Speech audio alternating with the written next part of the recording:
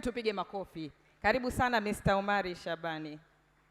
Uwanja ni wako sasa, karibu. Tena makofi kidogo, msichoke jamani. Leo tutapiga sana makofi. Karibu.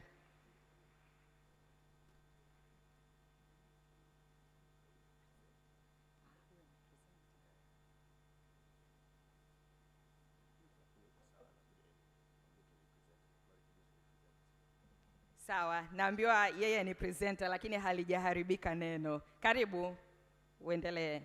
Karibu, baadaye tutamkaribisha MS Zena. Karibu sana Mr. Omari.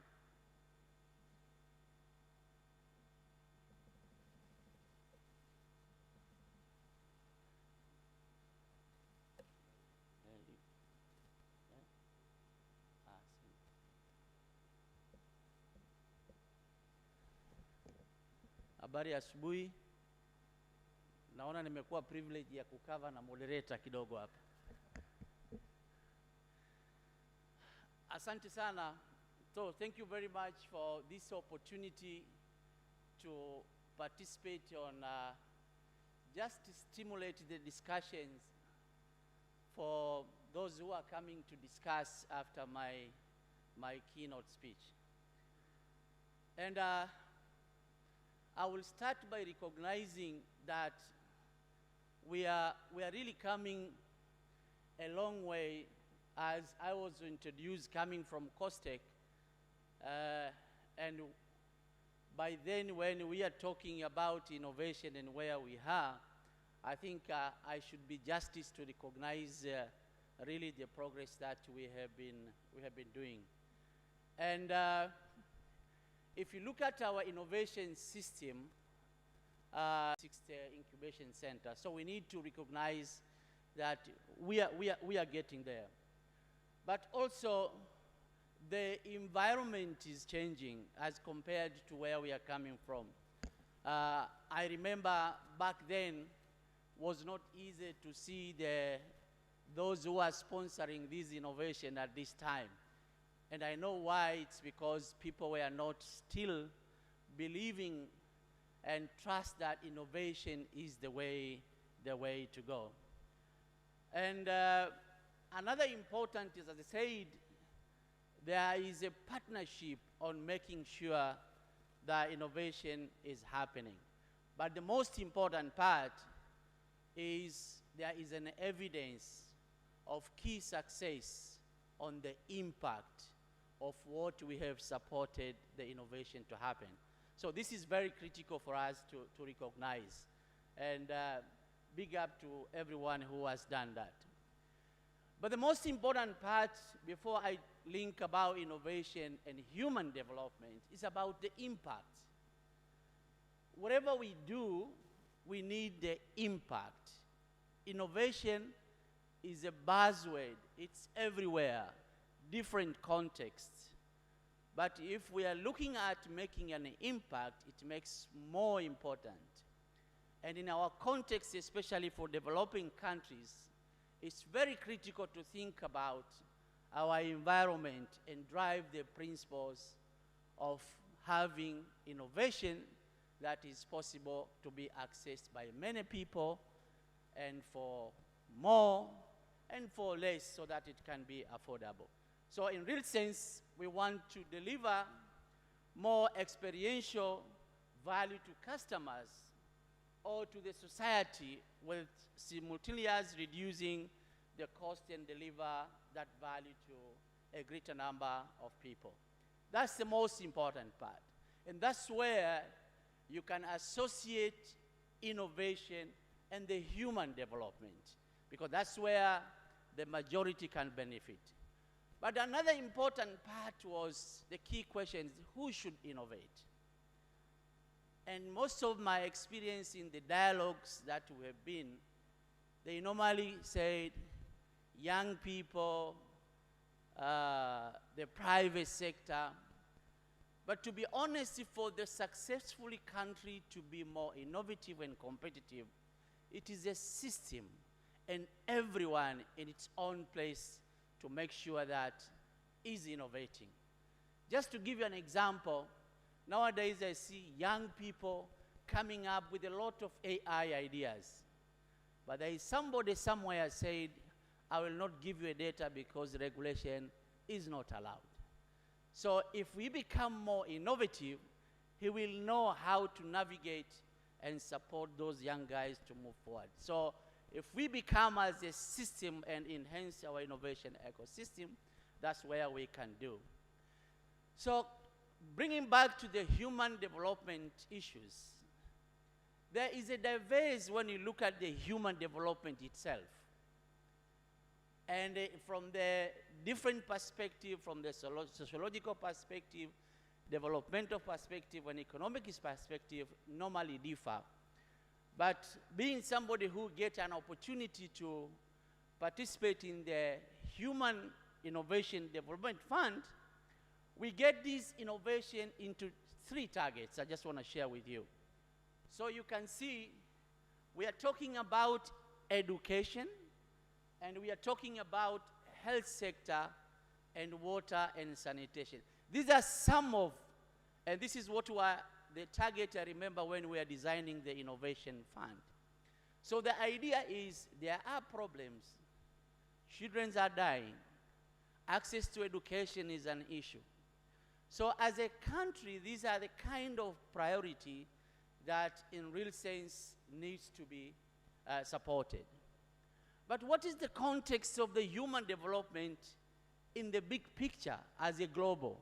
If you look at it, normally there is a trend of monitoring these key economic and social parameters. And there is so-called the global reports, in which most of us, we normally tend to refer. And I want to put my more energy into that so that we can share more in details. So global reports, these are the few global reports I've tried to put in there so that we can understand where we are going. Every report in here, there was a source for originalities. And there was indicators that agreed by the so-called global context, global people, and mainly for comparatives. And I want to challenge you to think, are they useful for us? And I want to come up as we move on to it. So, Human Development Index was founded by an individual and then was mainstream to make sure that it became a global stuff. And as you can see, there was a specific purpose. It only focused on the 3 parameters as you can see there.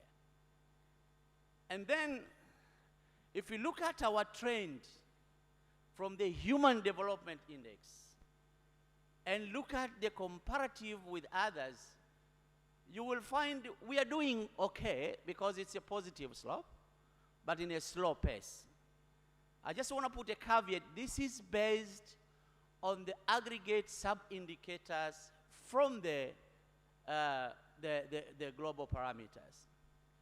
The key question, if we are doing well in human development, does it mean we are doing well in innovation? Again, if we look at it carefully, we compare this with innovation index globally, which is also somebody innovated first, and then the global like WIPO came up and adopted. So the most important part, it has a specific purpose, specifically to compare these countries. And these are some of the core parameters that people need to understand when we are talking about global index position. People are talking not only about taking a product, support it, and commercialize it, but there are other parameters that they are looking for. For example, they are talking about investment on research. They are talking about institutional framework and others. So these are very critical. And if you look at these parameters, there is one key question that innovation in a country from this context, is it about one institutions or about a network of institutions?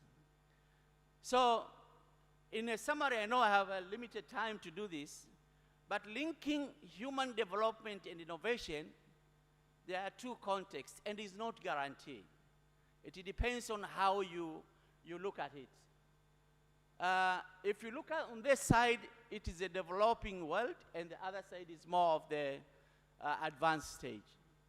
You can see some of the countries, they are excellent performing into human development, but they are not really good on innovation per se. So we need to take this very carefully to make sure that what actually, as a country, needs in these two contexts that we are in. So in Tanzania, I just give you a big picture how we are doing from the Global Innovation Index. And you can see that based on their analysis, in 2022, we get down, okay? What does it really mean from the country perspective? That needs to be analyzed and get the answers on, does it mean we didn't support the innovators? Does it mean we didn't invest? But there are key questions that we should ask ourselves.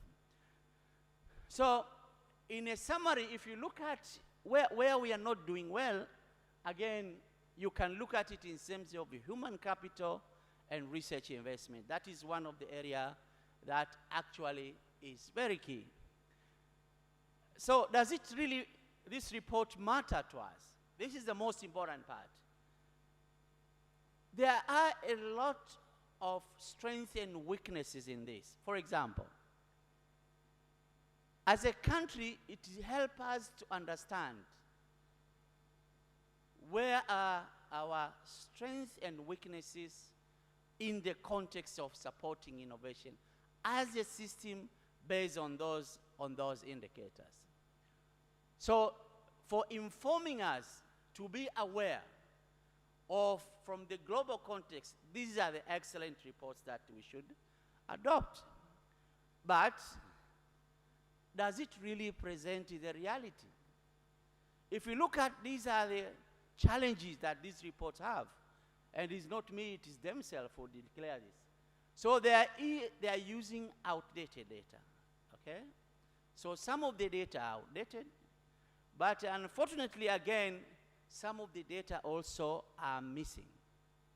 So while we are looking at these reports as indicators in country progress, we need to understand on how we move it.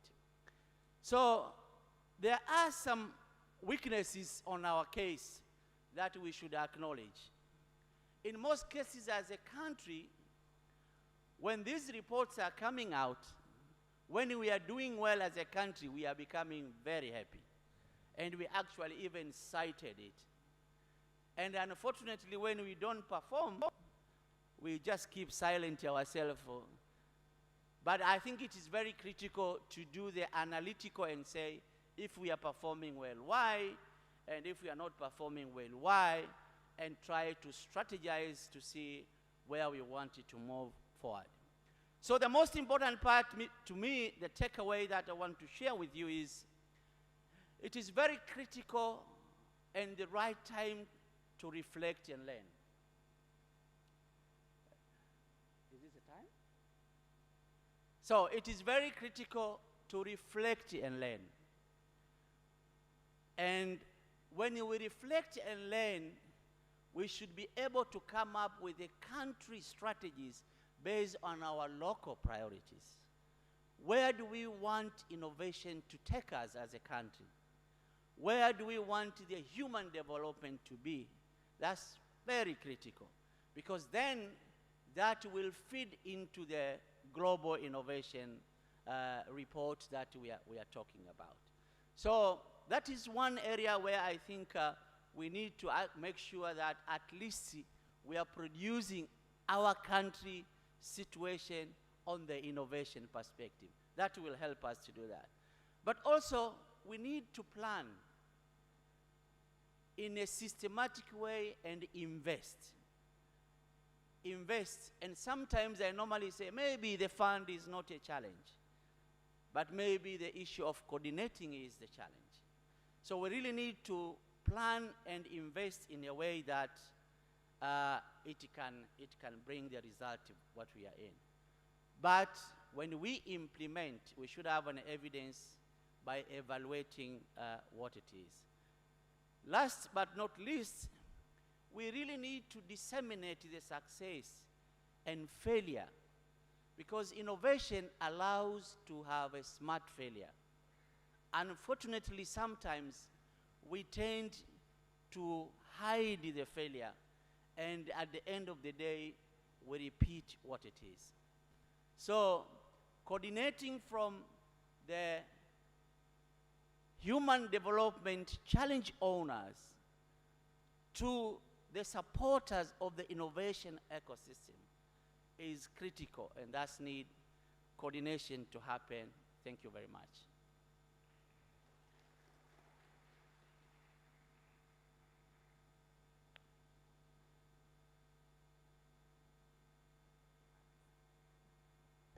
Jamani, naomba tumpigie makofi. Let us join hands and clap for him once again. Asante sana. Hiyo ndo Stice ambayo mimi naifahamu. Asante sana kwa kutumia muda wako vizuri. Jamani, sisi waandishi na watangazaji, mtu akishasema in conclusion, basi kama ni MC unasimama unasogea karibu. Maki aliniuliza muda umeisha. Kwa msishangae nikisimama nikisogea karibu. Akisema conclusion tu basi mimi nasogea.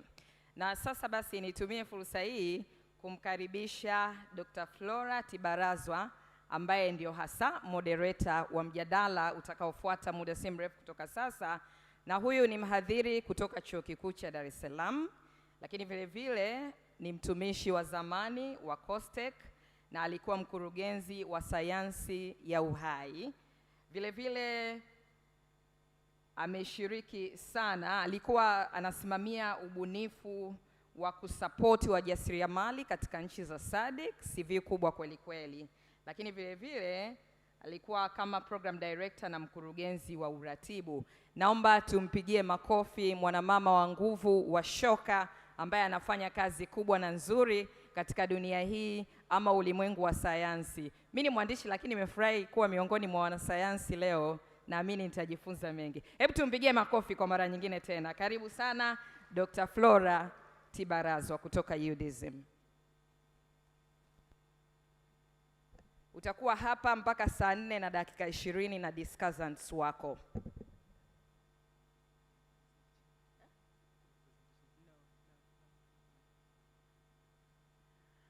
Okay, asante. My name is Tibazarwa. I did ask her not to pronounce it, but she decided to do so, and as everyone else, they get it wrong. It took me a good 7 years to learn how to pronounce that name, so no offense taken. Good morning, everyone. I have the honor and pleasure to stand before you this morning to moderate a very exciting panel of 3 very knowledgeable individuals. One is Mr. Jumanne Mtambalike, also an ex-COSTECH alumni. Is he in the group? Are they present? Or am I going to be talking alone? Erasto, Dr. Erasto, is he around? Also not around? And Mr. Joseph Manikaraza, is he around? Oh, there we go. Joseph, thank you. I'll ask, come up. Jumanne, I was told Dr. Mliuki is around. Please. You have free seating. Okay. Since COSTECH is an innovative organization, I'm going to be innovative. Can we ask the main presenter to come back? Because I have a few questions for your presentation. Please join us. And I'll just ask the organizers, wherever you are, please, when the other 2 participants come, please show them to the front, and we'll just start the conversation in the meantime. And I will use my size hat to also contribute to the conversation, okay? So let's do it that way. Always innovating.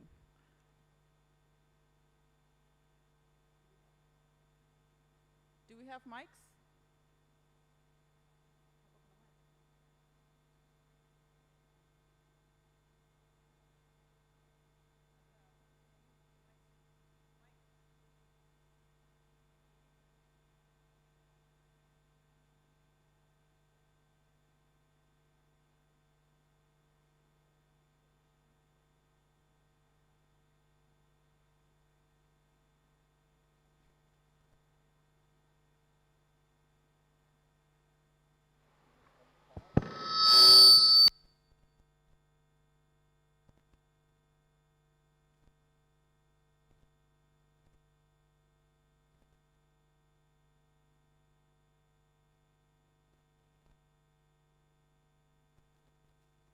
Hello? Hello? Okay.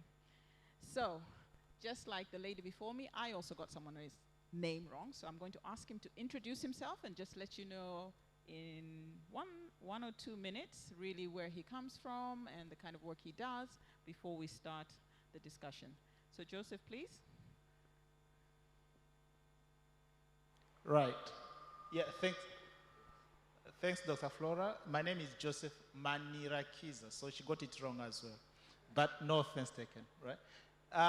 Well, I'm currently reading a UNDP program called Fungo Innovation Program. But I've had my share of time within the innovation ecosystem in Tanzania. I started leading the Human Development Innovation Fund, which actually led to this particular one.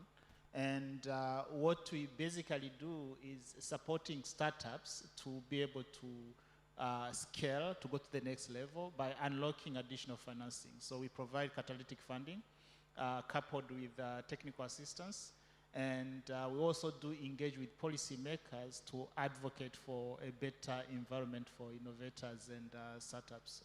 So in a nutshell, that's what we do. We've been running rounds of funding. Right now, there's the second one open. In the first one, resulted in 226 impact-driven startups that are currently receiving funding and being supported in different ways. And we are looking towards to get more coming into the cohort. And we are continuously engaging partners to be able to increase the available resources for Tanzanian startups. So in a nutshell, that's who I am. Thanks. Very much, and I see Dr. Mliuka joining us on the stage, so I'll give him. Can I go? No, you have to sit there. I have questions for you, and probably some people in the audience do as well. Karibu Daktari Nomba. Let's hear. Just in 1 minute, tell us who you are and what you do.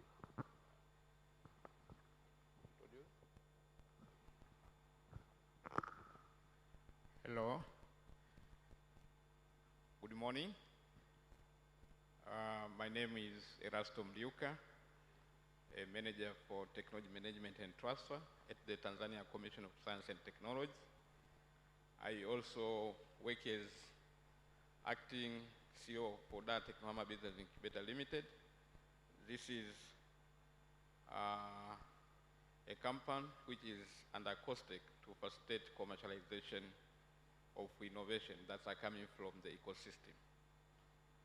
Naamini kuna wengine wa Tanzania wanafuatilia, kwa hiyo kwa Kiswahili mimi ni meneja wa usimamizi wa teknolojia na uhaulishaji kwa Tume ya Sayansi na Teknolojia, na pia nafanya kazi kama kaimu afisa mtendaji mkuu wa kampuni tanzu ya Tume ya Sayansi na Teknolojia maarufu kama DTBI, yenyewe inasaidia ubiasharishaji wa bunifu zinazotoka kwenye ecosystem kwa ku-incubate innovators ambao wanatengeneza startups na kuwafacilitate kuweza kufanya commercialization. Asante. Asante sana Daktari. So I have one question at this point before you leave, Engineer Bakari. I'm quite curious to understand the correlation between these complex global indices that you educated us on and how these translate to national development. How do we really realize what we're doing in health is the right thing, what we're doing in education is the right thing, and possibly if you can also enlighten us to what kind of strategies can we do to fill in the gaps. I saw you noted that we have some information gaps or some outdated data. What are the kind of things that we as a country can do to improve that ranking? Yeah, thank you very much, Dr. Flora. I think we need to start in the country and prioritize our focus for innovation or anything, and then that needs to be feed into the global. It's not about global feeding into us. Of course, there are some issues we cannot avoid to accommodate the global trend that is happening. But if we are talking about human development, the challenges within the communities differ from one context to another. It's a similar thing like when we are talking about the Sustainable Development Goal and the 5-year development plan. You develop your plan, and then you make sure your indicators are feed into the development goals. So what I will say is the national reports focus should be the key for change, but aligning to the global reports. Having said that, it is very important to recognize those reports have values to position yourself beyond, so that if your pace of development is slow, you can also push it forward. Thank you. I think I'm going to deep dive with that same question back to you, Joseph, and just recognizing that Funguo is the child of the HDIF program, which worked in the 3 human development sectors, as was presented by Engineer Bakari. And I want us to reflect a little bit on the trend that was, the foresight trend that was set for Africa, and specifically in Tanzania with regards to health. The Brookings report mentions that Tanzanians, or the respondents to the survey from Tanzania, we ranked very highly when we said that access to health services is very poor. And I think our country came up as number 1 on the continent. And so with all the initiatives that we've had and all the programs that we'd have in health, and even the HDIF, it's interesting for us to learn how the impact of such programs has been created, and what should we be doing to bring down that concern that our population seems to have, that health is still a big gap in what we're trying to achieve in terms of development. Don't know if that. Yeah, thanks. I'm not going to claim that I'm a health specialist, so that's that I have to put out there. Innovation contribution towards that problem, Yes, because yes. these are complex, but you have a contribution to afford to it. Yeah, perfect. One, I think it's a reality that access to health, we still need something to do about that. And looking at our country is quite big. We have it's also growing, so we have a number of people that need the services.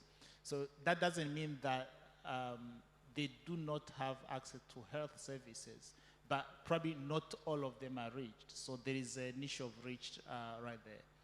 And we also like that the internet is penetrating quite fast. We are having access to mobile technology, which can also improve ways of making sure that a number of people actually can get access to health services without necessarily going to the physical health infrastructure.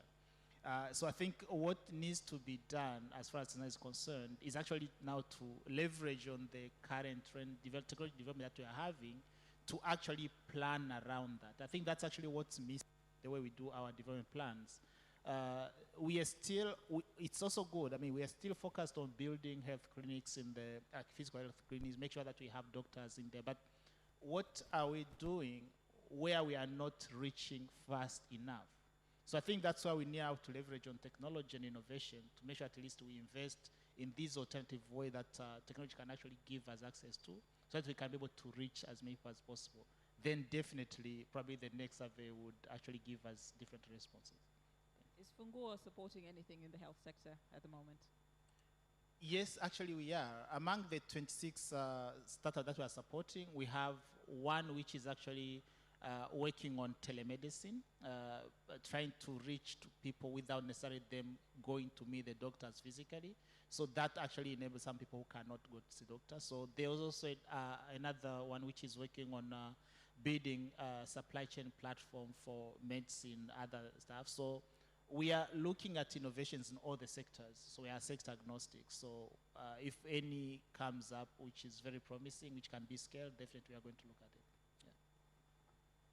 Dr. Mliuka, coming from COSTEC, which is mandated to drive science, technology, and innovation in our country, and with the responsibility to make sure that we're getting quality information so that we build this knowledge society. Can you unpack a little bit from the presentation that Engineer Bakari presented? He mentioned two areas where Tanzania seems to not be doing so well, and one was that we're not availing data or our data is outdated.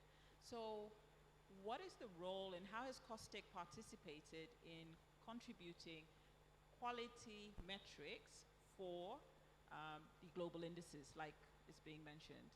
Are we a part of it? Is there areas that we need to improve? Are there things that we need to fine-tune? Are there national indices that we probably should work on before we go to the global indices? What are your thoughts? Yeah, thank you so much, moderator, for that question. When it comes about the data on science and technology and innovation, this tells about the STI indicators, of which its fulfillment, it doesn't require just one organization. It's a collective effort. That's all key players in the innovation ecosystem, they have a role to contribute to the data. It is 2021, we had one initiative whereby we brought together different key players in the innovation ecosystem of Tanzania. Starting with the ministry responsible for science and technology, because there are some data which about the policies that are to be captured at the level of ministerial level. Also, they took part. And also, we as COSTEC, as an innovation agency, there are some data which we need to get through affiliate institutions which are working directly with COSTEC. And these are research and development institutions, which include the higher learning institutions. So through that meeting, also we invited the regulatory authorities, because also there are some data which they are capturing. And in that discussion, we agreed that when it comes to the global innovation data, they do collect by using international agencies to this responsible innovation ecosystem player differently. So with that, everyone now is aware, and I think there are some improvement. If you look into the global innovation index data, those which are missing data and outdated data, they are not the same as in the previous year. And also there is effort through the Tanzania Commission of Science and Technology, through these HIT projects, the Higher Education Economic Transformation projects. Now we are coming up with a system which will be capturing the data in real time. So all key players of the innovation ecosystem, whatever development they are making in the innovation, they will be able to feed their data in the system. And we expect now the NBS that is mandated with the data, they will be able now to capture data from the system and be available to the when it's required. So we must acknowledge that we need to put a lot of effort to make this operational, but we are on the right track. As I speak, there is a great improvement on the data capture when it comes about innovation and the technology in general. There's one part which we need to put more effort when it comes about intellectual property. This is the offices whereby they have to capture data in a very precise when it comes to innovation. So we have been having a discussion with BRELA, that is responsible with the registration of innovative technology, in the meaning that we are giving different forms of IP. So we have agreed, even those who are going to showcase in this national event like Innovation Week, they can have a room to do pre-filing. So from there we can also be able to capture those which are under development, and even those who are going to be granted different forms of IP, be it trademark, patent, or whatever kind, also they are going to be captured. So we believe with this initiative, also the data will be captured when it comes about STI. And also we are putting on board COSOTA, the Registrar for Plant Breeders' Rights, which is under the Ministry of Agriculture. So we believe all key players, if they are going to do their role, as we expect, the STI indicator will be able to capture all the data which are being covered during the development in a particular year. Thank you. Thank you very much. So you're bringing up an interesting point in terms of data collection and aggregation. And I'm going to ask you to pass the mic to Engineer Bakari because he comes from Data Lab. And so the question to you, Engineer Bakari, is data is the new currency. It comes at a cost. When people put in data, there's a number of things that one wants to think about. What is the quality? Who's responsible for cleaning? What is the quality assurance behind the data? Who owns the data, and how can it be innovated on and utilized, and how do we share benefits? So what's the experience of Data Lab? What do you do there, and how do you provide expertise to support initiatives like what the platform, like what Dr. Mnuke has just described for us? Thank you, Dr. Flora, again. I think the issue of data, I could look at it in two contexts. One is about the people themselves, who are the custodian of data.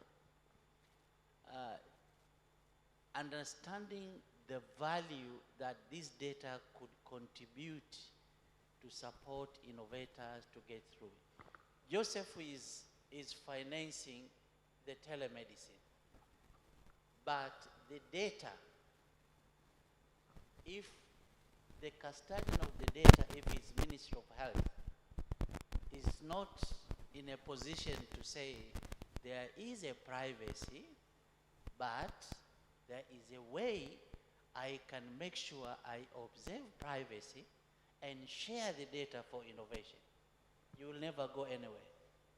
So I think that is very key for our custodians of data, to make sure that while we need to observe privacy and security, but there is skills, knowledge, and technology that you could use to make sure you observe that, but still it becomes an opportunity to do that.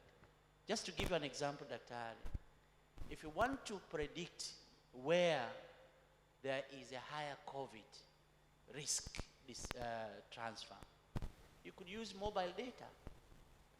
But today, getting those mobile data, maybe the COVID will be already spread.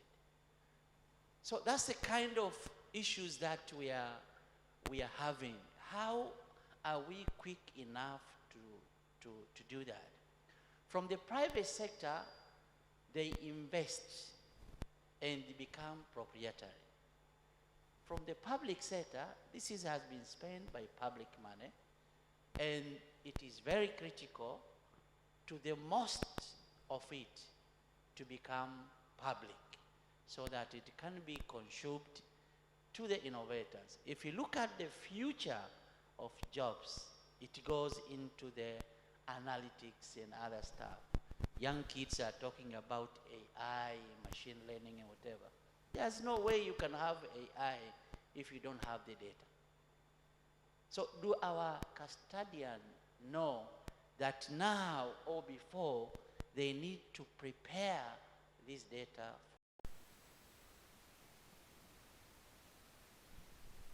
We've been investing more into the capability to use these kind of data sets. How you could use data. And that's why we collaborate with the University of Dar es Salaam to establish masters in data science and so forth and so forth. Because if you don't have skills, that's an issue. So if we are promoting the future of jobs, and that's where a lot of innovation is going to happen, these two areas, our human capital, at the same time, the data sharing framework as a nation. And this problem is not about innovator and the public institute, even the public institute to the public institute. It takes quite some times. And I'm sure, based on this establishment of the Department of the Commission for Data Protection, maybe some framework will be established to make sure we are moving fast. I don't know if I've... Well, yes, thank you. You've actually moved towards what I'm now going to throw back to Joseph. And we've all come out of this, is it 3 years going on? Tanzania didn't have a lockdown, but yes, we're all coming out of this COVID feeling. We've had a flu that's going around, and maybe some of us think it was COVID again, but we're past the hard part of COVID. But just to prepare ourselves for these uncertainties, these black swan events like COVID, how have ecosystem builders like Funguo, like HDIF, like what Costec is doing, trying to build the ecosystem for resilience, how do you support multipliers like the innovator labs, those that, or innovation support organizations? How do you work with them to make sure that what they contribute towards our human development index becoming better? Because at the moment, for your information, Tanzania, I think, is the highest for the low-income countries. We are not doing that bad, but still, there's like 8 or 9 countries below us. That's not fantastic. But how do we use this opportunity of building an innovation ecosystem to really improve how our human development indicators look? Thanks. That's a loaded question, but very important as well. I think we have to get back to the mere fact that when we keep on emphasizing building innovation ecosystem in Tanzania, we have to get back to why we're doing this. Demographically, Tanzania is a young country. We are told almost over 77% of the Tanzanian population is below 35. And out of those, we are told that slightly above 1 million young people enter the job market. But I'm not quite sure whether they have gone back to look at how our economy is actually prepared to be able to absorb that. It's around only 30% of those 1 million that can be absorbed into the formal economy in terms of jobs. So where do we send the 70%? So it's a question that probably is open to you and I that we can start thinking about, because, and that's a compounding effect year after year. So we can all agree that the only way that we can probably alleviate any kind of crisis that can ensue from not putting our young people to good use, it can only remain to imagination.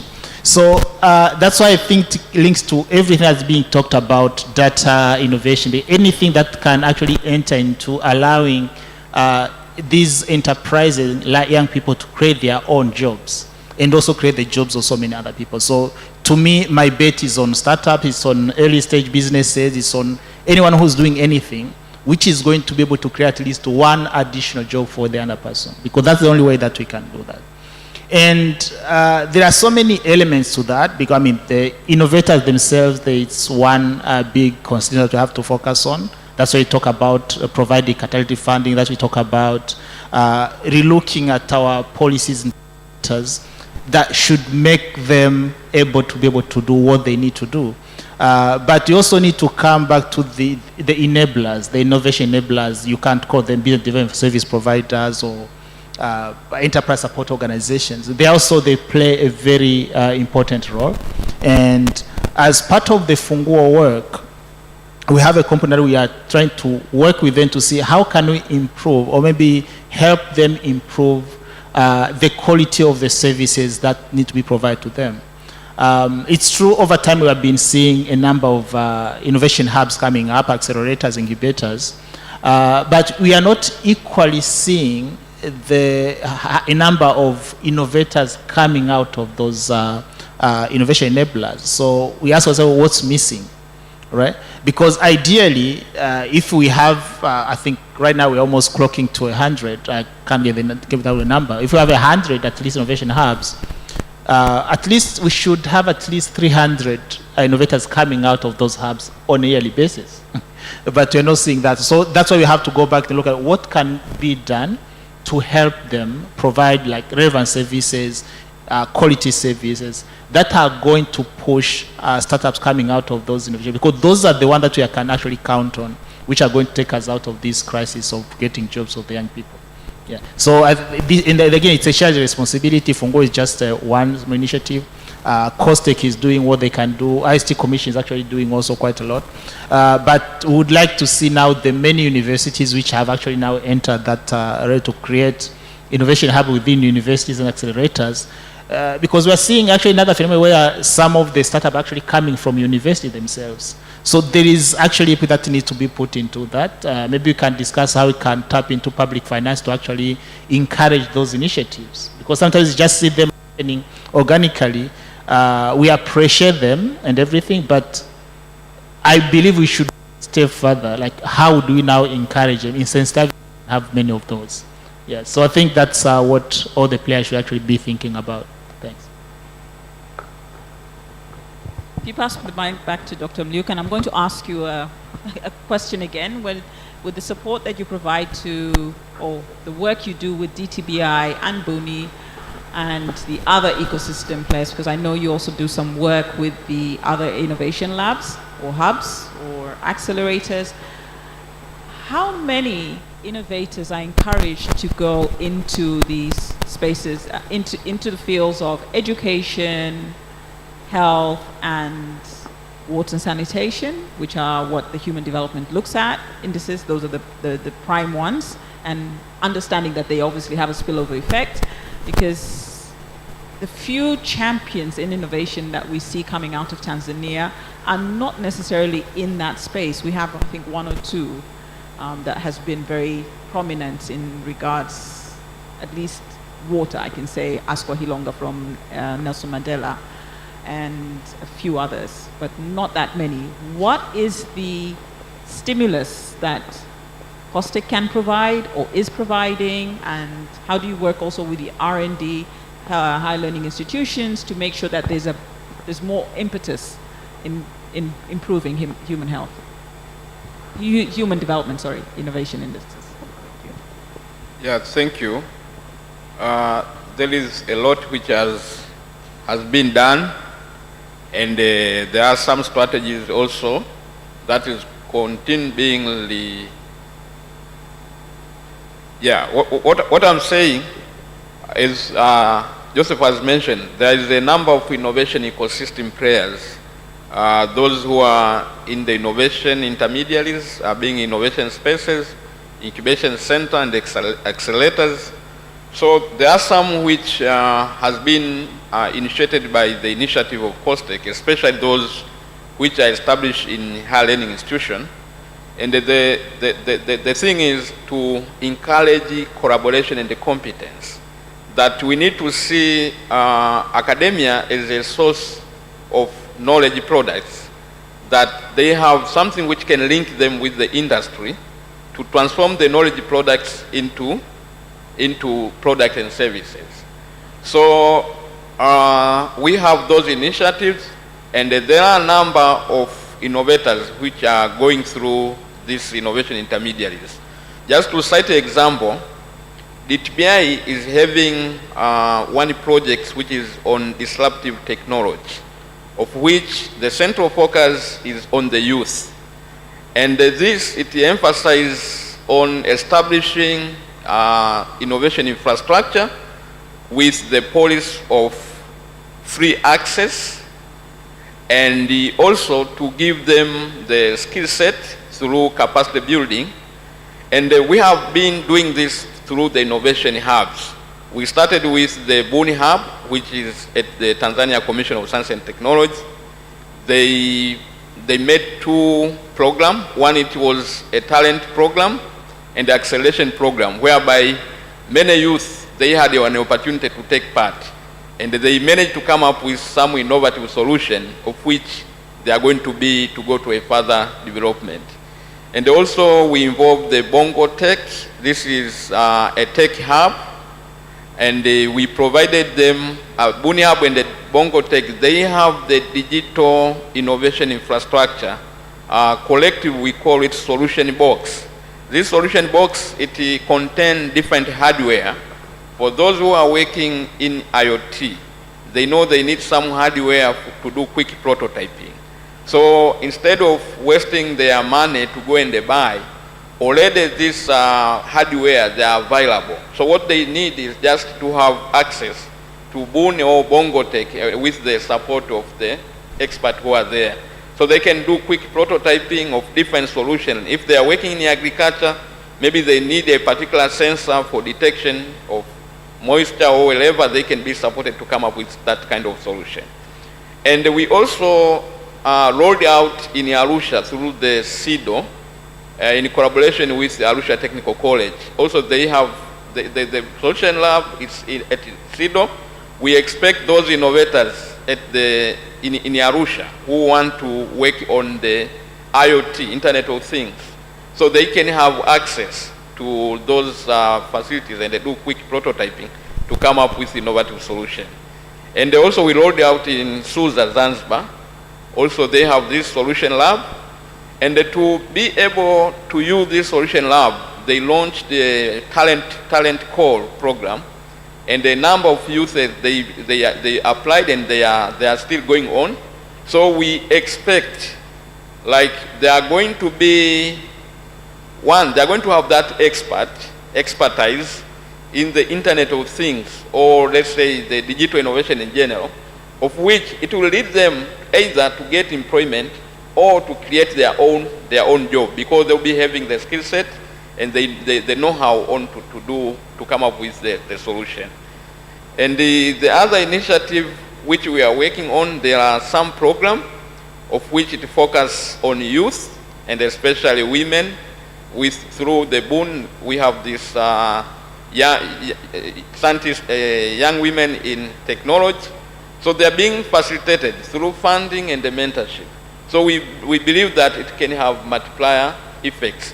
And through Boon, we normally conduct the internship program each year. So there are a number of students with innovative solutions who are coming from universities. They are being hosted at Boon and they're guided on the improvement of the ideation until they come up with a minimum viable products, of which is a way forward to proceed with the development of innovation. So just to put them together, as Tanzania Commission of Science and Technology is doing everything to make sure that it encourages collaboration and the partnership between the key player of the innovation ecosystem. Maybe just to mention, we have those who are responsible on the policies. You have heard that we are coming up with the policy which will encourage more startups. So all key players now, we will bring them on board. And also we have those who we expect to implement the innovation, to come up with the innovation, being those innovation hubs, this research and the innovation institutions. We need them to come up with the innovative solution, of which we facilitate through the funding mechanism. We have, we do support fund through the National Advancement of Science and Technology in 3 main windows. One is on the research and development, of which we expect those higher learning institutions, research and development institutions, they can come up with the linear innovation through that support. And also we do support the innovations through the innovation funds. And also we expect them, they are going to come up with innovative products. And we also support on the technology transfer through the innovative cluster model, of which we bring together the small business player, SME, also they collaborate with the innovative, with the research institution. Like we have an example of Kongano in Kishap. They develop a decodicator through the collaboration with Kamatech to come up with the portable decodicator. So through this, bringing the collaboration and developing the competence, we believe youth, they are going to have to create their own job and also have the skill set that can make them be employed through different mechanisms. Because nowadays we have this freelancer, of which it's not necessarily they're going to be employed physically here, but they can offer their service elsewhere globally. Thank you.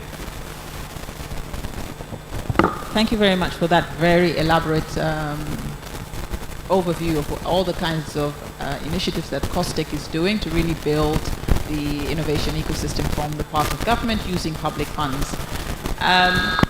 We've been joined by our missing panelist, Mr. Mtambalike, but before I allow him or ask him any questions, it would be interesting to hear if there are any comments or questions from the floor, that there's people who might have questions for the panel and want to get a bit more information. Please raise your hand wherever you are, and a mic will be brought to you.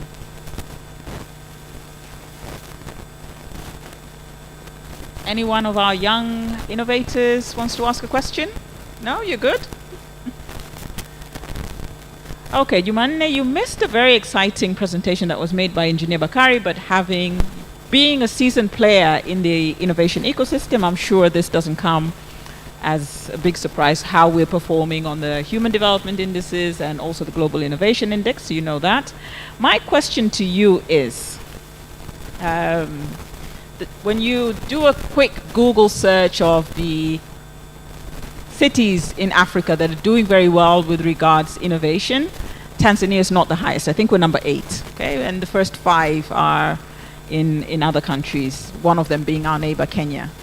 And then when you look at the way the country's economy is performing, there is, with the exception of Egypt, I think, and Nigeria, there's not that much correlation with economic performance and how we're doing in terms of innovation.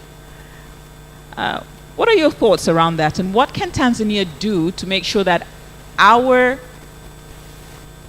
innovation space really drives our economic development agenda? Because we heard from Joseph that what we're trying to do in terms of supporting innovation is create jobs, make sure that youth, young people, early stage businesses are creating jobs, and jobs means revenue means improved livelihoods, sustainability, and that should translate into our economic performance, ideally.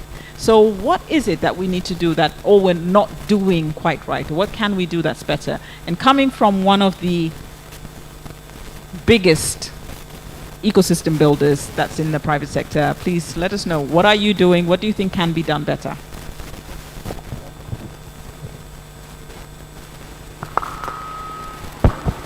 Good morning. I hope you're all doing well. My name is Jumanne Mtambalike. I'm the CEO and co-founder of Sahara Ventures. At Sahara Ventures, our mission is to build innovation ecosystem in Africa. First of all, there was a technical glitch. I was told this session will be at 10 a.m. sharp. So I'm here at 10 a.m. sharp. I'm not late. Yeah. So coming back to your core question. So if you look at the countries that are doing well when it comes to innovation and the startup economy in Africa, they call them the kings: Kenya, Nigeria, Egypt, and South Africa. In terms of quantitative data, they have some few things in common. First of all, they're attracting most of the venture capital fund that is coming to the continent. They're taking more than 75% of all VC and angel investment fund that is coming to Africa. Second, they have the largest number of innovation hubs, meaning that business incubators, accelerators, makerspace than any other country in Africa. Third, they have the largest number of talent. According to reports, the most recent one is Google and IFC reports on the number of software developers. In cities like Lagos and Cape Town, you will likely to find 120,000 software developers. I don't know how many we have in Dar es Salaam. The other aspect also is the issue of interconnectivity and integration between the local startup ecosystems and the diaspora community. If you look at the countries like Nigeria, most of their founders are somewhere between local founders and the diaspora community, which means there's a lot of knowledge and exposure capital that is coming to their ecosystem. They have some strategic advantage, unique strategic advantage. If you look at Egypt, which is the second, I think, in the continent, the fact that they are operating in the MENA region, Middle East and North Africa, and they speak Arabic, gives them access to market in both Africa and Asia. If you look at Kenya, the ecosystem is mostly expatriate driven. There's a lot of expats in Kenya. There's a lot of discussion, what is African startup, the nature of the founders and everything. I don't want to go there. And finally, if you look at South Africa, for years, they've been so good with IPR issues and technology transformation within their own countries. So the countries that are doing good in Africa when it comes to STI, especially on the startup economy, they have their own specific strengths, but at the same time, there are some general strengths. So coming back to your core question, which is what Tanzania can do or can learn from these countries so that we can meaningfully impact our economy through STI, there are a couple of things. I think the first thing is talent. We need to invest in talent. We need to skill, reskill, and upskill our talent. Because without talent and without investing in human capital, it's extremely difficult to compete at a regional and global stage. If you look at some of these young people who are establishing these companies, who are owning some of these patents, who are building these empires across Africa, one of the unique foundations is schools and universities that have gone to and programs that they've passed through. So we might need to invest so much into our education system, but also looking to alternative to formal education systems. Some of these software developers haven't gone to schools. They've gone to platforms like Candela, and now there's ALX, there's Gebea, which actually, in a very short period of time, transform someone without skills to possess enough skills to come up with innovation and also solutions for their own community and society. So the first thing I would say is talent. The second thing, which is extremely important if we want meaningful contribution to our economy from STI, is of course policies and regulations. We have seen some initiative from the government, from the ICT Commission with the sandbox that they're currently working on. We've had the central bank, now they've come up with a sandbox for fintechs. So there's some initiatives that are happening here and there to try to create a conducive environment from the government side. COSTECH, the National Innovation Framework, and the review of the STI policy. All those are initiatives that are happening to try to create a conducive environment, but we need to do more than that. And we need to do very fast. Because if you want to encourage foreign investment and regional investment to come to Tanzania to invest in STI, to invest in startups, to invest in research, then policies and regulations are very, very important. We need to have very competitive tax regimes that can make investors to have appetite with our country. We need to be very clear on how investors can exit from this market. We need to be very clear with our immigration policy when it's come to movement of talent between markets. We need to have policies that encourage fair competition between companies, but doesn't create unnecessary obstacles for companies to grow. We need to have a very easy and streamlined process of supporting innovation from ideas to market. So I would say policies and regulation is the second pillar. The third pillar to me, which I think is extremely important, is the infrastructure pillar.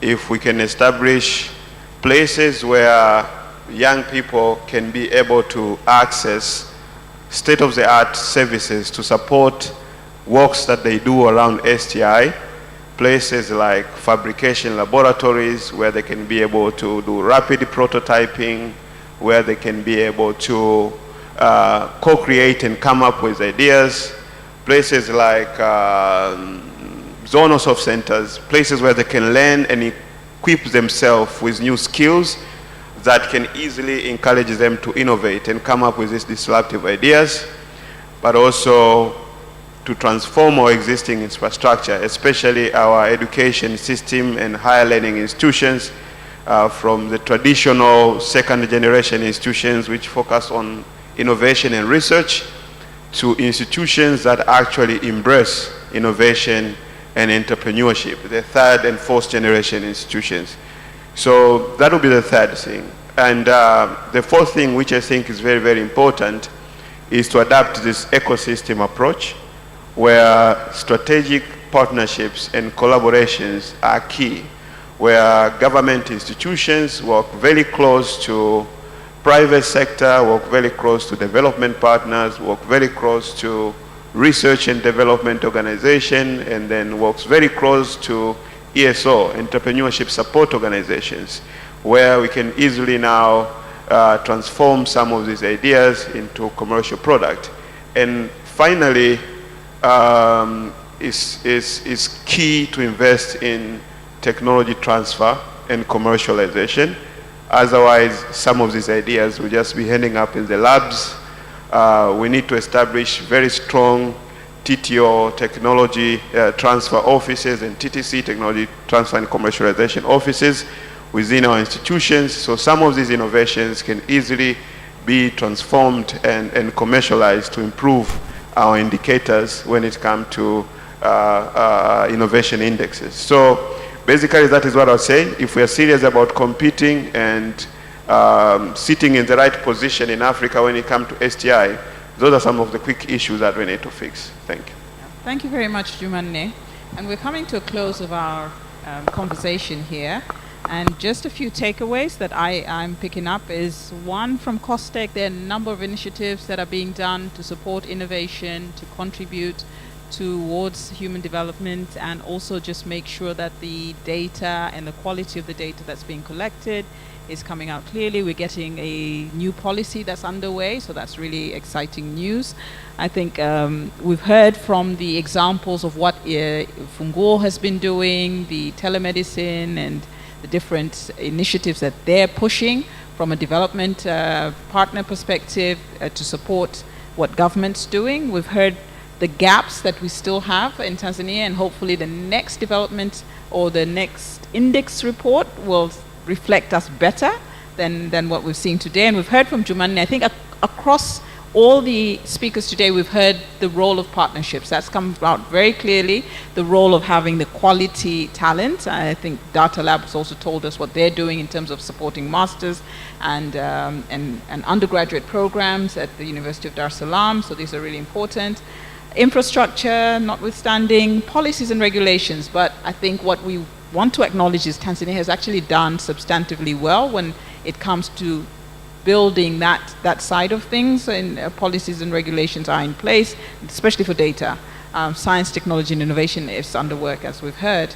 So I'm going to ask in closing that the panel takes 15 seconds, if they can, which is basically one word or two, depending on how fast you speak, and just tell us not what they want to see, but what they're going to do after this panel from their organizations. Start with you, Joseph. 15 seconds. I'm timing you because we're over time. What, 15 seconds are over. I mean, as Funguo, what we are going to continue doing is, first of all, invest in promoting innovation and supporting and reaching out to more partners to actually bring resources and knowledge to Tanzania, because we dearly need that. Thanks.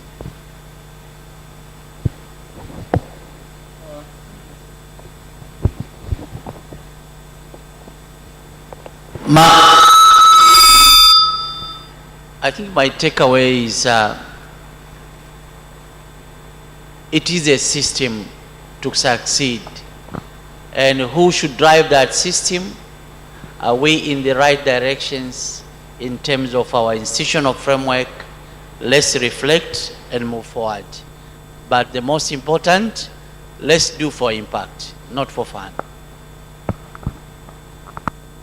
Yeah, mine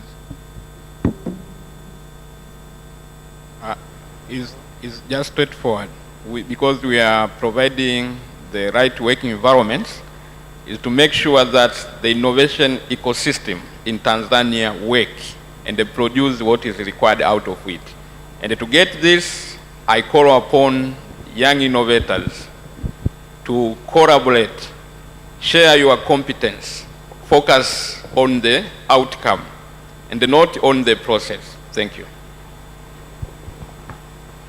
Yeah, so because the question was, what are we going to do? So we are going to do 3 things. First, we are going to continue to work with universities on tech transfer and commercialization, so we are open for partnerships with Sahara Ventures. Second, we are going to still support growth stage companies to attract capital. So if you're looking for investment, you are welcome to come to Sahara if you're running a startup company. And third, we are going to continue to foster discussions and collaboration. You're all invited for Sahara Sparks 2023, which is happening in October. Thank you.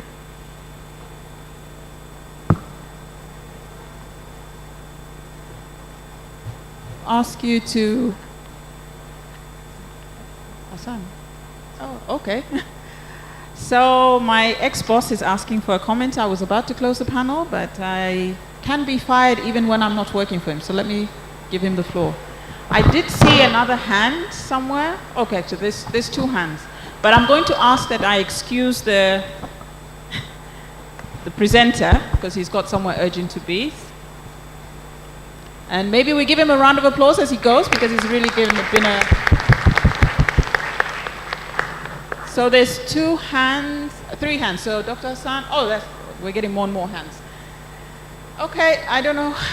We'll start with Dr. Hassan, then we'll have the young lady there, and then we'll have the gentleman there, and then there's a lady back there, and 2 ladies in the back there. Okay, so can you pass the mic around accordingly? Does that make sense? We'll start with... Thank you very much, Flora. Jumanne, I came late like Jumanne, but I don't know whether there was any mentioning on Silicon Zanzibar, because most of the vibrant thing, what is happening now, is no longer this Tanzania mainland. It's Zanzibar, what is happening in Zanzibar. There are about 50 startup companies which have been attracted to move from Kenya, from Rwanda to Zanzibar. And this is mainly because of the investment which the government has put in terms of a capital gain tax. And they are also investing on the visas. They are requesting a special visa which is a nomadic visa for those who are doing freelancing. So we see many companies now are moving to Zanzibar because of the investment. The advantage they have also is the Fumba town, which you remember for those who have been talking about technology park, or we are talking about Silicon Dar. So most of these companies are located in, they are going to be located in Fumba town. And among those companies is the fastest growing company in Africa. So we need to see how we can also build the links with those guys, with Zanzibar. And probably they are going to be much, much faster in Zanzibar. And we see a different approach where things are being developed in an ecosystem which is very weak. Unfortunately, they are not here. But those companies, I know some of the companies which are working in mainland, they are also moving to Zanzibar. Very much for, I think that wake-up call, but it's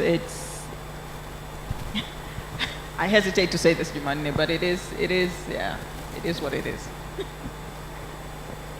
So we had a young lady with a question or comment. My name is Vian from Zanaki Secondary School. Swali langu ni kwamba sisi wanafunzi tunaokuwa na vipaji, je, tukishajulikana vipaji vyetu, je, kitu gani mnafanya ili kutusaidia kuendeleza hivi vipaji vyetu ambavyo tunakuwa navyo? Na mtu mwenye kipaji chake, je, atawatafutaje nyie ili kipaji chake aweze akakionyesha kwenye masuala ya science and technology? Asante sana. Nitamwomba Dr. Mliuka kwa sababu nafahamu tume wana program kwa ajili ya vijana vya kusaidia hasa wale wenye vipaji vya IT, na akutambulishe wadada warembo sana Promise na Baby, Promise na Patience, ambayo wanaweza wakakushika mkono wakakuelekeza cha kufanya. Dr. Mliuka, please.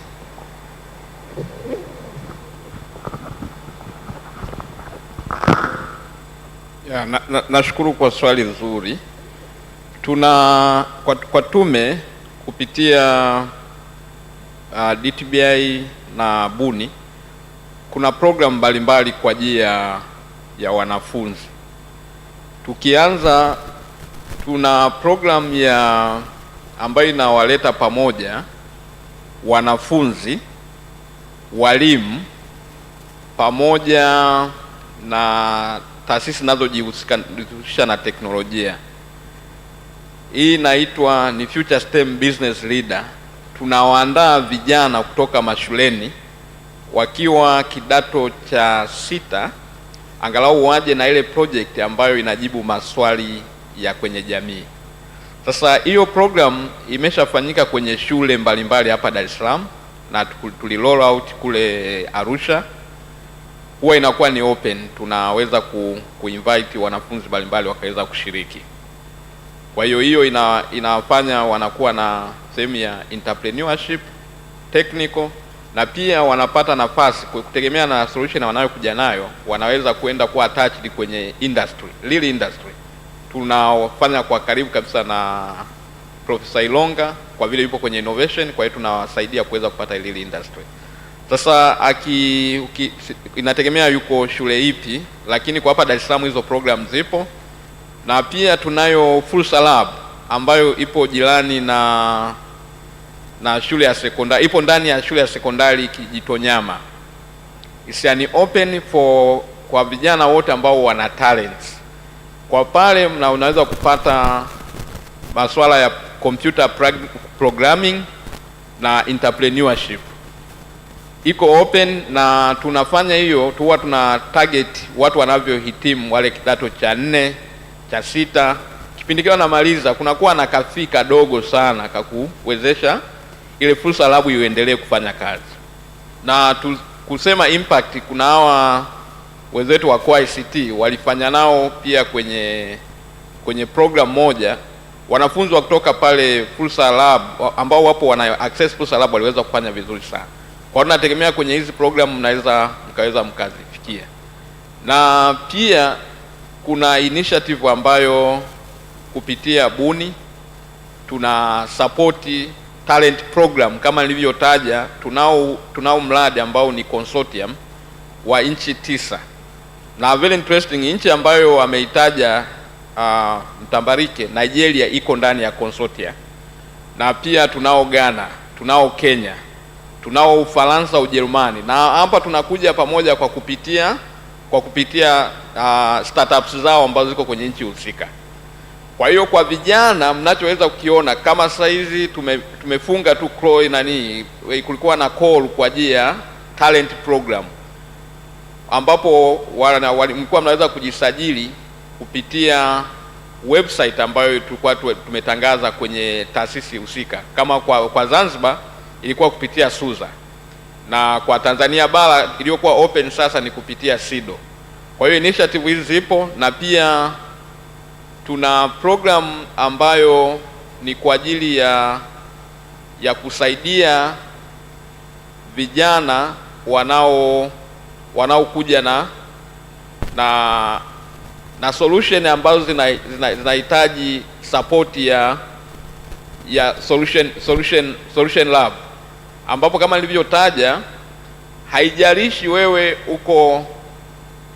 uko affiliated na taasisi gani. Wewe kama una solution ambayo umefikiria unataka kufanya, inahitaji sensor, inahitaji IoT connection in general, you can access. Kwa wale ambao wako Dar es Salaam wanakuja pale Tume ya Sayansi, tuna hii Buni Hub, ipo ile solution lab. Kwa hiyo unaweza kufanya quick prototype kama ambavyo imetajwa, unahitaji hiyo innovation infrastructure.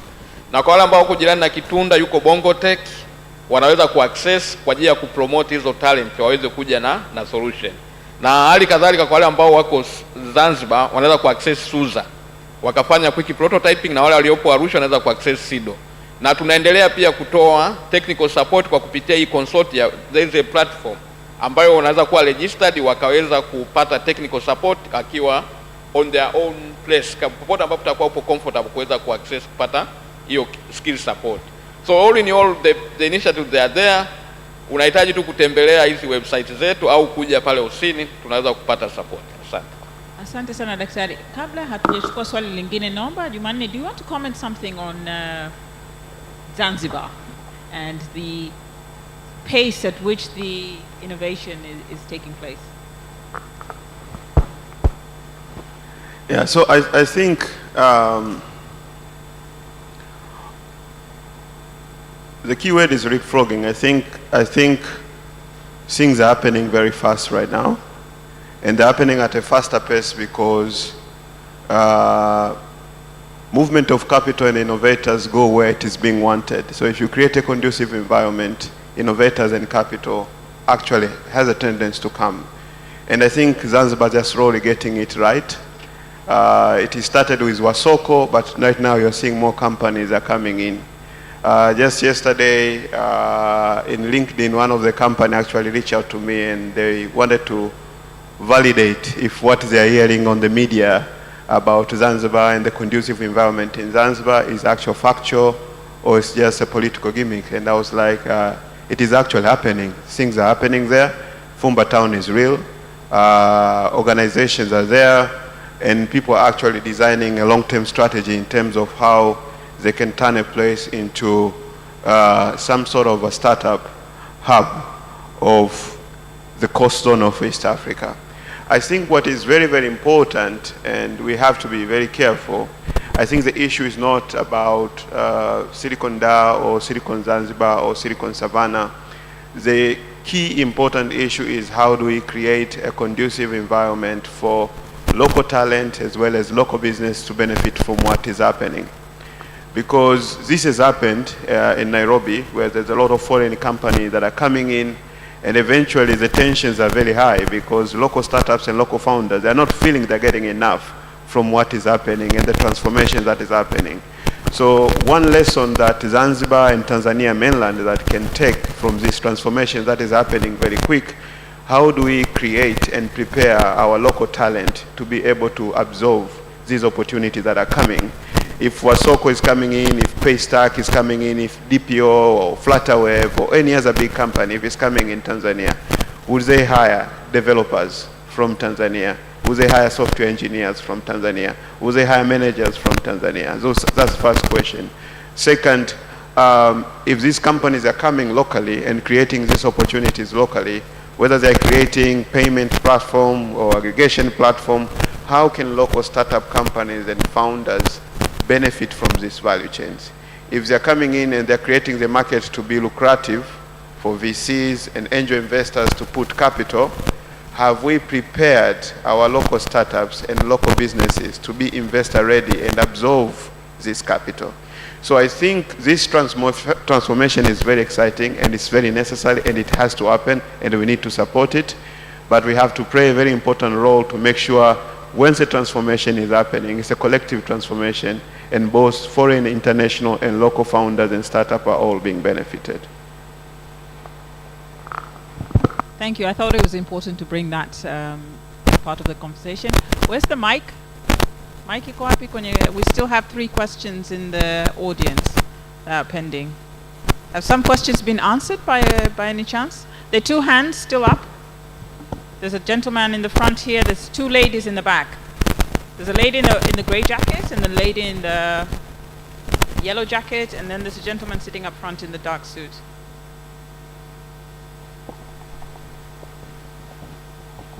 Can you tell us your name and where you come from while you answer, please? Thank you.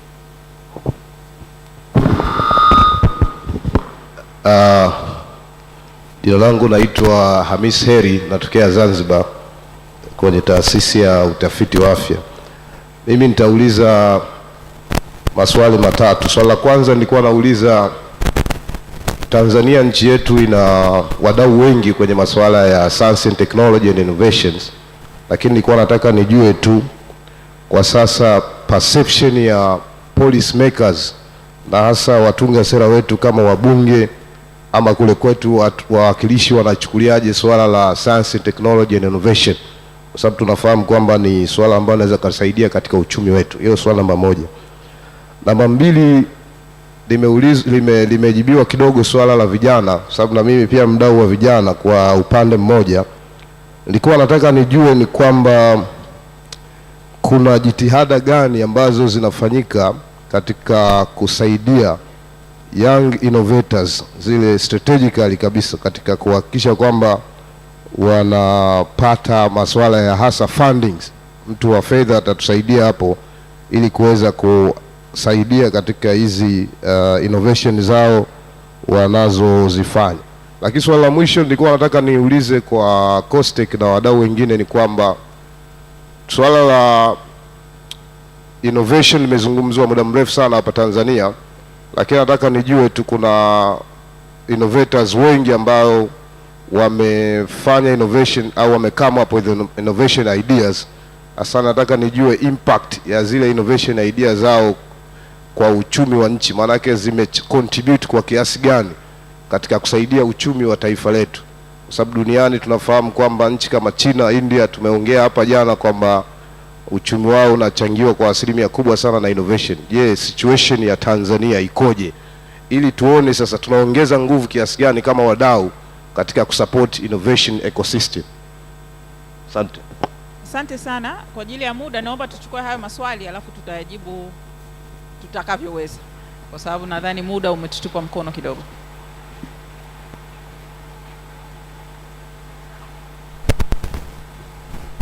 Wawili. Mtaniwia radhi, nadhani kuna kina baba ambao mmekaa nao, lakini tunamalizia. Kwa hiyo dada, wewe uulize, na dada wa pale nyuma amevaa jacket ya yellow. Wewe unaoniangalia. Yes. Asante sana panel pamoja na mwongozaji. Mimi ninaitwa Faith Mabiki, ninafanya kazi SUA. Mimi ni mdau wa promotion ya indigenous knowledge hasa katika maeneo ya medicine. Kwa hiyo nimekuwa kini nikijaribu kupata mwelekeo hasa katika eneo hili. Bahati mbaya swali langu la kwanza lilikuwa linaenda kwa engineer, ameondoka. Yeye alisema kwamba we should be able to make our own innovations more than being the recipient of innovation from outside.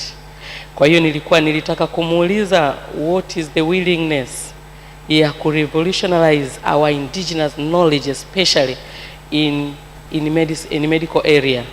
Najua that has been a target area worldwide. That was my first question. But second, he informed the youth that you can't make AI work if you don't have data. From my experience of working, I have realized that we are kind of weak in making data, but also the willingness of giving data is also a problem in our country, from my perspective. Now, what are the initiatives done? That was for Engineer Omari. But then the last speaker from Sahara mentioned the 4 pillars for STI, I think, to get promoted. Unfortunately, I didn't catch up with the 4th one. If we can help me with that.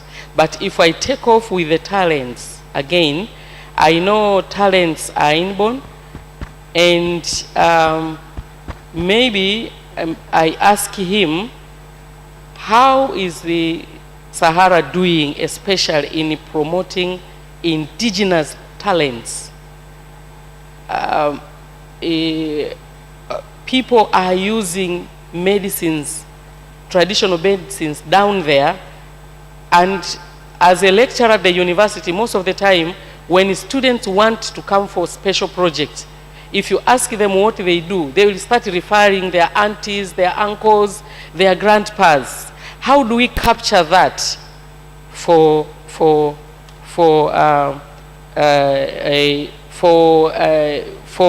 promotion of science and technology and innovation? La mwisho, Samahani, naomba tuishie hapo, tuwape na wenzetu kila mtu swali moja moja na hatutayajibu yote. Asante. Nisamee. Samahani sana Faith. Thank you. My name is Akinyi. I'm a lecturer at the Nelson Mandela African Institution of Science and Technology. And I would like to know if COSTECH has a mechanism or a program to identify the most potential innovations before they cross border. I'm saying that because lately there are a number of events which are actually aiming at connecting investors and innovators, and even innovators from different countries can apply while they're in their countries. So while those events are very good at helping innovators to get funds for their innovations, but at the same time, it can be a place where the idea can be stolen or used by someone who's not actually intending to do the investment on those ideas, but they want those ideas to be theirs. Sometimes I wonder if even exhibitions are a best place to identify the most potential innovations. Because if you put your innovation there and it's not yet patented, then it's possible somebody can use your idea and use them as theirs, and not just maybe partnering with you or helping you. So I'm wondering if COSTECH has a mechanism of helping innovators to protect their ideas. Thank you. Okay, thank you. Thank you very much, Faith. Sorry, the last speaker as well, and the gentleman from Zanzibar. We're not going to have time to answer all your questions because they're all very big questions, but you see who's on the panel. They're still around. You can approach them. But I want to give this opportunity for Dr. Amos Nungu, from Director General of COSTECH, just to give you very quickly what COSTECH does so that we know where the funding is, how they protect IPR, and how they support innovation. Dr. Nungu, please. Thank you. Hello. Hello, Inskika, okay. Yes, good morning. And specific to the innovation, COSTECH has three kinds of support. First of all, we connect the innovators with the experts. Could be individuals or the institutions. That is one thing we do. Secondly, like the first one, referral. If someone came with the innovation related to electricity, we refer them to TANESCO, for example. Third, we give seed funding. That is the last stage. Not every innovation requires money. Yeah, so the first two are very critical. But then we have Makisato. Makisato is open even for the students. And many students have passed the Makisato and before they go on. Now, the question of, how should we allow people to go outside with their ideas? I think here the question was more awareness, because it is his or her idea. We shouldn't kind of restrain him or her to find the support from outside if possible. The government is putting in conducive environment so that, investors and other programs like Funguo can work with the government to support the innovators. That's why we have been working with Funguo and Sahara to support innovators. But like kilimo cha mahindi, nafikiri karibuni tumesikia waziri wa kilimo akisema tusizuie wakulima kutafuta penye fursa. Cha msingi ni kwamba kama nchi tusiwe na njaa, lakini mkulima tusimuone kama kule nje kuna fursa nzuri kuzidi huku ndani. Kwa hiyo hata huyu mbunifu, serikali kama mazingira wezeshi to assist them, and that's why COSTECH is working with BLERA. BLERA or COSOTA are the one who are providing that protection. But most of the ideas, it is a common problem. A problem in Tanzania, the same as Kenya, as Uganda. A common problem. So the innovator is solving a common problem. Sometimes there is no patent there, but maybe trade secret. So assist them to go to the market as much as possible. So awareness is the key, so that, I mean, when they cross, they are not robbed, as we are saying. Otherwise, we shouldn't stop them, because it is their ideas anyway. Asante sana daktari. Asante sana daktari. Asante sana daktari. Ninaomba mnisaidie kuwashukuru panelists wangu. Nadhani wamefanya kazi kubwa na kutuchangia, tumeondoka na uelewa tofauti. Tunaenda kujenga tena nchi yetu Tanzania. Kazi iendelee. Asanteni sana.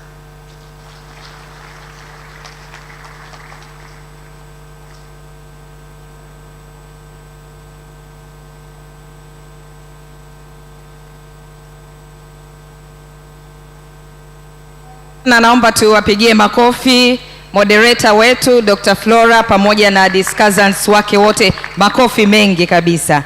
Asante, nashukuru sana. Naomba nitumie fursa hii pia kutoa tangazo moja fupi muhimu kabla hatujaingia kwenye session nyingine ambayo inafuata. Ni jambo tu zuri la kitaaluma. Naomba nimtambulishe kwenu ama nitambue uwepo wake Professor George Gitau kutoka Chuo Kikuu cha Nairobi. Kokote pale ulipo, tafadhali punga mkono wako. Please wave. Thank you so much. Huyo anahusika na mambo ya publication za kisayansi. Kwa hiyo iwapo mtu anataka kumuona, can you please wave once again? Yule kule amekaa kule. Kama mtu anataka kumuona, anataka ushauri wa kitaalamu wa masuala ya publications, especially wanataaluma, basi anaweza kumuona Professor Gitau ambaye bila shaka tutakuwa naye kwenye sessions pia kesho. Baada ya kusema hayo, tunaenda sasa katika sehemu ya pili ama mjadala wetu wa pili kwa siku ya leo. Nitumie sasa fursa hii kumkaribisha Dr. Christopher Awinia. Yeye anatoka Open University of Tanzania, ni senior lecturer, lakini vile vile ni mratibu wa kigoda cha viwanda, lakini amekuwa akiendelea kutoa ushauri COSTECH kuhusu masuala ya monitoring and evaluation. Vile vile ni former UNDP senior program specialist on poverty eradication. Tafadhali tumpigie makofi. Huyu ndio moderator wa session yetu inayofuata. Asante sana, karibu. Naomba uite discussants wako. Una saa moja ya kufanya hivyo. Kwa hiyo mpaka saa 6 nitakunyang'anya kinasa sauti. Asante sana. Tuna discussants wetu wa kipindi hichi muhimu. Naomba nimkaribishe Dr. Zena Mpenda kutoka Chuo Kikuu cha Kilimo Sokoine. Tumpigie makofi. Yeye ndiye atakuwa keynote speaker, yani mhutubu mkuu au kiongozi. Alafu mada yake itajadiliwa na Dr. Julius Ku kutoka TAWIRI, shirika la utafiti la wanyamapori kule Arusha. Tumpigie makofi. Mbobezi katika masuala ya kuhifadhi.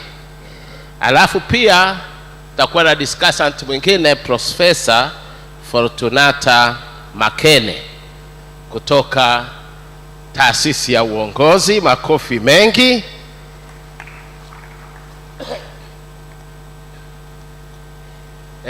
Jana tulikuwa tunazungumza kuhusu teknolojia za mapinduzi ya teknolojia, mapinduzi ya tatu, ya 4, fourth industrial generation technologies. Na tukaona jinsi gani zile technology zinavumbuliwa, zinakwenda kwenye robotics, zinakwenda kwenye macloud, zinakwenda kwenye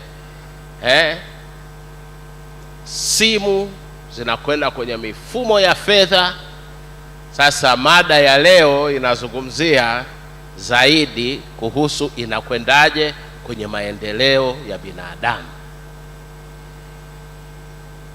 Panel iliyopita ilikuwa inaangalia mtu, yani human development katika uvumbuzi. Sasa hapa tunaangalia mada ya sasa, mazingira. Mazingira yani kwa maana ya kwamba mimea pamoja na wanyama na mwanadamu wenyewe ni sehemu ya wanyama na mwanadamu wenyewe anategemea sehemu ya mimea. Nadhani wanafunzi mnafahamu mambo ya ecology, ecosystem, food chain. Kama mnafahamu hebu pungeni mikono. Wanafunzi wanafahamu na wengine wako kule. Basi ndio mada ya leo. Kwa hiyo ningependa niwakaribishe panelists wetu wajitambulishe kidogo.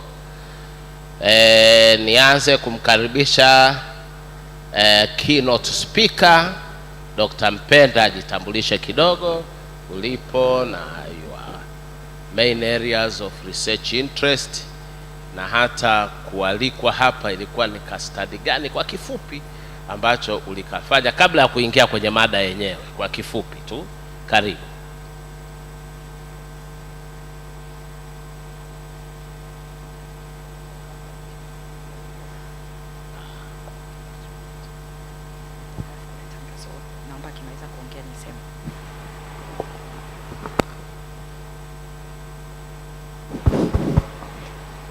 Asante. My name is Zena Mpenda from Sokoine University of Agriculture. At the university, I'm the deputy principal from the College of Economics and Business Studies. I'm also heading a department of trade and investment.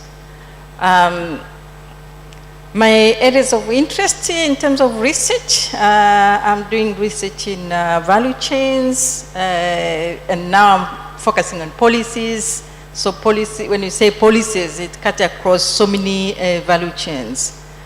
So that's the main area that I'm doing. So it can be a value chain for crops, it can be a value chain for animals, fish, those kind of research. Mnyororo thamani okay. Wa mimea na wanyama. Karibu sana Dr. Julius KU, na wewe pia jitambulisha hivyo hivyo mheshimiwa. Kwa jina naitwa Julius KU, ni mkurugenzi wa utafiti toka taasisi ya utafiti wa wanyamapori Tanzania TAWIRI, taasisi ambayo iko chini ya Wizara ya Maliasili na Utalii. Mimi ni mhifadhi wa wanyamapori, lakini ni mhifadhi wa mazingira, lakini hasa nafanya tathmini ya athari kwa mazingira ya miradi mbalimbali ya serikali. Asante. Obezi huyo, jiandaeni maswali. Mazingira yetu, mabadiliko mbalimbali, tunafanyaje ili kuweza kuhifadhi na kuyapa resilience, yaweze kuhimili. Karibu Profesa Makene. Mpaka mara ya mwisho nilifikiri huko ESRF, naona hapa Uongozi Institute. Sajitambulishe kote kote. Asante. Naitwa Fortunata Songora Makene. Mimi ni mkuu wa kitengo cha research katika taasisi ya uongozi, research na sera, lakini kama alivyosema Dr. Winia, kabla hapo nilikuwa ESRF na pia nilikuwa na head kitengo cha research, strategic research. My areas of research kuna social protection, gender, human rights, as well as development in general. Asante. Sawa. Kwa hiyo atakuwa akiangalia wale wanaotaka maswali tofauti, sio za kimapato tu, hata zile ambazo sio za kimapato, kwa makundi yanayoachwa nje na mabadiliko katika mazingira yetu, na tufanyeje innovation gani ili yale makundi yasiachwe. Sasa bila kuchelewa, nimkaribishe keynote speaker. Karibu sana Dr. Zena, utueleze, wasilishe mada yako na kupa dakika 20. Samani, kabla wakati anajiandaa, unaweza kutumia lugha yote, Kiswahili preferably. Kuna tangazo fupi.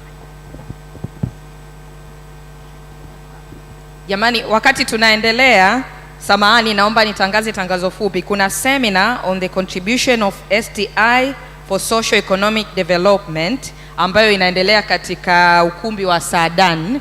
Kwa hiyo kwa wahusika ambao pengine wako kwa namna moja ama nyingine katika ukumbi huu, basi unaweza kuelekea huko kwenye hiyo seminar inaendelea. Kutakuwa kuna hizo parallel sessions pia, nitawaambia ambayo itafuata baadaye, lakini kwa sasa inayoendelea ni hiyo. Karibu sana.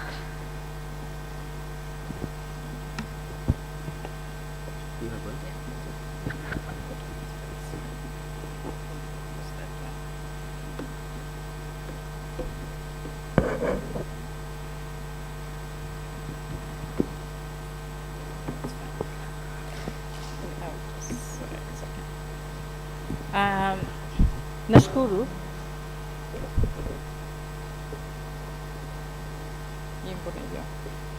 nashukuru kwa kupata nafasi hii. Now nimeambiwa naweza nikatumia Kiswahili ama Kiingereza. Sasa naomba nitumie Kiswanglish. Kwa hiyo pale ambapo nitakuwa nimekosa neno la Kiswahili mtanisamehe, nitatumia neno la Kiingereza. Kwa hiyo saa hizi niko hapa mbele yenu kwa ajili ya kutoa keynote speech. Hii ni tunasema ni mchokoza mada ambaye anajaribu kuainisha baadhi ya vitu na kuweka maswali ambayo yatatufanya tuweze kufikiri kwa pamoja na kuweza kuzungumzia agenda ambayo iko mbele yetu. Kwa hiyo kwa saa hizi tutaangalia science, technology na innovation kwa ajili ya kufanya kilimo cha kijani, kuleta resilience. Sasa hapo ndo changamoto ya Kiswahili chake sina uhakika, katika kuhakikisha kwamba tunakuwa na uchumi ambao ni jumuishi. Katika hii tunaweza kusema kwamba ukiangalia kwa upande wa dunia kwa ujumla sasa hivi tumeona kwamba teknolojia, science, teknolojia na ubunifu upo na unaenda kwa haraka sana. Ukiamka asubuhi utakutana na kitu kipya, ukilala ukiamka tena unakutana na kitu kipya. Mabadiliko ni ya haraka sana. Lakini wakati huo ukija kuangalia upande mwingine tunajiuliza, je, sisi tunaendaje na haya mabadiliko? Tunaweza tukaenda kwa speed ambayo inaenda. Tukija kwenye upande wa kilimo inakuwa ni changamoto zaidi kwa sababu kwa mfano kwa Tanzania tuna watu wengi sana ambao wako kwenye viwango tofauti tofauti. Wakulima saizi wanataka kuongeza uzalishaji na sio kosa lao kuamua kukata misitu ili waweze kuongeza uzalishaji. Sasa sisi hii science na teknolojia tunaifanyaje ili kuhakikisha kwamba wanatimiza lengo lao la kuongeza uzalishaji, lakini wanahakikisha kwamba hawaharibu maisha ya kesho ya kwao na watoto wetu wanaokuja, hawaharibu mazingira, hawatuletii shida baadaye.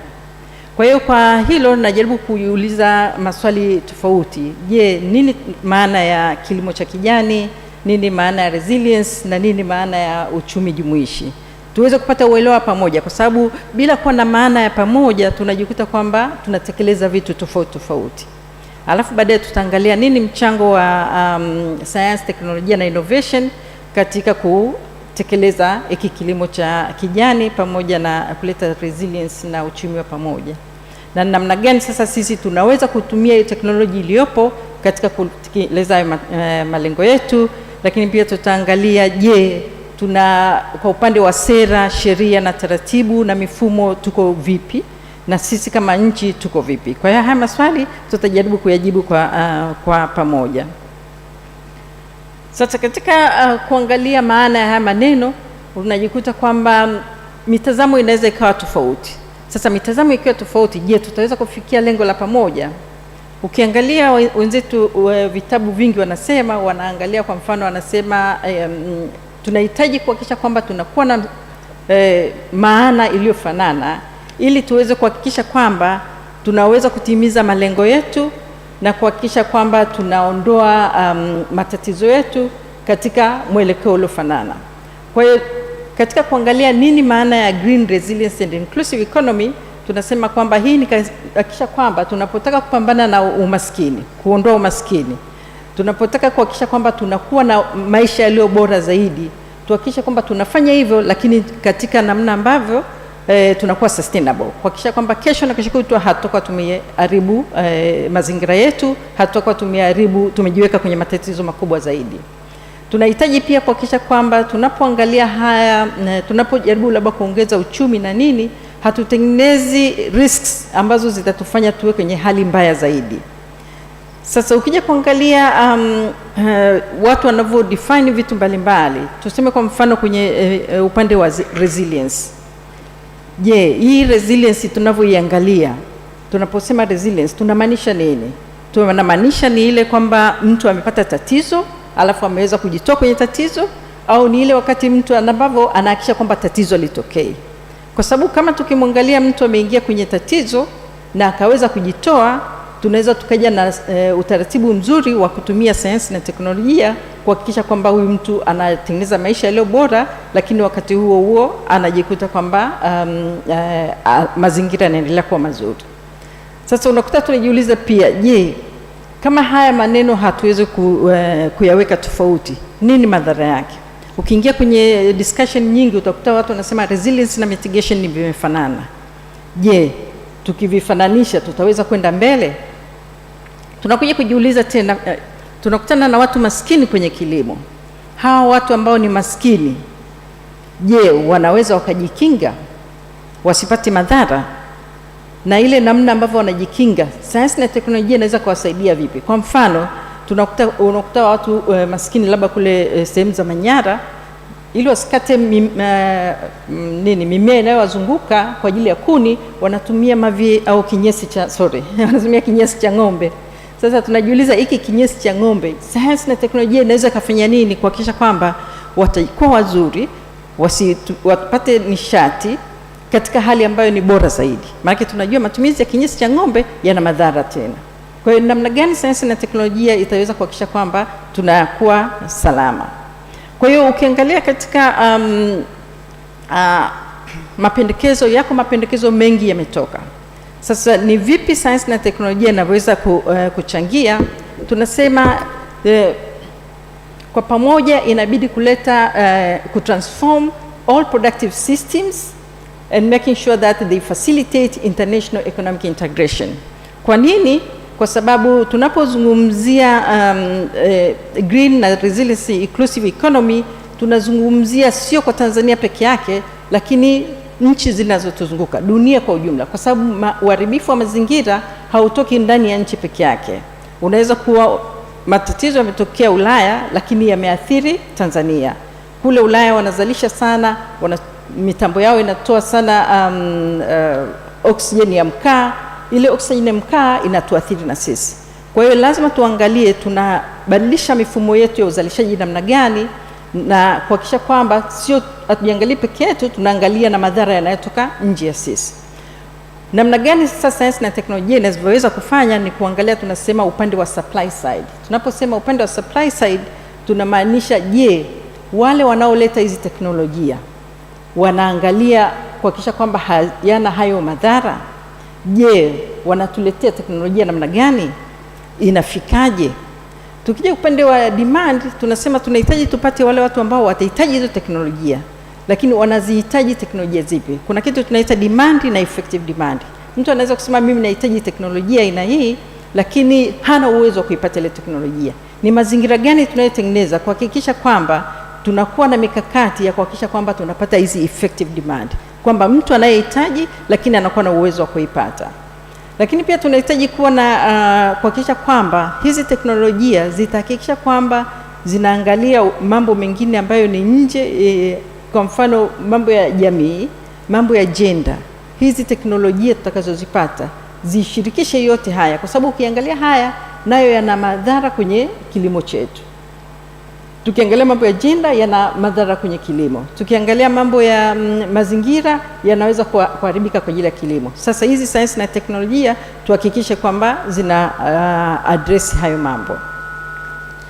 Tukija kuangalia upande mwingine, tunasema kwamba tunahitaji tuwe na sustainable investment in productive natural resources, kwamba lazima tuweke mazingira ambayo yatahakikisha kile tunachozalisha, ule uwekezaji tunaofanya unatumia rasilimali zetu zilivyo, natumia vizuri, inahakikisha natumia fairly. Tunaposema fairly ni kwamba kusiwe na matumizi yaliyopita kiasi, lakini ambayo yanaleta ubora na ufanisi tunaoutaka. Sasa ni namna gani tunaweza kuvuna hizi teknolojia? Tunasema we need to, how do we benefit from this generation? And how do we transfer hiyo? Kwa sababu hata kwenye panel iliyopita tunazungumzia kuleta teknolojia. Kwanza tujue ni teknolojia ipi. Tofauti ya kuleta teknolojia, transfer technology na matumizi ya teknolojia. Kwa sababu naweza nikawa nimepata hii kompyuta hapa, ndio nikishaleta ile kompyuta tunasema hiyo tumeweza kupata kompyuta imetoka nchi nyingine imekuja huku, nimeweza kuitumia. Lakini hiyo ni kwamba tumetransfer technology. Je, mimi naweza nikaitumiaje hii kompyuta kuhakikisha kwamba inanirahisishia maisha yangu? Sio kwamba tu najua namna kuandika maneno na nini, lakini je, naweza nikaitumia hii kompyuta kunitengenezea mfumo mwingine ambao utanisaidia kwenye kurahisisha shughuli yangu nyingine. Nikitoa mfano labda hivi tunasema matumizi ya drones. Mtu anaweza kutumia drones, unaona siku hizi wanazirusha, watu wanapiga picha na nini. Ndio hapo tunaishia. Je, mimi naweza nikaitumia hii drone nikawasaidia wakulima wakaweza kuongeza uzalishaji bila kutanua mashamba yao? Je, mimi naweza nikaitumia hii drone kuwasaidia wakulima wakaweza kuangalia mashamba yao katika udogo walionao? Maana wakulima wetu wanatumia mashamba madogo madogo. Je, naweza nikatumia drone kuhakikisha kwamba tunakuwa na precision agriculture wakati na wakulima wadogo wadogo? Hiyo ndo tunasema ni innovation. Na hapo ndo tunasema mtu ameweza kudiffuse, ameweza kuchukua ile teknolojia iliyopo, akaweza kuielewa na akaweza kuitumia katika kurahisisha maisha yake. Je, tunajiuliza pia ni namna gani sasa? Kwa hiyo tunahitaji kuelewa hizi tafsiri. Tunayo technology transfer, but the diffusion of it na innovation part. Kwa hiyo innovation isiwe kwamba tunataka tu kuja na kitu kipya kabisa. Innovation ni kwamba vipo vingi, tunaona technology zinabadilika haraka, lakini namna gani mimi nitakavyoiweza kuitumia ile technology kuweza kurahisisha maisha yangu. Tunajiuliza pia how firms in developing countries actually become more proficient and using technology, yeah? Kwa hiyo hizi developing countries zinaweza sasa kutumia vipi hizi teknolojia? Hawezi kuongea na wale wanaotengeneza technology ili ikifika huku tuwe na sera, taratibu na sheria ambazo zitahakikisha kwamba inapofika huku sisi tusio watumiaji tu, bali tuende kwenye hiyo uwezo wa kuweza kuzitambua, kuweza kuzichakata na kuweza kuzitumia katika ubora uliozidi. Ndio tunazungumzia pale diffusion, yeah? Kwamba nimeweza kuielewa, lakini naweza sasa nikainyambua, naweza nikaitumia kwa ajili ya kufanyia kitu zaidi. Then tunasema tuangalie upande wa sera, taratibu na miongozo. Tunajikuta kwamba kwenye hili ukisoma madocument, nenda UNCTAD ambayo ni international organization, ukiangalia UFCC, United Forum for Conservation of Climate Change, ukiziangalia zote hizi utakuta kuna taratibu nyingi zimewekwa kule, kuna sera nyingi zimewekwa kule ambazo zinaweza kutusaidia sisi kufanya vitu tofauti. Kwa ujumla niweza kuzungumzia vitu vitatu vikubwa ambavyo tunavipata. Ukiangalia kwenye hizo document utakuta kwamba kuna sera ambazo zina encourage technology transfer, kwamba zinaruhusu mazingira ya kuhakikisha kwamba kuna hizi transfer za technology. Wanazungumzia mambo ya intellectual property right, yeah? Namna gani yule mtu ambaye amekuwa mbunifu anaweza kutumia ule ubunifu wake kupata kipato, na namna gani ataweza kuhamisha ule ubunifu wake kwenda sehemu nyingine bila kupata madhara, yeah? Lakini pia ataweza wakati huo kuhakikisha kwamba inamfanya kunakuwa na competition, kwa sababu hatutaki mtu akiwa na technology aipossess awe nayo kiasi kwamba awazuie watu wengine kuendelea. Kwa hiyo kuna taratibu kama hizo ambazo zimewekwa. Kwa hiyo upande wa namna gani atauza ile teknolojia, ataweza kuhakikisha kwamba ile teknolojia inaleta usawa, ataweza kuuza ile teknolojia, lakini wakati huo huo itaweza kuisaidia nchi na yeye aendelee kupata faida yake. Kwa hiyo hizo sera zipo. Tukija kuangalia tunasema policy instruments, hivi ni vile vinavyotekeleza zile sera. Tunajikuta nazo zipo na zinaweza zikafanya kazi na zinaweza kutusaidia, ambazo zinasaidia kuleta ushindani katika soko, zinatusaidia kuhakikisha kwamba tunaangalia usije ukaletewa teknolojia ambayo haifanyi kazi, na namna gani unaweza kushirikisha kuhakikisha kwamba hizo teknolojia zinazofanya kazi. Kwa mfano ambayo tumesikia hata waliopita wanazungumzia kuwa na joint venture. Namna gani unaweza collaborate na mtu mwingine kuhakikisha kwamba teknolojia inakuja itafaa katika matumizi yako, kuhakikisha kwamba unaleta unachokihitaji katika uhalisia wake bila kumwathiri yule anayemiliki teknolojia, lakini wakati huo kupata kile ambacho umekipata. Tumeona pia kwamba kuna namna ambavyo wanaangalia promotion ya hizo instruments.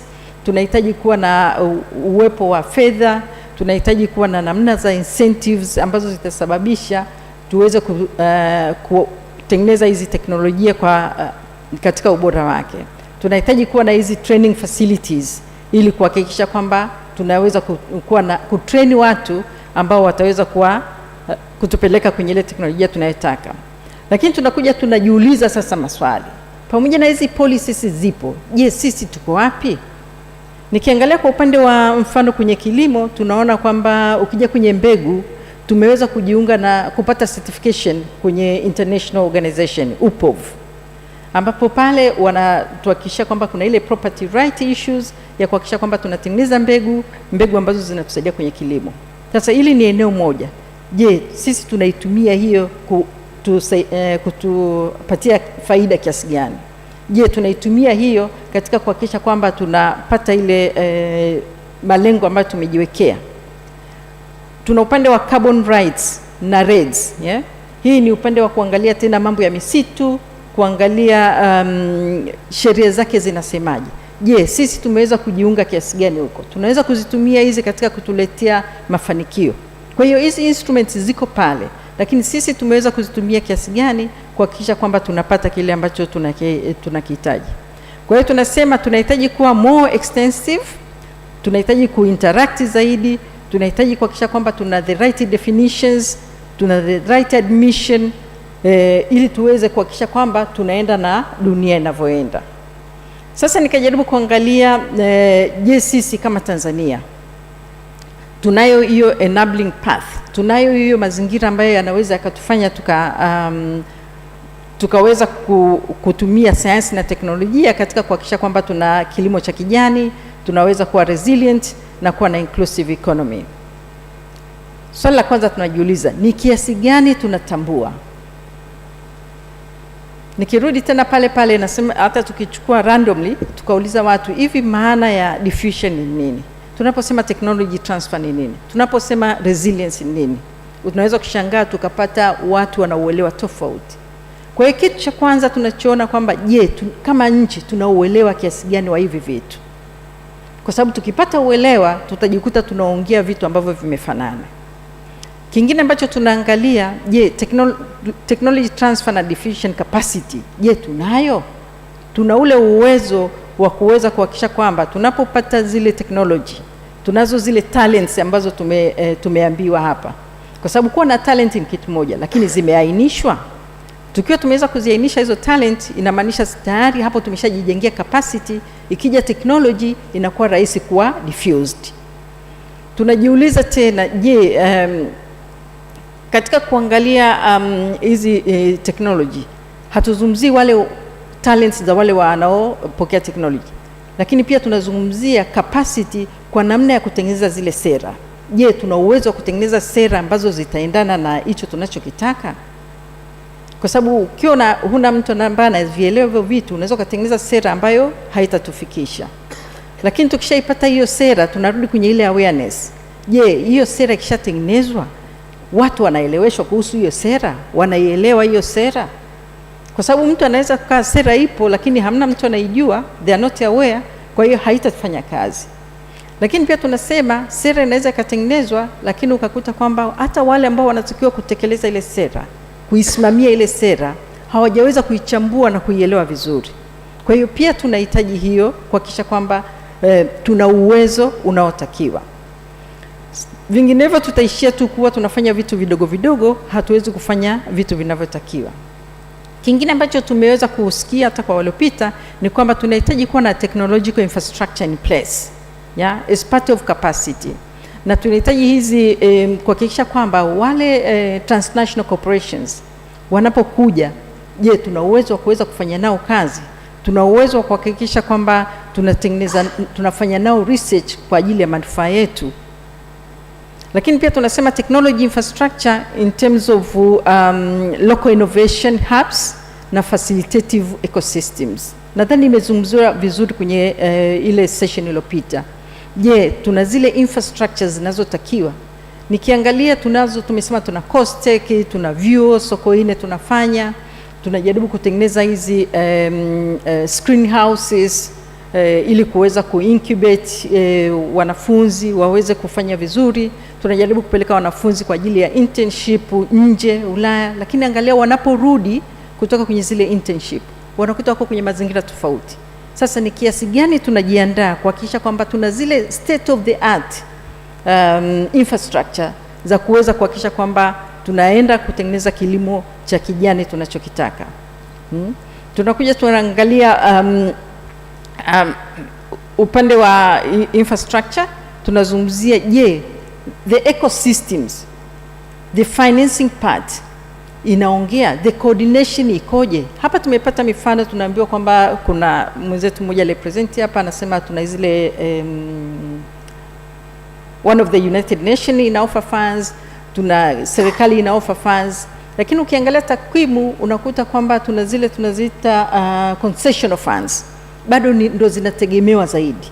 Lakini concessional funds tunaelewa matatizo yetu ya budget huwa zina ukukwama kiasi fulani. Je, ni kiasi gani sasa tunawashirikisha labda private sector waweze kutusaidia kufanya financing? Ni kiasi gani tunaweza tukawashirikisha institution moja labda COSTECH na SUA wakaweza kushirikiana wakaweza kutengeneza kitu ambacho ni sahihi? Kwa hiyo tunahitaji kuwa na state of the art infrastructure with the right ecosystem in place so that we can be able to have the right infrastructures. Then tunapokuja kwenye upande wa policies, laws and regulation, nimefurahi tumezungumzia hapa kwamba zimetengenezwa sera, sheria na taratibu ambazo zinatumika, lakini bado unakuja kujiuliza ile swali, kwa nini bado tuna watu wachache ambao wanatoka kwenye hizi incubation centers lakini hatuwaoni kwa wingi kule kwenye jamii zetu? Tunarudi tena tunasema labda ni implementation ya zile policies. Tumeona ile changamoto anazungumzia kuhusu takwimu. Sheria inasema tunahitaji takwimu na takwimu zinaweza kutolewa, lakini yule anayezuia ile takwimu, ni kweli sera haipo au ni namna anavyo enforce, uelewa wake kuhusiana na ile sera ukoje? Kwa hiyo tunahitaji kuhakikisha kwamba tuna design policies, lakini pia tunazielewa hizo policy ili tuweze kuzienforce kama ambavyo inatakiwa kwa ajili ya kuboresha hali zetu.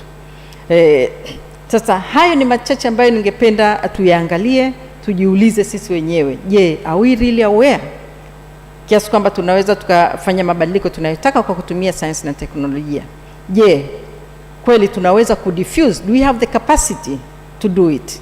And then tujiulize, do we have the regulations? Somehow tumeambiwa zipo. Do we really understand our sera na regulations and frameworks?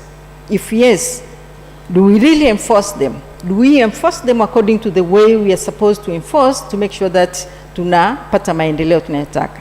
Sasa kwa maswali hayo naomba niishie hapo, niseme asanteni kwa kunisikiliza.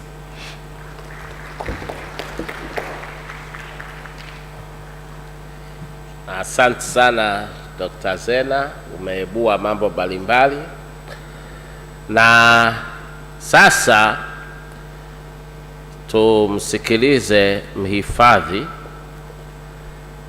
mambo ambayo labda pamoja na mengine aliyokuwa ameandaa, tungependa kujua ni teknolojia gani zinatumika katika uhifadhi wa wanyamapori na athari gani, kuna athari gani mpya ambazo zinatokea, yaani zile chipukizi, magonjwa mapya au mwingiliano mpya ambao unaleta magonjwa mapya.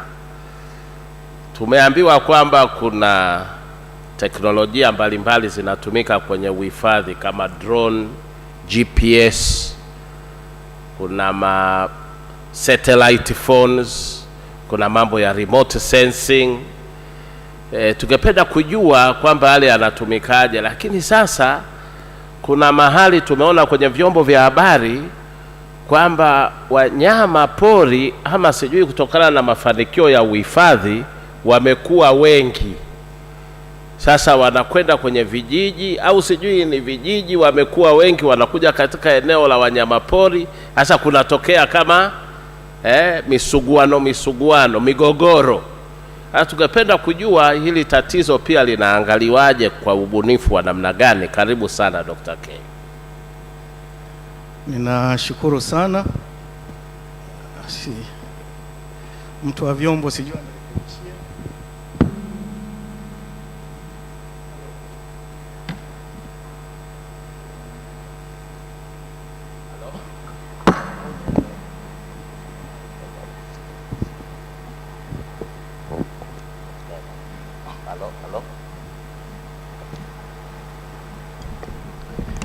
ya sinasikika hapa. Halo. Basi ni mshukuru Dr. Zena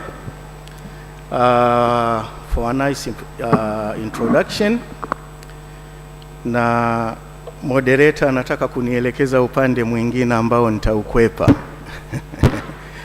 kwa sababu inapokuwa imetoka plenary presentation zaidi tutakomplimenti ile plenary presentation. Na kwa hiyo mimi napenda kuanza na maswali kwamba green economy ni nini na ilianzia wapi au imeanzaje, na je, green economy ni sawa na green agriculture? Are they synonym? Maana kuna uchumi wa kijani na kuna kilimo cha kijani. Are we talking of the same thing or these are two different things?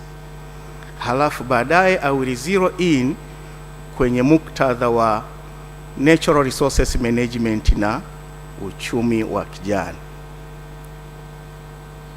Na kwa hiyo nianze tu kusema kwamba synopsis ya uchumi wa kijani ni Rio 20+, mkutano wa mazingira. Kwa hiyo founder wa green economy ni wana mazingira. After Rio 20+, ikaonekana kweli kuna haja ya kukuza uchumi, kuondoa umaskini, lakini juhudi za kukuza uchumi na kuondoa umaskini zikaonekana zimekuwa na a lot of environmental issues.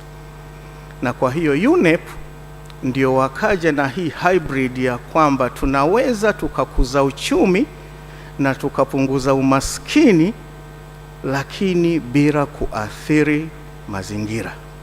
Hiyo ndo genesis ya green economy au uchumi wa kijani. Kwa hiyo ukiangalia UNEP definition ya 2011 nimeiweka kwa Kiswahili kwamba uchumi wa kijani ni ule ambao unaboresha maisha ya jamii, unaleta usawa katika jamii, wakati huo huo ukipunguza athari za mazingira au athari kwenye mifumo ekolojia.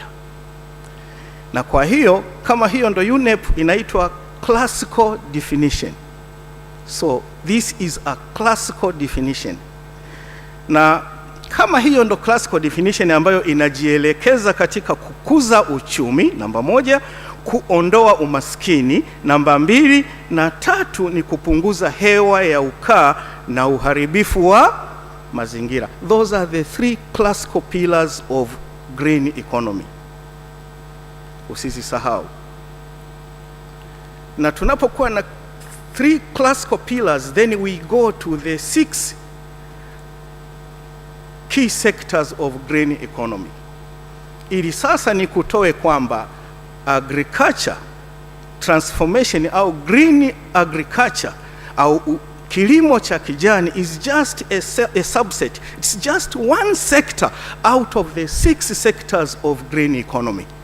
Na bahati mbaya nchi nyingi, mapinduzi ya kilimo kwa kiwango kikubwa yametafsiriwa kuwa ndio green economy. That is my second take home message. It's just one of the 6 sectors. And the other 6 sectors ya green economy ni kilimo, hiyo ndo tunaijua wengi. Halafu ya pili ni misitu. Ya tatu ni viwanda, nyingine ni nishati, nyingine ni utalii, nyingine ni uvuvi. Wenzetu Zanzibar uvuvi wameshaupeleka kwenye another level ya blue economy. Those are the 6 classical sectors of green economy.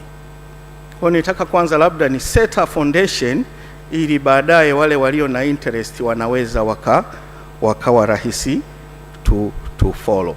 Kwa hiyo we are talking about tukuze uchumi ili kuondoa umaskini, lakini tusiharibu mazingira. Kwa sababu narudi sasa kwenye third yangu ambayo karibu namaliza, kwa sababu Dr. Zena amefanya kitu kizuri sana. I'm just complimenting. Ukiharibu mazingira, hata haya mengine yote, kwanza sekta zile 5 zote dead.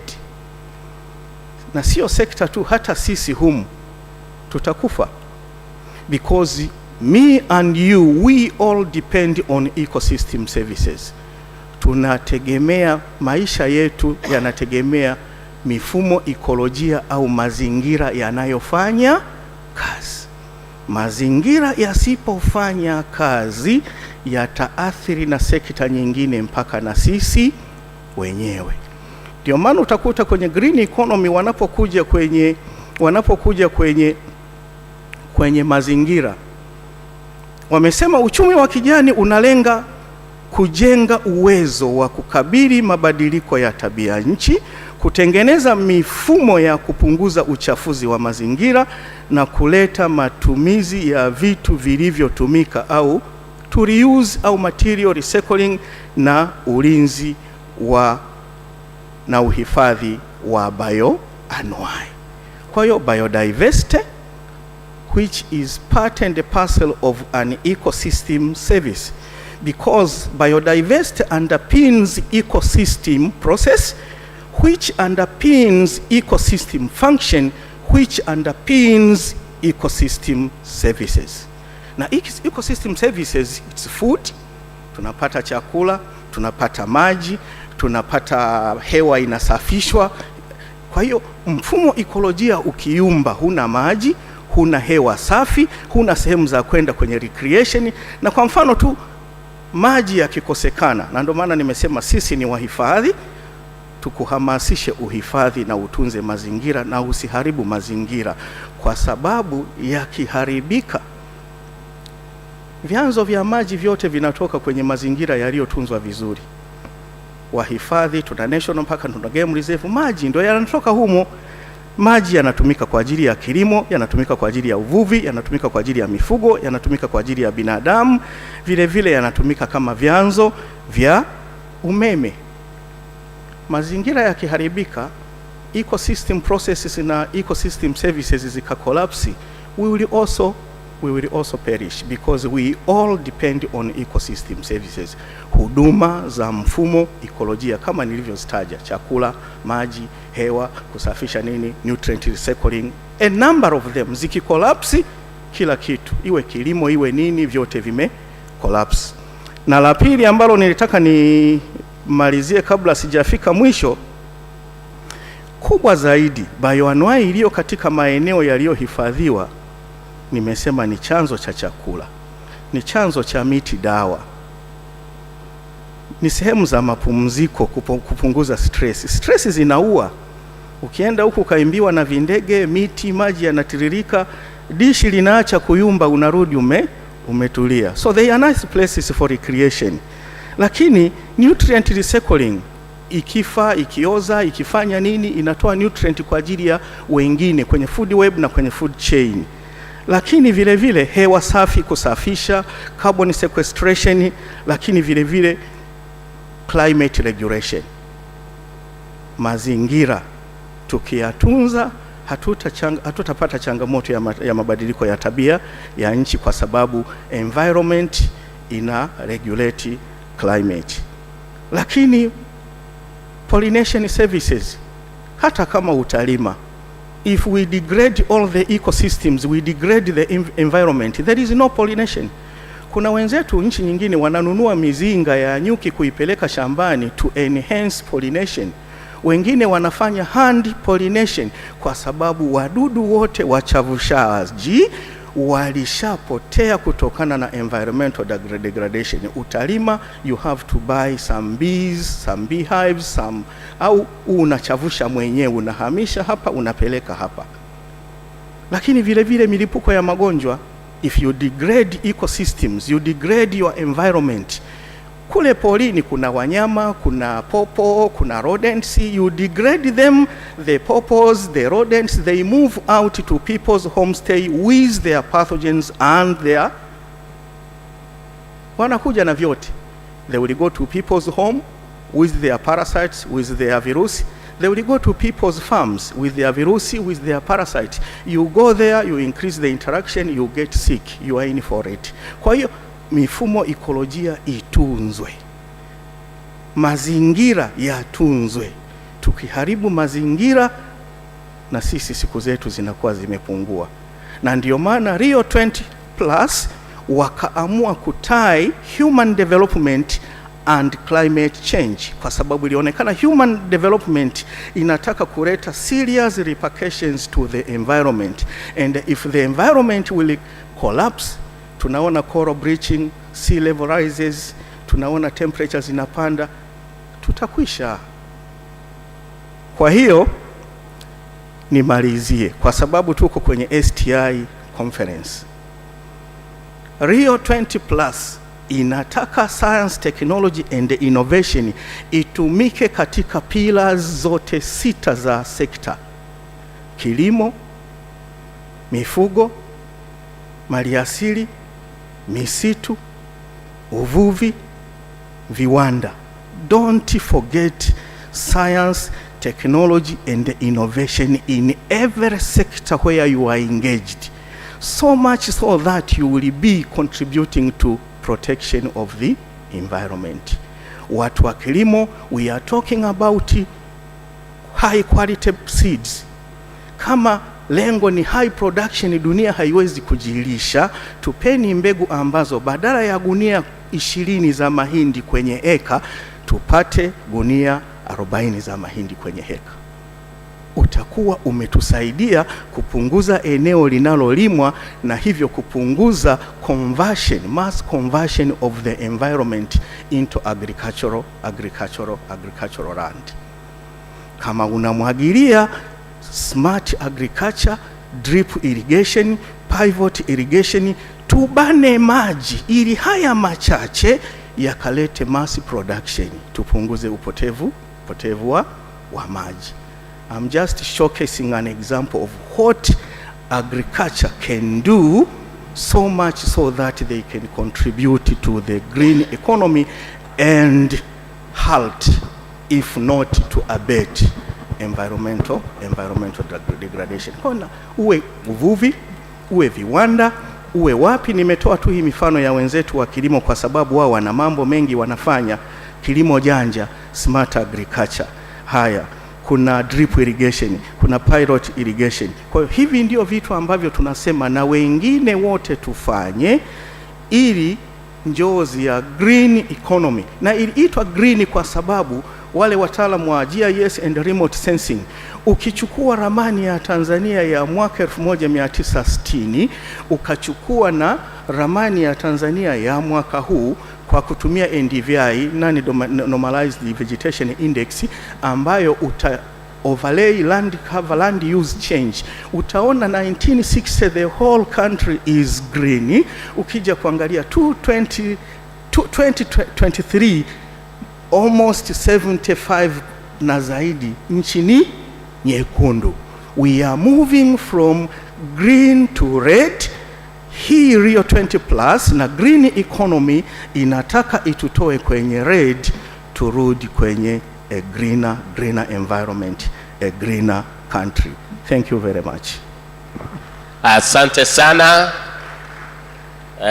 Nimkaribishe sasa Profesa Makene. Gender inclusivity, sustainability, karibu. Asante Dr. Anuia, and thanks Dr. Zena and colleagues for the reflection that you have given. And Dr. umeitwa mhifadhi, sijashika jina lako. Nimependa namna ulivyo reflect on green economy versus green agriculture. Mimi reflection yangu kidogo, na nitaongea Kiswanglish, ita focus kwenye namna gani ambavyo tunaweza tukalink sasa hizi biashara mbalimbali au different aspects of green economy, lakini pia kuhakikisha hakuna mtu anaachwa nyuma, to ensure that nobody is left behind. So that's my reflection is going to be. Kwa hiyo katika hizi few remarks sita dwell on definitions because they have been given, just to highlight kama kwamba green economy ni namna gani ambavyo tunakuza uchumi, lakini tunahakikisha kwamba tunatuza mazingira na mtu yoyote haachwi nyuma. So I'm going to really emphasize on the aspect that nobody is left behind. So so kwangu mimi the path towards prosperity or green growth really center around three things, three aspects: state, which is the planet; economy, which is the markets; and community, which is the people. So hivi vitu vitatu ambavyo nitaviongelea, if they go hand in hand with technology au tunavyoongelea science, technology and innovation, vina nafasi kubwa sana ya kukuza uchumi, lakini pia kuhakikisha kwamba hakuna mtu anaachwa nyuma. Sasa tukiongelea kwa mfano state kwanza, kama ambavyo imeelezwa kwamba state ina sehemu kubwa sana ya kutengeneza policy au mazingira, to keep in place the enabling environment to ensure growth. Kwa hiyo serikali ina nafasi kubwa sana ya kuhakikisha kwamba tunakuza uchumi kwa namna ambayo itawainua watu, lakini hatuharibu mazingira, lakini pia sisi wenyewe tutakuwa. Kutoka kwenye presentation na Dr. Zena raise masuala ya institutional framework ambayo yana address economic growth and environmental protection. Nilikuwa na of course Dr. pia hapa ameelezea maeneo yale 6 ya green growth, green economy. So kwa hiyo nikaa na maswali kidogo ambayo nafikiri itakuwa ni muhimu kama tunaweza tukaya reflect. Sasa tunavyoongelea green and resilient economy, tujiulize pia sisi katika nchi, na pengine COSTECH watatusaidia kwa sababu hili ndio eneo lao kubwa. Ni initiative gani ambazo ziko in place? Who are the actors? What finance mechanisms are there? What is the knowledge gap? Tumeongea sana kuhusu talent, the importance of talent, even the previous discussion. What is the knowledge gap that is needed to address productivity? Lakini kikubwa tunavyoongelea green economy, green growth, tuna focus maybe kwenye hayo maeneo 6, kwenye hizo sector 6, lakini ni kwa muhimu sana sio tu hayo maeneo ili yaweze kufoster growth. Sio hayo maeneo tu. All these policies that foster green economy or green growth need to go hand in hand with social policies with the human face. Social policies that ensure that nobody is left behind. So tunapoangalia role of state, ni muhimu sana kuhakikisha kwamba hatufocus tu kwenye zile sera za kiuchumi au za kimazingira au zinazohusiana na zile sekta muhimu za uchumi. Tunahakikisha tuangalie kwamba namna gani tunatengeneza pia sera. Kwa mfano katika haya maeneo, je, kwa masuala ya employment yakoje, masuala ya skills yakoje, masuala ya women empowerment yakoje katika haya maeneo. So tukiangalia kwa namna hiyo wakati serikali inatengeneza sera, mikakati na kanuni, then we are able to ensure that growth comes with a human face and nobody is left behind. Eneo la pili ambalo nataka kuliongelea ni masuala ya markets. Kwa nchi yetu, lakini sio nchi yetu peke yake, lakini Afrika kwa ujumla, zimekuwa ziki involve sana private sector katika kuharness opportunities ambazo zinakuwa provided na regional bodies kama AfTA, SADC, EAC. Kwa hiyo zina link Tanzania with the rest of the world.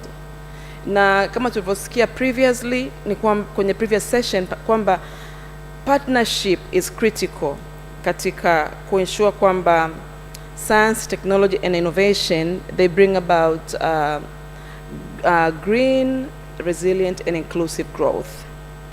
Sasa nini role ya innovation and technology? Dr. Zena ameongelea about diffusion and technology transfer. Lakini how can we take advantage of markets and other opportunities leading to economic growth? E-commerce kwa mfano. E-commerce. Sasa hivi increasingly teknolojia inakuwa driven, au markets au uchumi unakuwa driven na e-commerce. Internet of Things, kulikuwa kuna discussion hapa earlier, kutumia mobile technology in businesses, marketing and trade. Lakini lazima tuangalie vitu ambavyo, then I'm bringing it back to inclusivity or green growth with a human face, social aspect of green growth. Digital divide, accessibility of mobile devices, cost of mobile data. So how can we really access markets both nationally and regionally or even across internationally kama tuna hizo changamoto, kama tuna digital divide? Sio kila mtu ana access ya teknolojia, sio kila mtu anaweza kutrade. Na sasa hivi watu wamejitahidi sana, hata ukiangalia katika nchi yetu, ukiangalia the way trade is done, a lot of kutumia mitandao, biashara za mitandao.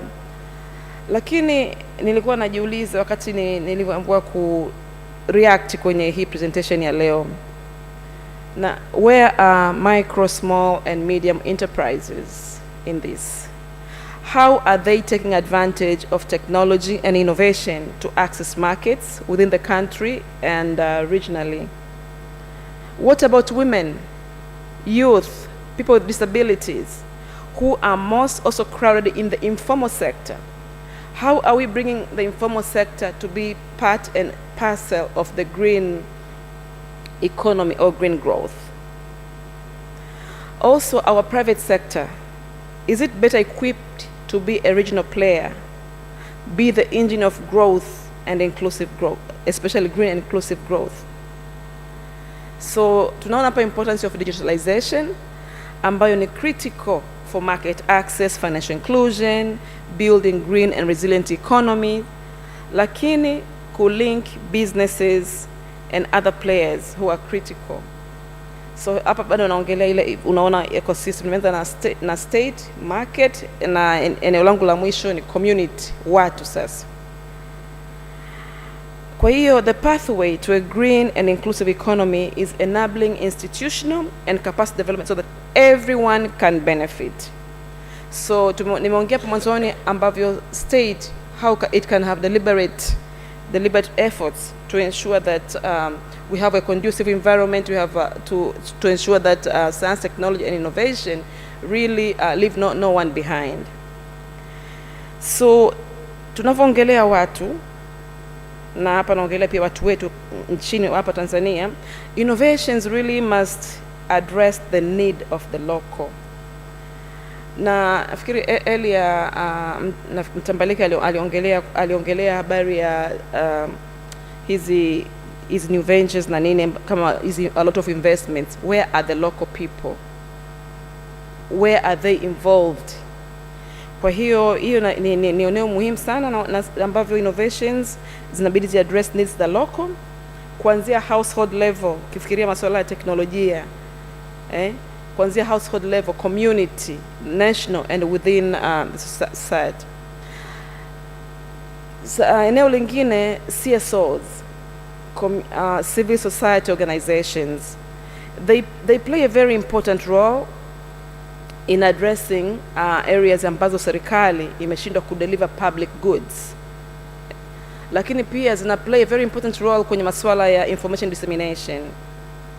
Na hapa swali ambalo ninajiuliza na pengine tutaweza tukareflect, will equity or nasema inclusivity of men, women, youth, people with disabilities be considered in ensuring pathways to green growth? Kwa sababu vyote viko interlinked. Now, what about issues specific of gender equality? How can we reduce structural constraints regarding women's access to technology, innovations, and empower them economically? What about youth and other disadvantaged groups? Kwa hiyo kwa kumalizia, napenda kusema kwamba STI au Science, Technology and Innovation ni muhimu sana katika promotion ya green growth kama ambavyo wenzangu wameongelea, lakini it has to be multinational, it has to be multisectoral to ensure kwamba all stakeholders are involved and no one is left behind. Kuanzia ngazi ya nchi ambavyo inatakiwa iwe mainstreamed katika all sectoral ministries, lakini pia is policy framework should not just be about green, they shouldn't be just green policies, but also other policies, especially social policies that are critical.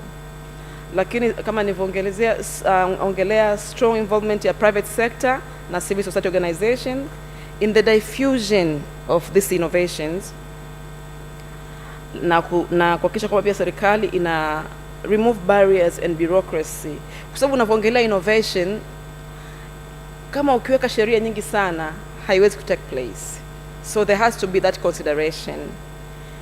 Na mwisho, all stakeholders need to see the importance of economic growth that addresses environmental protection, lakini sisi watu kama consumers need to be empowered kwa kutuwe na information ambayo ita address haya masuala ya science, technology and innovation for inclusive and resilient growth. Asanteni. Makofi. Sawa, sasa maswali kwa panelists wetu.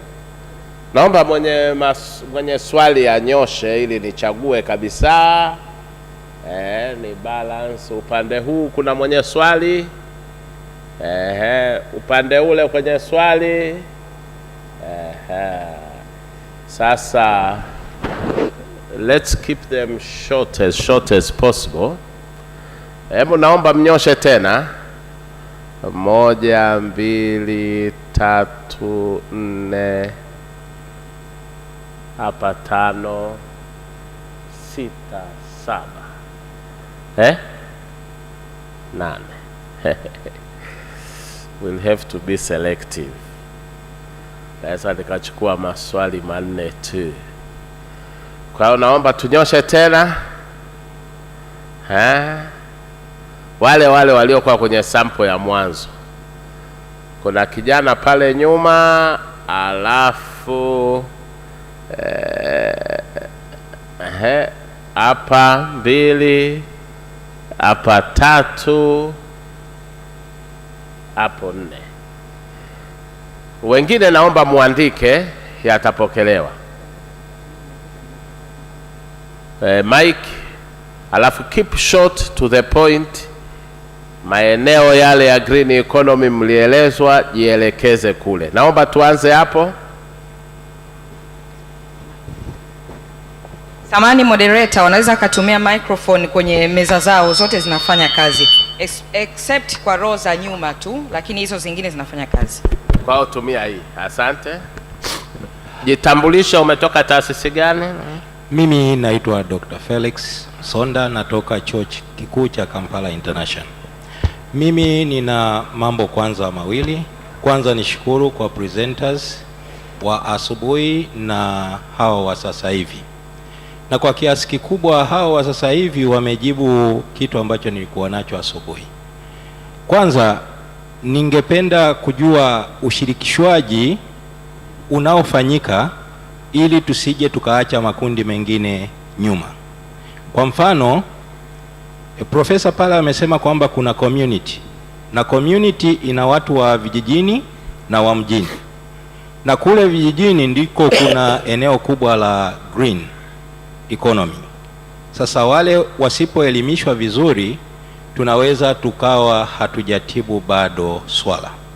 Lakini jambo la pili, katika ushirikishwaji huo ukiangalia hata kwenye hii bronchwa tulionayo na hata katika haya mashirika toka asubuhi, ukiona kushirikishwa, utaona taasisi nyingi ni za umma. Sasa wana mpango gani kushirikisha taasisi za private? Kwa sababu nako kule kuna Watanzania. Asante sana. Asante. Pale kijana pale nyuma, jitambulisho, umetoka taasisi gani?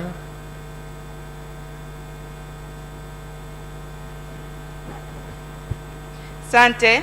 Kwa majina naitwa Beatrice Angelo Kadege. Na maswali mawili. Swali la kwanza kwa Dr. Zena. Je, kwa wale wakulima waliokupo vijijini ambao hawana uelewa juu kuhusu science na technology, mna utaratibu gani ambao umeuanzisha au mnaufanya ili kuwafikia na kuelimisha juu ya kuhusu science technology, kwa sababu wale ndio wazalishi wakubwa wa vyakula Tanzania? Swali la pili ni kwa Mr. pale. Katika swala la kutunza mazingira ya hifadhi za Tanzania, mnatumia njia gani kuelimisha wale watu ambao hawana uelewa, kama wale wanaokaa vijijini, wanaokaa mapolini, wale wa Hadzabe, juu ya kutunza mazingira, na taratibu gani ambazo mnazitumia kuelimisha watu hao? Asante sana. Asante. Hapa katikati, mheshimiwa, jitambulishe taasisi. Nashukuru ndugu moderator. Naitwa Godlive Mtui. Mimi natoka Chuo Kikuu cha Sayansi na Teknolojia Mbeya, na mimi ni profesa wa biotechnology. Nawapongeza sana panelist wote na mchokoza mada. Naomba tu nitoe comment lakini na swali ndani yake ambalo kila mmoja anaweza kujaribu kulijibu. Nilikuwa naangalia the relevance ya sisi researchers, academic innovators. Nilikuwa na bahati, sometimes nilivisit some media houses, tulikuwa tunatangaza university yetu kwenye anniversary yake, na kulikuwa na live streaming, watu walikuwa wanapiga simu mbashara. A lot of our people, Tanzanians, walikuwa wanahoji tija ya maprofesa wetu, madaktari wetu, watafiti wetu, kwa sababu tuangalie wakulima kwa mfano, hali ya hewa mwaka huu haikuwa nzuri, food security imesafa, watu wamelima, mbegu zimepotea, kuna mamlaka za hali ya hewa hawakuweza kuambia usilime hiki, lima kile, wataalamu wa mbegu hawakuweza kutusaidia.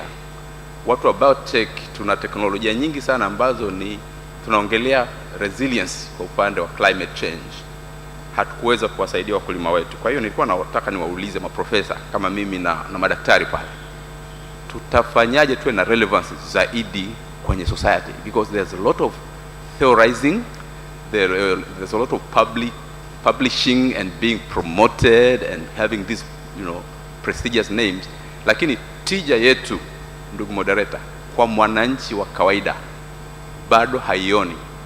Kwa hiyo nilikuwa leo la kwanza. La pili, namuona Dr. Amos Nungu yupo, Director General wetu, labda tusaidie. Nilisikia some cycles wakisema labda ili COSTECH kuwe na tija zaidi, maybe we need to reform COSTECH, tuipe mamlaka zaidi, tuipe funding zaidi, isisiti tu ikajificha kwenye wizara yetu ya elimu, sayansi na teknolojia. Maybe iwe authority, tunapoongelea 1% of our gross GDP kwenda kwenye tafiti, realize zaidi na yasiwe zaidi matamko ya kisiasa. Nashukuru sana, asante. Thank you. Asante. Hapa haya, asante. Mimi naitwa Eric Stefano, natokea kwenye kampuni binafsi ambayo ni ya Eba Mining. Kwanza nitangulize kuwashukuru COSTECH kwa sasa hivi kuweza kutambua sekta ya madini. Kwa leo nitaangalia sana kidogo kwenye upande wa swali langu, tutatoka kwenye wachimbaji wadogo. kumekuwa na ongezeko kubwa la wachimbaji wadogo kwenye uchimbaji ambao ukiangalia kwa sasa hivi inachukua karibia 3% ya labor force wa Tanzania, lakini pamekuwa na changamoto kubwa sana, maana watu kila siku ya Mungu wanakaa wanatafanya tafiti kwa ajili ya kuangalia magonjwa, sijui kuna mlipuko wa magonjwa, kuna uchafuzi wa mazingira, lakini tukiwa bado hatuwezi tukaangalia moja kwa moja kwenye chanzo. Tukiangalia uchimbaji ambao umekuwa ukifanyika, sana sana wale wachimbaji ni kama watu ambao wanafanya kama wahamiaji fulani. Anaweza akachimba hapa, kesho akatokea changamoto akakimbilia, akasikia sehemu nyingine mgodi umelipuka akakimbilia kule. Sasa swali langu ambalo nilikuwa nataka niulizie kwa watu wa mazingira, kwa sababu wale wachimbaji ni watu ambao akiona sehemu mgodi umelipuka anakimbilia pale, na hivyo hivyo ni watu ambao wanatumia njia za mkato, naweza kusema kwamba kwa upatikanaji wa dhahabu, mfano kwa upande wa uchimbaji wa dhahabu. Je, kwenye watu wa mazingira mmejiandaaje kwa ajili ya kuhakikisha mnatengeneza linki nzuri kati ya department yenu ya mazingira au issue za upande wa mazingira pamoja na wachimbaji wadogo? Kwa upande wa wachimbaji wakubwa wenyewe kila kitu kinaenda sawa, kina shida, lakini changamoto imekuwa kwa wachimbaji wadogo. Nashukuru sana. Asante, naona mmeenda vizuri. Naweza nikaruhusu haraka maswali mengine mawili ya kati ya wale mama pale nyuma, hapa katikati, wewe unaangalia hapo, na mwingine kule nyuma. Haya, karibu. Yes, hapo mic yako inafanya kazi hapo.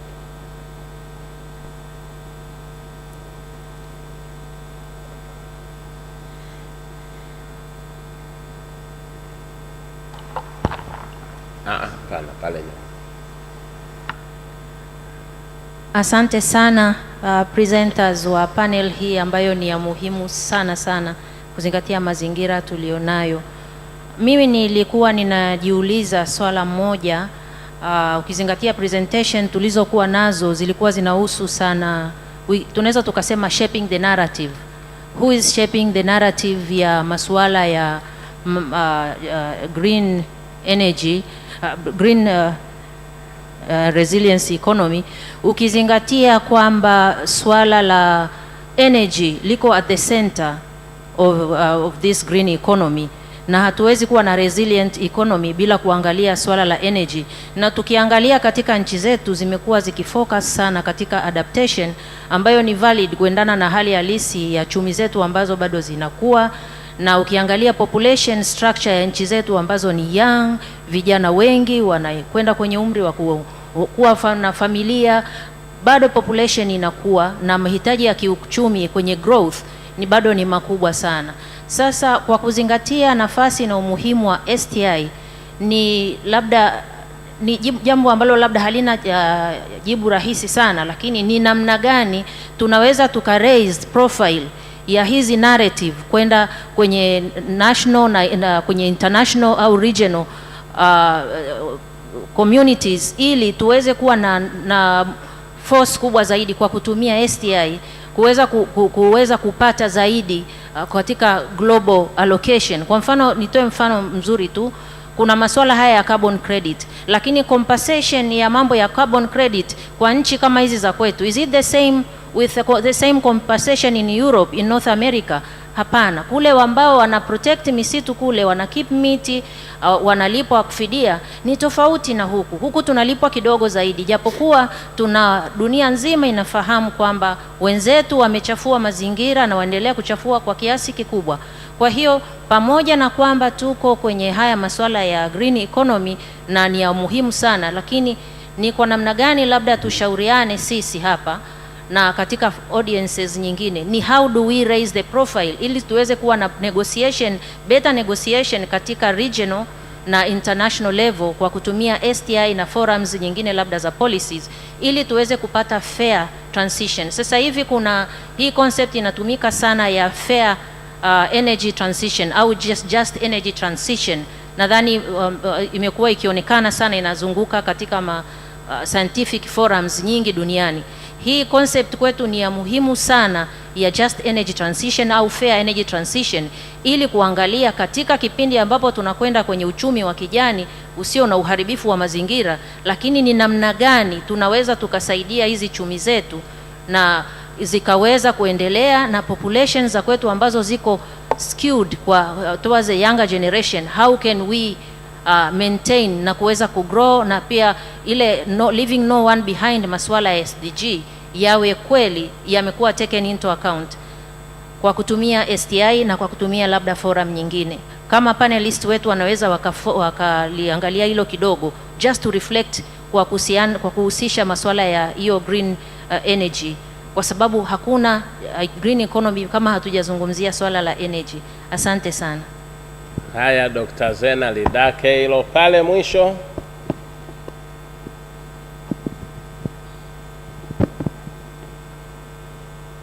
Nashukuru ni ndugu moderator. Mimi naitwa Dr. Ben Ngoi. Natoka katika mamlaka ya afya ya mimea na viuatilifu wa Arusha. Nilikuwa na swali moja na comment moja. Mimi ni mtu ambaye asili yangu ni research za kilimo. Sasa nitafocus huko zaidi. Kuna eneo ambalo limekuwa inatutatiza, na nadhani wataalamu wetu wa STI wanaweza wakasaidia hapo, watuambie hao, labda wanipe insights hao. Unapokuwa na wakulima kule vijijini, baadhi ya changamoto wanayokutana nayo ni kubwa, ni wadudu waharibifu na magonjwa. Sasa at the earliest stages za magonjwa mengi, zile symptoms, damage symptoms zinafanana na nutritional deficiencies ya baadhi ya virutubisho. Sasa pale tunapokuwa mashambani, tunapokuwa field, tunatoa ni mara nyingi wrong diagnosis, deliberately bila kujua. Unatoa ushauri, mkulima anatenda, anakuja kurudia, bado ugonjwa upo pale pale, hadi kuja kufanya diagnosis ambayo ni madhubuti, unakuta muda umekwenda, mkulima ameshapata loss na vitu kama hivyo. Sasa ninadhani eneo la uses kama za artificial intelligence, kuna teknolojia ambayo inaweza ikasaidia kufanya precise prescription ya ugonjwa fulani kwa kutumia STIs, lakini kwa nchi za kwetu huko bado haijaingia, au kama ipo, I'm standing to be corrected, bado isijaiona. Ninadhani wataalamu wetu wa IT au STI wangeweza kuni highlight ni kwa namna gani tunaweza tuka embrace hiyo na kuintegrate kama nyenzo mojawapo ya tool ambayo itasaidia sana kupromote effectiveness ya agricultural extension advisory kwa wakulima wetu kule vijijini. Hilo moja. Pili, ndugu moderator, ni upande wa tumezungumzia sana masuala ya incubation, kumenta vijana, intervention kwenye agricultural initiative, forestry initiative, conservation na vitu kama hivyo.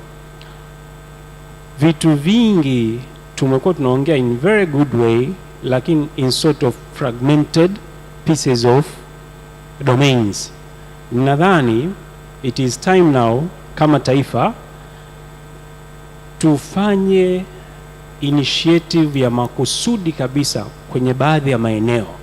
Kwa mfano kama kwenye kilimo cha saiso, kilimo cha tumbaku, kilimo cha vanilla, pale tunahakisha tunakuwa na STI innovators, tunawalink na researchers, tunawalink na extension agents, tunawalink na maafisa kilimo, tunawalink na wakulima, tunalink na potential regulators kwenye industry. Then tunafanya kama pilot kucontain tatizo fulani hadi limefikia mwisho by the use of STIs. Likikamilika na kama itakuwa successful, tunachukua hiyo technology, tuna scale up in other areas for the sort of multiplication na replication. Nadhani hiyo nitasaidia. Asante sana. Asante sana. Sasa niwakaribishe panelists wetu, lakini nitamwomba Director General wa COSTECH ajiandae kwa ajili ya lile la relevance ya knowledge iliyoko huko kwenye practice, pamoja na hili la mwisho la kuangalia jinsi gani STI wana link, labda kuanza kueleza COSTECH imeanzaje kulinki kule kwenye zao la mchikichi, value chain moja. Kwa umetaja of course saiso na nyingine, lakini najua imeanza kwenye mchikichi na sasa mipango ikoje kwenda kwenye value chain nyingine. Lakini labda niwakaribishe mtiririke tu kama mlivyo, kuanzia Dr. Zena mpaka Dr. KU hapa. Karibu. Asante. Asanteni kwa maswali mazuri sana. Yanaleta changamoto. Nitajibu baadhi ya maswali, na swali ulilolirusha kwangu na mimi nitalirusha kwa mtaalamu daktari wa nani tofauti pale. Lakini nijibu nikiangalia niache maswali mengine yatajibiwa na wengine. Mimi naomba nijibu swali la Professor Mtui, relevance ya researchers na academicians katika shughuli tunazozifanya.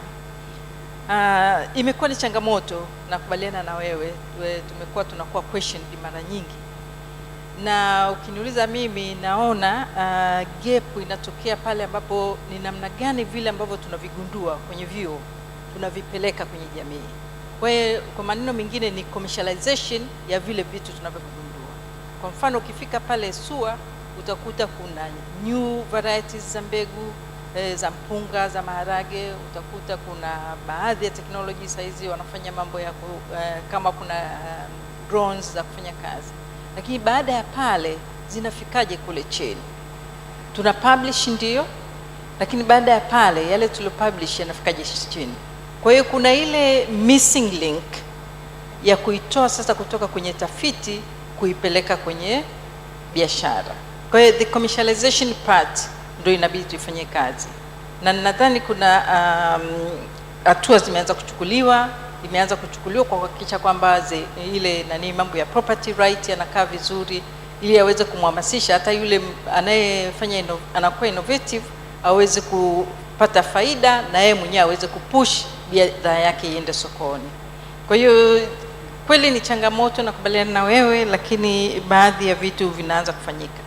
Collaboration pia na private sector inaweza ikawa ni kitu kizuri, kwa maana kwamba tukigundua kitu tukiwa tunafanya kazi pamoja na private sector inakuwa rahisi kucommercialize, na hivyo inakuwa rahisi kwenda kwenye kufikia community. Haya ni kwa mawazo yangu, na uhakika na wengine nao watachangia. Asante. Kulikuwa na swali lingine ambalo nimeulizwa moja kwa moja kutoka kwa Beatrice, kijana wetu ambaye anakuwa anakuja kwenye ulimwengu wa anasema, je, wakulima wa kijijini kuna utaratibu gani unaofanywa kuweza kuwashirikisha katika hii mambo ya sayansi na teknolojia? Nadhani mengi yanafanyika katika hatua tofauti. Kuna ushirikishwaji kwa maana ya kwamba wanatumia zile teknolojia ambazo zinapatikana. Kwa hiyo kuna matumizi ya mbegu mpya, matumizi ya baadhi ya teknolojia nyingine ambazo wanatumia. Kwa hiyo wanashirikishwa kwa kupitia taratibu tofauti za serikali. Kwa mfano nikisema katika matumizi ya subsidy, kwamba vitu vinapunguzwa bei, mbolea inapunguzwa bei, tumeona kama mbegu za alizeti zimepunguzwa bei ili waweze kuzifikia. Hiyo ni kama watumiaji wa zile teknolojia. Lakini katika kushiriki kwenye teknolojia, saa nyingine huwezi kumshirikisha kila mtu, lakini unaweza kushirikisha group fulani la watu ambalo litawafikishia wale. Tukiangalia kama hizi mambo ya uanzishaji wa hizi incubation centers zimeanzishwa, na nyingine saizi zimeenda kule mikoani. Ukipita saizi nadhani wilayani kuna screen houses ambazo zinatumika kuhakikisha kwamba wakulima wanapata zile teknolojia. Kwa hiyo uweze kumfundisha mkulima mmoja, lakini kuna mahali ambapo panakuwa ni platform ambapo anaweza kaona nini kinabadilika, na hivyo akaweza na yeye kufanya mabadiliko. Kwa hiyo kuna namna mbalimbali za ushirikishwaji, sio lazima kila mtu afundishwe moja kwa moja, lakini kuna namna ambavyo anaweza kujifunza kwa kuona, kwa kuangalia, na pia kwa kupata watu ambao wanaweza wakawatembelea. Basi naomba tulisimamishe hapo. Tunatambua kwamba hii session inaendelea mchana. Kwa wale wenye maswali zaidi, kutakuwa na session hii mchana ambapo baadhi ya presenters wetu watakuwepo huko. Kwa hiyo mijadala inaweza ikaongezeka huko. Kuna wengine wameleta maswali kwa maandishi. Kwa hiyo huu sio mwisho, kuna breakout session mchana. Karibu Profesa.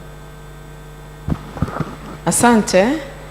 Na mimi nataka tu ni reflect kwenye maeneo mawili. Moja la lililokuwa raised kuhusiana na swala la ushirikishwaji katika community zetu, especially digital divide kati ya rural na urban. Nafikiri kuna so much efforts ambazo ziko kwenye community kule. Na labda naweza tu nikatoa mfano, wakati nikiwa ESRF wali develop mobile kilimo app ambayo karibu kwa sasa hivi extension officers wote Tanzania wapo kwenye hiyo, na mtu yote anaweza kujiunga, na karibu kila household sasa hivi hata rural kuna mtu mmoja ana simu. Kwa kutumia tu SMS message unaweza kauliza maswali kuhusiana na kilimo kwa mfano, au una mazao kiasi fulani unataka kuuza au market. Kwa hiyo kuna efforts mbalimbali. Pengine hatujafika kule, lakini there are some efforts, na nafikiri kuna apps mbalimbali za afya na nini. Haya yote ni katika kuwashirikisha wananchi, lakini bado there is a big digital divide based on rural urban, lakini pia gender. Kwa hiyo hilo ni moja. Eneo lingine ambalo nataka ku reflect kwenye hili swala la relevance ambalo profesa umeuliza. Nafahamu kwamba kwa maprofesa au academicians kuna so much pressure, publish or perish. Yani kwa hiyo ukiwa pale katika university, pamoja na kwamba una come up with so much knowledge ambayo ingewasaidia watu kule chini, lakini wewe kutokana na yale unakimbiza kwenye kupublish ili uweze kupanda ufikie level ya juu. Kwa hiyo tuna miss ile link. Mimi nilipokuwa nafundisha ilikuwa ni lazima katika ili uwe promoted, kuna academic, kuna teaching, lakini community engagement was a big component ya your tenure portfolio. Kwa hiyo pale kwenye community engagement ndio watu kama walimu ama profesa, madaktari walikuwa wanapeleka ile knowledge yao on the ground. What are the best practices in agriculture, in energy, in how can they work with the community katika kuimprove maisha ya watu katika community. Kwa hiyo ilikuwa ni very important. Sasa katika system yetu hapa sisi ni tofauti kidogo, lakini we can be relevant kwa mtindo huo, kwamba mimi nimefanya research kwenye maeneo fulani, haya matokeo yanaweza kuisaidia ile jamii. How can I work with them? Na sio kwamba unalipwa wala ni lazima wewe kama una knowledge yote hiyo, huwezi tu kuishia kwenye kupublish maeneo ambayo average citizen hawezi kuyafikia. Lakini kwenye think tanks nyingi, hata mimi wakati niko ESRF, kulikuwa kuna deliberate effort on how to put research into policy and practices. Ndio maana hata hiyo app ya mobile technology ilikuja. Kwa hiyo it was very important for us, na of course ukiwa kama researcher na unataka kuonesha donor kwamba your work has relevance, kwa hiyo lazima ile research yako yale matokeo, those good practices, they have to reach to the community. Na mimi pia kitu cha mwisho nitasisitiza tu na ile 1% ya GDP, sisi watafiti of course tunaililia sana kwa sababu kuna changamoto sana ya kufinance research, especially social research. So hopefully Dr. Nungu utaielezea, lakini nilitaka very brief ni address hayo. Asante sana Dr. Ya, nashukuru. Nitagusia tu kwa kifupi maswali ambayo yalinigusa lakini sio 100%. Ili la Felix Sonda kutoka Kampala, kwamba mna mpango gani kushirikisha taasisi binafsi labda katika uhifadhi wa mazingira. Itoshe tu kusema kwamba nafikiri Tanzania tunaongoza kwa conservation and environment NGOs. Yaani hiyo tunaweza tukajidai kwamba serikali lakini na taasisi za umma tunashirikiana sana na taasisi nyingi za watu binafsi au za binafsi. Just to showcase, kuna WWF, AWF, Frankfurt Zoological Society, Tanzania Natural Resources Forum, the Nature Conservancy. There is a lot of conservation NGOs za mazingira Tanzania. Kwa hiyo kuna mazingira wezeshi ya kila sekta binafsi au taasisi binafsi kushirikiana na serikali katika kuhifadhi mazingira. La pili ni la sikulipata jina, lakini linasema kwamba mnatumia njia gani kuelimisha jamii au wananchi kuhusu uhifadhi wa mazingira. Itoshe tu kusema kwamba mazingira is a cross-cutting issue, ni miongoni mwa mambo mtambuka, lakini serikali inaweka kipaumbele kikubwa sana. Ndio maana utaona kuna taasisi za uhifadhi, lakini vile vile tuna NEMKI, Baraza la Mazingira la Taifa, lakini hata ofisi ya makamu wa rais VPO kuna idara kabisa ya mazingira. Kwa hiyo na wote hawa wanafanya uelimishaji wa jamii na Watanzania mbalimbali kuhusu umuhimu wa kuhifadhi mazingira. Wiki 3 zilizopita nilikuwa Dar es Salaam hapo wakati tunapokea mwenge, and nilishiriki katika halmashauri ya jiji la Dar es Salaam na Engineer Mafuru katika kupanda miti. Kwa hiyo ni swala ambalo linafahamika, lakini tusiache, tuendelee. Na mamlaka za uhifadhi zote zina kitengo au idara inaitwa Outreach Department au Community Conservation Department au CCS, imezoeleka Community Conservation Services. Wanatoa elimu vijijini, wanagawa vipeperushi, wana sinema, tunaonyesha sinema usiku za uhifadhi. Na Tanzania tuna TV pekee inaongozwa na TBC ambayo inalipiwa na Wizara ya Mali Asili na Utalii, specifically for environment and tourism. Kwa hiyo hatulichukulii kimzaha, kwa sababu katika nchi 4 duniani zinazoongoza kwa bioanuai, Tanzania imo. The 4 mega biodiversity nations in the world: Brazil, Indonesia, DRC and Tanzania. Na hiyo ni kwa overall biodiversity. Ukija kwa wildlife, we outsmart them, we become the first. Kwa hiyo serikali haifanyi mzaha katika uhifadhi wa mazingira na rasilimali zake. La mwisho, mengine nafikiri secretariat watayachukua kwa sababu sio ni ya kisera au yana watu wengine, lakini niseme tu kwamba liligusiwa hili la wachimbaji wadogo. Hili ndo linatuhusu sote STI, ili kuhakikisha kwamba mwanzoni walikuwa natwanga mawe kwenye vinu. Wale mlioenda kule 1980 unatwanga kwa Excel kwenye kinu. Sasa hivi kuna crusher. Ukienda kuna crusher za bei ndogo za kusaga mawe.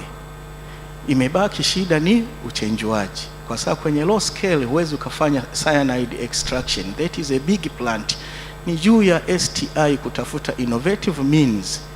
Baada ya huyu mtu kuwa amesaga mawe yake kwenye crusher, anapokwenda kuosha ule mchanga ili aweze kukamatisha kwa mercury, waondoke huko. Hapo ndo watu wa STI tunatakiwa tuwekeze. Mawe yamesagwa, how do we extract the diamond katika mawe yaliyosagwa? Lakini crusher tayari STI imeshaleta hiyo technology. Na la mwisho hili la energy nalo ni swala mtambuka, lakini niseme tu kwamba serikali na maliasili na mazingira wanajitahidi sana kuhakikisha kwamba tuna nishati mbadala, nishati jadidifu, biogas plant, solar, geothermal, majiko banifu. Kuna viwanda kama vya katani kule Mtanga, Mkonge. Ukishachukua ile katani, ile biofuel, yale yaliyochakatwa yanaenda kurudiwa kwenda kuendesha kile kiwanda, na kuna mikaa banifu. Kwa hiyo there is a lot happening. Shida tu ni kwamba labda hatuja scale up. Nyingi ziko katika pilot level. Our challenge is to scale up kwanza ziwe certified and then ziwe scaled up. Kama tutakuwa na jiko ambalo kuni moja inaweza ikapika siku 3, that is an innovation. Kama tutakuwa na jiko ambalo linaweza likapika kwa mikaa 3 badala ya kujaza mikaa, that is what we want. So there is a lot happening, lakini nyingi ziko katika pilot. Ni jukumu letu wote kuhakikisha tunaangalia, kama alivyosema, energy is at an epicenter, na swala la green economy ni ku save energy. How do we save energy using STI? Asante. Asante Director General.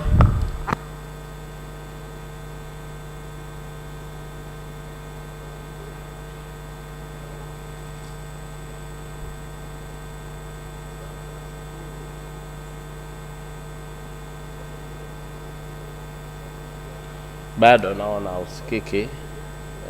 Ngoja kulete. Okay. Hapo nasikika sasa. Nasikika ya. Anasikika. Nasikika sasa hivi. Ndio. Sawa. Sasa of course kuna lile lishajibiwa kuhusiana na to embrace AI to agriculture extension, lakini nilisema hili kwa maana ya kwamba kwenye ubunifu tunasema popote penye changamoto ni fursa kwa wajasiriamali, wafanyabiashara, ni fursa hiyo.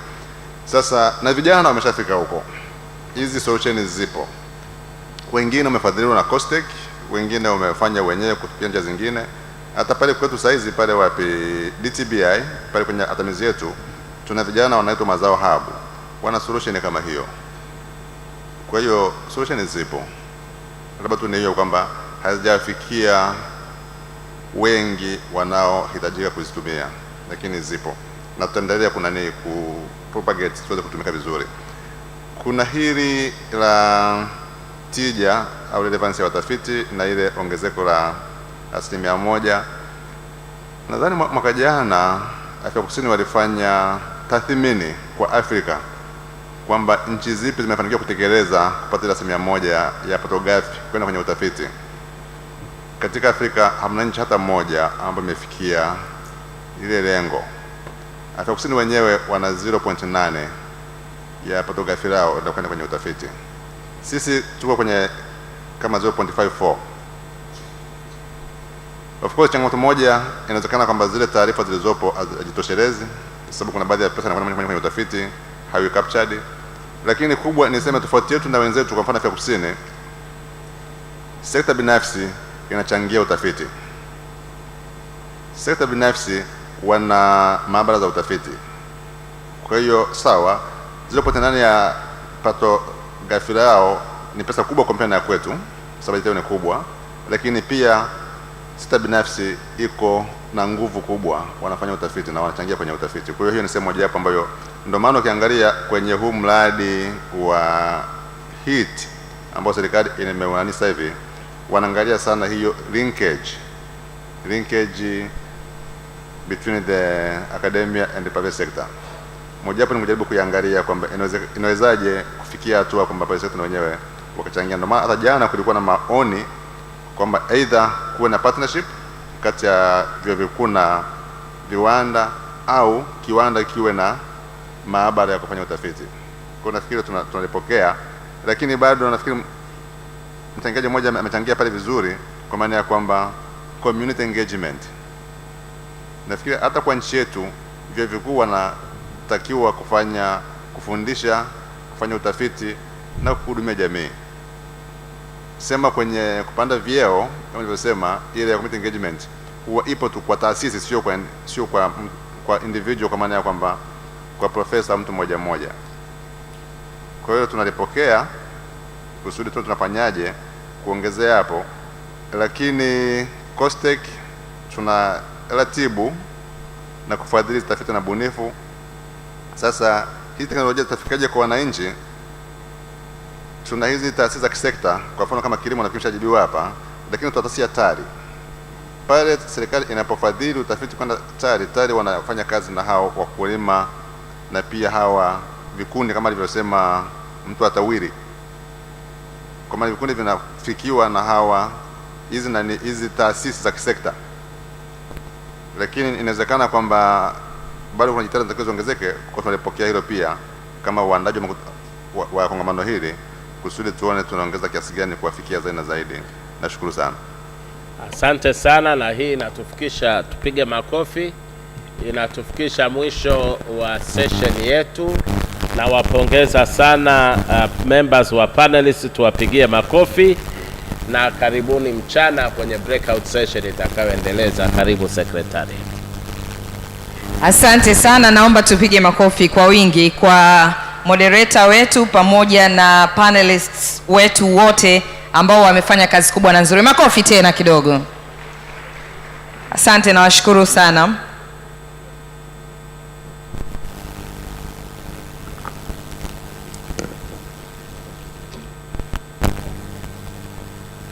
Asante sana. Naomba sasa tuelekee kwenye session ya 3 kabla ya kwenda kwenye chakula cha mchana na breakout sessions hapo baadaye, na nitumie fursa hii kumkaribisha Dr. Philbert Nyinondi ambaye ni science na communication specialist, lakini alisoma bachelor ya kwanza na master's degree kwenye biological sciences, kwa hiyo amebobea kweli katika hili eneo.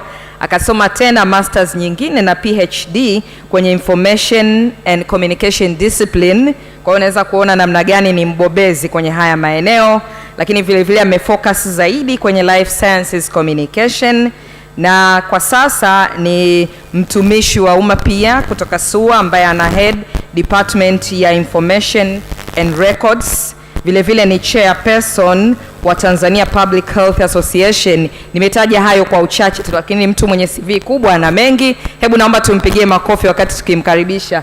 Na jinsi anavyojua kutunza muda, ameshafika hapa. Hebu imagine utatumia saa moja tu wewe na panelists wako. Karibu. Asante sana MC. Habari ya mchana, ingawa hatujapata lunch. Wajumbe, jana tumeambia neno jumbe sio nzuri, kwa hiyo tutumie neno washiriki wa mkutano. Naomba tuchukue angalau dakika moja mbili tusimame kidogo, maana tumekaa toka saa 3. Nadhani tunahitaji break kidogo. Tunaweza tukashake hand kama una jirani.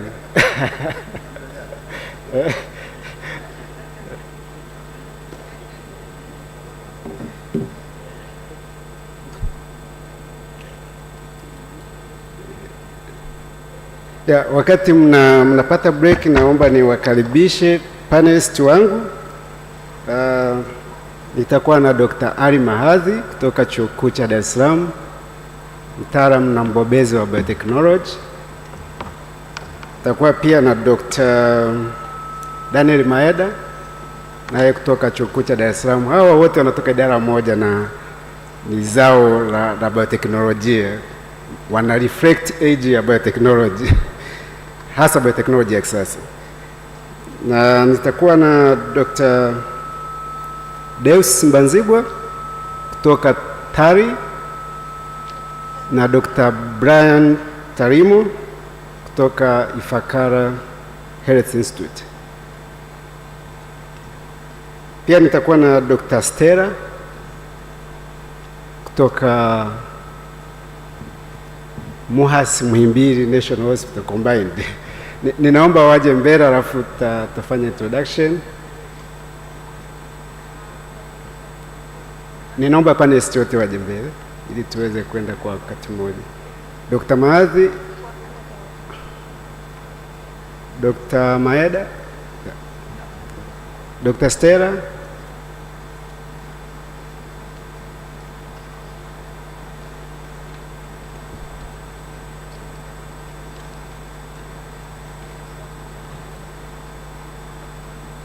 Dr. Stella anatuweka kwenye ramani ya dunia kwenye masuala ya stem cells. Jana mlimsikia Dr. Anki akiongea, watu wakaanza kuuliza jioni, kumbe tunaweza kufanywa gene editing. Sasa kuhariri gene hakuji kama tunavyofikiria. Nadhani leo ndo nafasi pekee ya kuuliza maswali. Mada yetu ni moja ya mada ambayo imekuwa ikisumbua sana nchi yetu. Imekuwa na mjadala mrefu pamoja na sera na kanuni, swala la biotechnology, hasa bioteknolojia ya kisasa, GMO. Nikitamka tu hivyo kuna watu ambao wengine wanashtuka. Kuna kuhariri genetic engineering, na gene editing. Kwa hiyo hii panel iliyoko hapa mbele ni watu ambao wamekuwa wakifanya kazi moja kwa moja kwenye masuala ya biotechnology, lakini pia wakiwa wakijitahidi kutoa wataalamu wengine, kuzalisha wataalamu kwa maana ya kufundisha vyuo vikuu na kufanya utafiti ili tuweze kwenda mbele. Kwa hiyo nitatumia dakika 30 kwa huku mbele, alafu nitatoa dakika 10 kwa ajili ya washiriki kuchangia, alafu nitawapa tena nafasi ya dakika 20 waweze kujibu maswali yenu. Najua kuna maswali mengi kuliko ambayo naweza nikauliza mimi. Kwa hiyo kwa sasa tutamuomba Dr. Ali Mahadhi aweze kutupitisha tupate picha ya biotechnology na mchango wake katika mapinduzi ya 4 ya viwanda. Karibu sana Dr. Ali.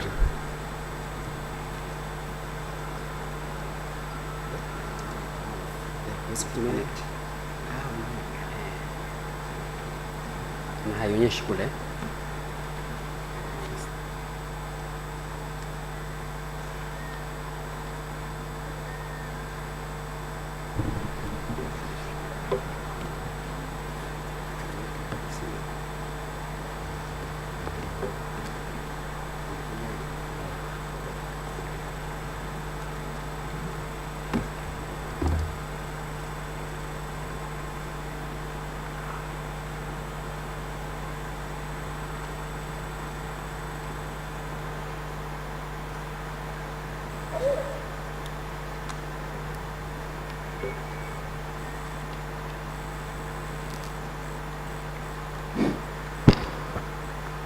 Asanteni sana, na kabla sijaanza presentation yangu, napenda kuwashukuru COSTECH kwa kunipa fursa na mimi kushiriki katika warsha hii.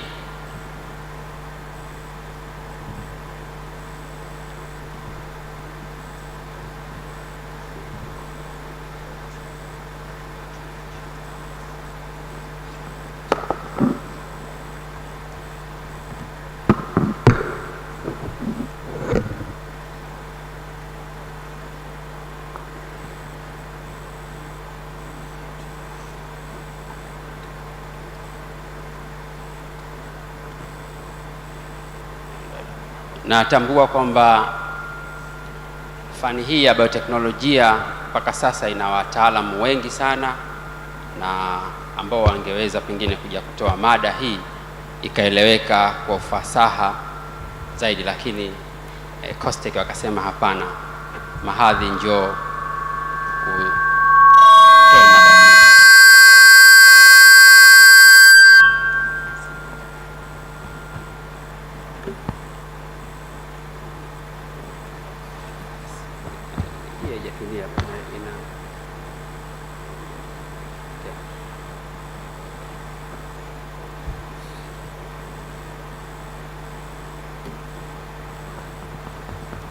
So jina langu mimi naitwa Ali Mahadhi.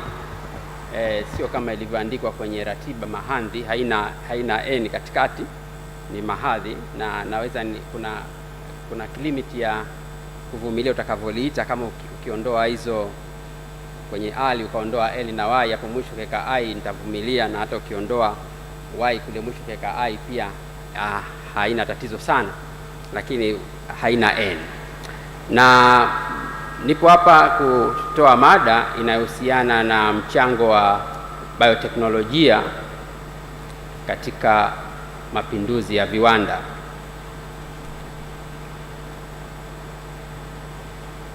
Na mada yangu itaelezea kwa ufupi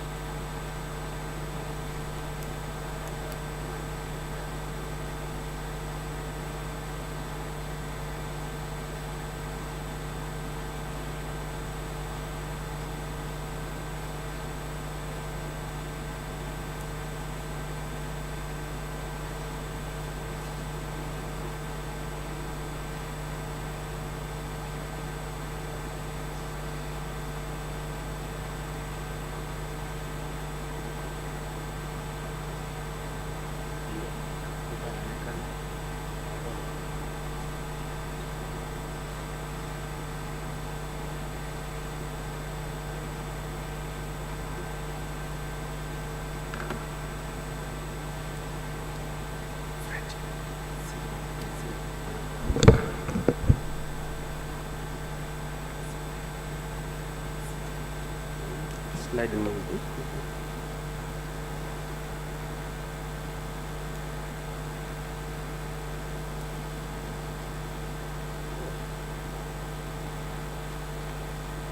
Kwa hiyo mada yangu itajikita kwenye mchango wa bioteknolojia ya kisasa katika kuyaendea mapinduzi ya 4 ya viwanda.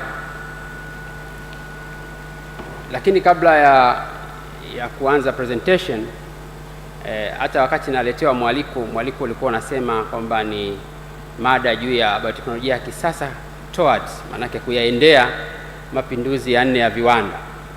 Lakini naomba nikope msemo wa William Gibson, huyu mtunzi wa vitabu. Yeye anasema kwamba tayari tupo katika hiyo baadaye. Tatizo ni kwamba hiyo baadaye huwa haitufikii wote kwa usawa. Ni kama tu ambavyo sasa teknolojia ya matumizi ya vyoo imekuwepo kwa muda mrefu, lakini bado kuna baadhi ya jamii hazijaanza kutumia au pengine hata hawajui uwepo wa vyoo, lakini haimaanishi kwamba teknolojia ya vyoo bado haijafika. Kwa hiyo tukisema kwamba mchango wa bioteknolojia kwa mapinduzi ya viwanda ambayo tukifikiria kwamba yanakuja, inawezekana sio sahihi. Ni kwamba tayari mapinduzi ya 4 ya viwanda yapo, ni vile tu kwamba hayajatufikia. Na teknolojia, baadhi ya teknolojia huwa zina kawaida ya kuzipiku zile ambazo zimekuwepo lakini bado hatujazizoea. Kabla kujianza kuizoea teknolojia moja, mpya inakuja na kuiondoa nyingine. Tumekuwa tukikabiliwa kama binadamu kwenye sayari yetu, tukikabiliwa na changamoto nyingi, na mojawapo ni ongezeko kubwa la watu. Kama tunavyojua kwamba ongezeko la watu linaongezeka exponential, tunasema. Mfano tu, Tanzania tulikuwa watu karibu milioni 45 mwaka 2012, lakini sensa iliyomalizika ya 2022 idadi imefikia karibu watu milioni 62. Wakati tukiendelea kuongezeka, ardhi yetu haiongezeki, inapungua, kwa sababu tunahitaji kupata maeneo ya kujenga, maeneo ya kufanya shughuli zetu za kibinadamu.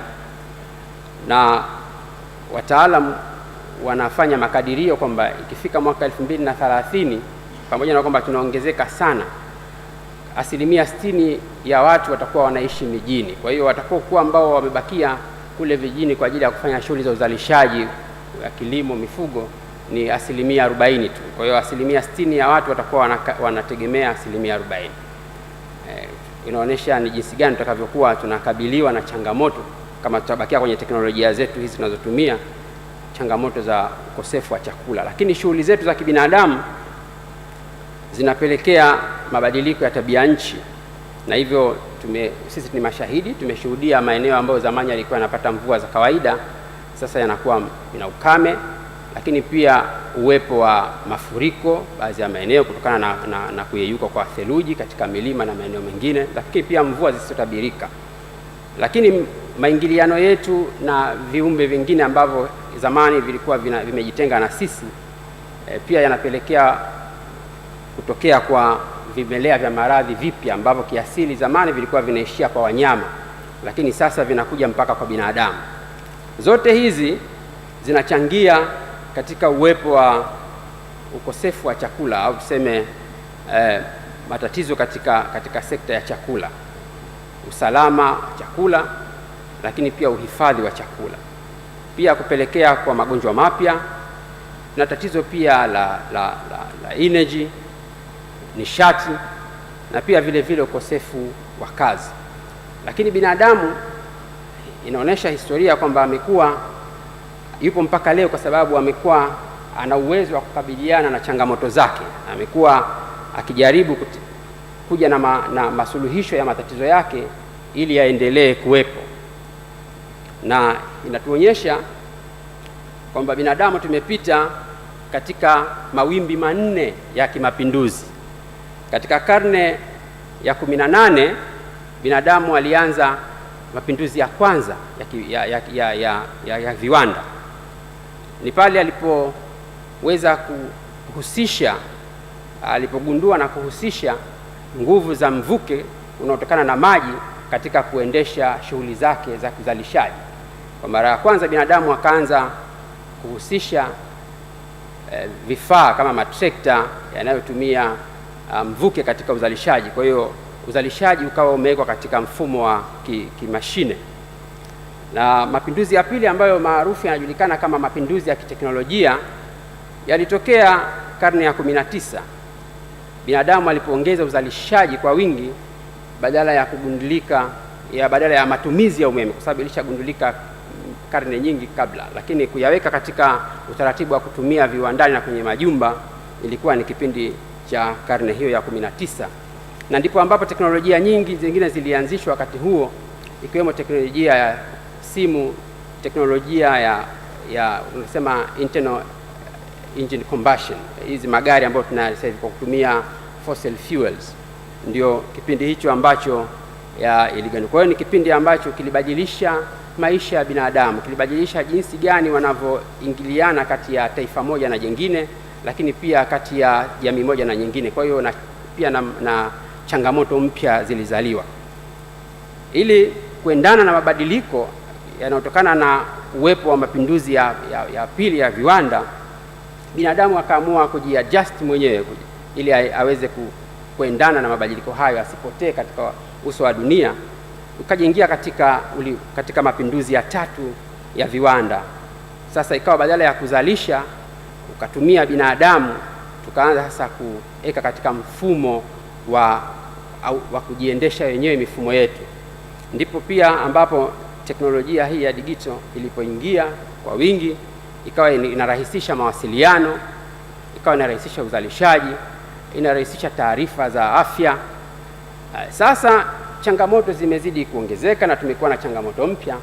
Binadamu ameamua tena kuhakikisha kwamba hapotei pamoja na changamoto zote hizo, ukosefu wa chakula, magonjwa mapya, ukame na nini. Kwa binadamu wameamua sasa sio tu kutengeneza solution, bali na wenyewe kuwa ni sehemu ya solution. Maana yake kuwa kama ni muingiliano kati yake yeye binadamu au viumbe vingine hai na ulimwengu wa kidigitali ambao ulikuwepo katika mapinduzi ya viwanda ya tatu, lakini pia na vifaa vingine, vitu vingine.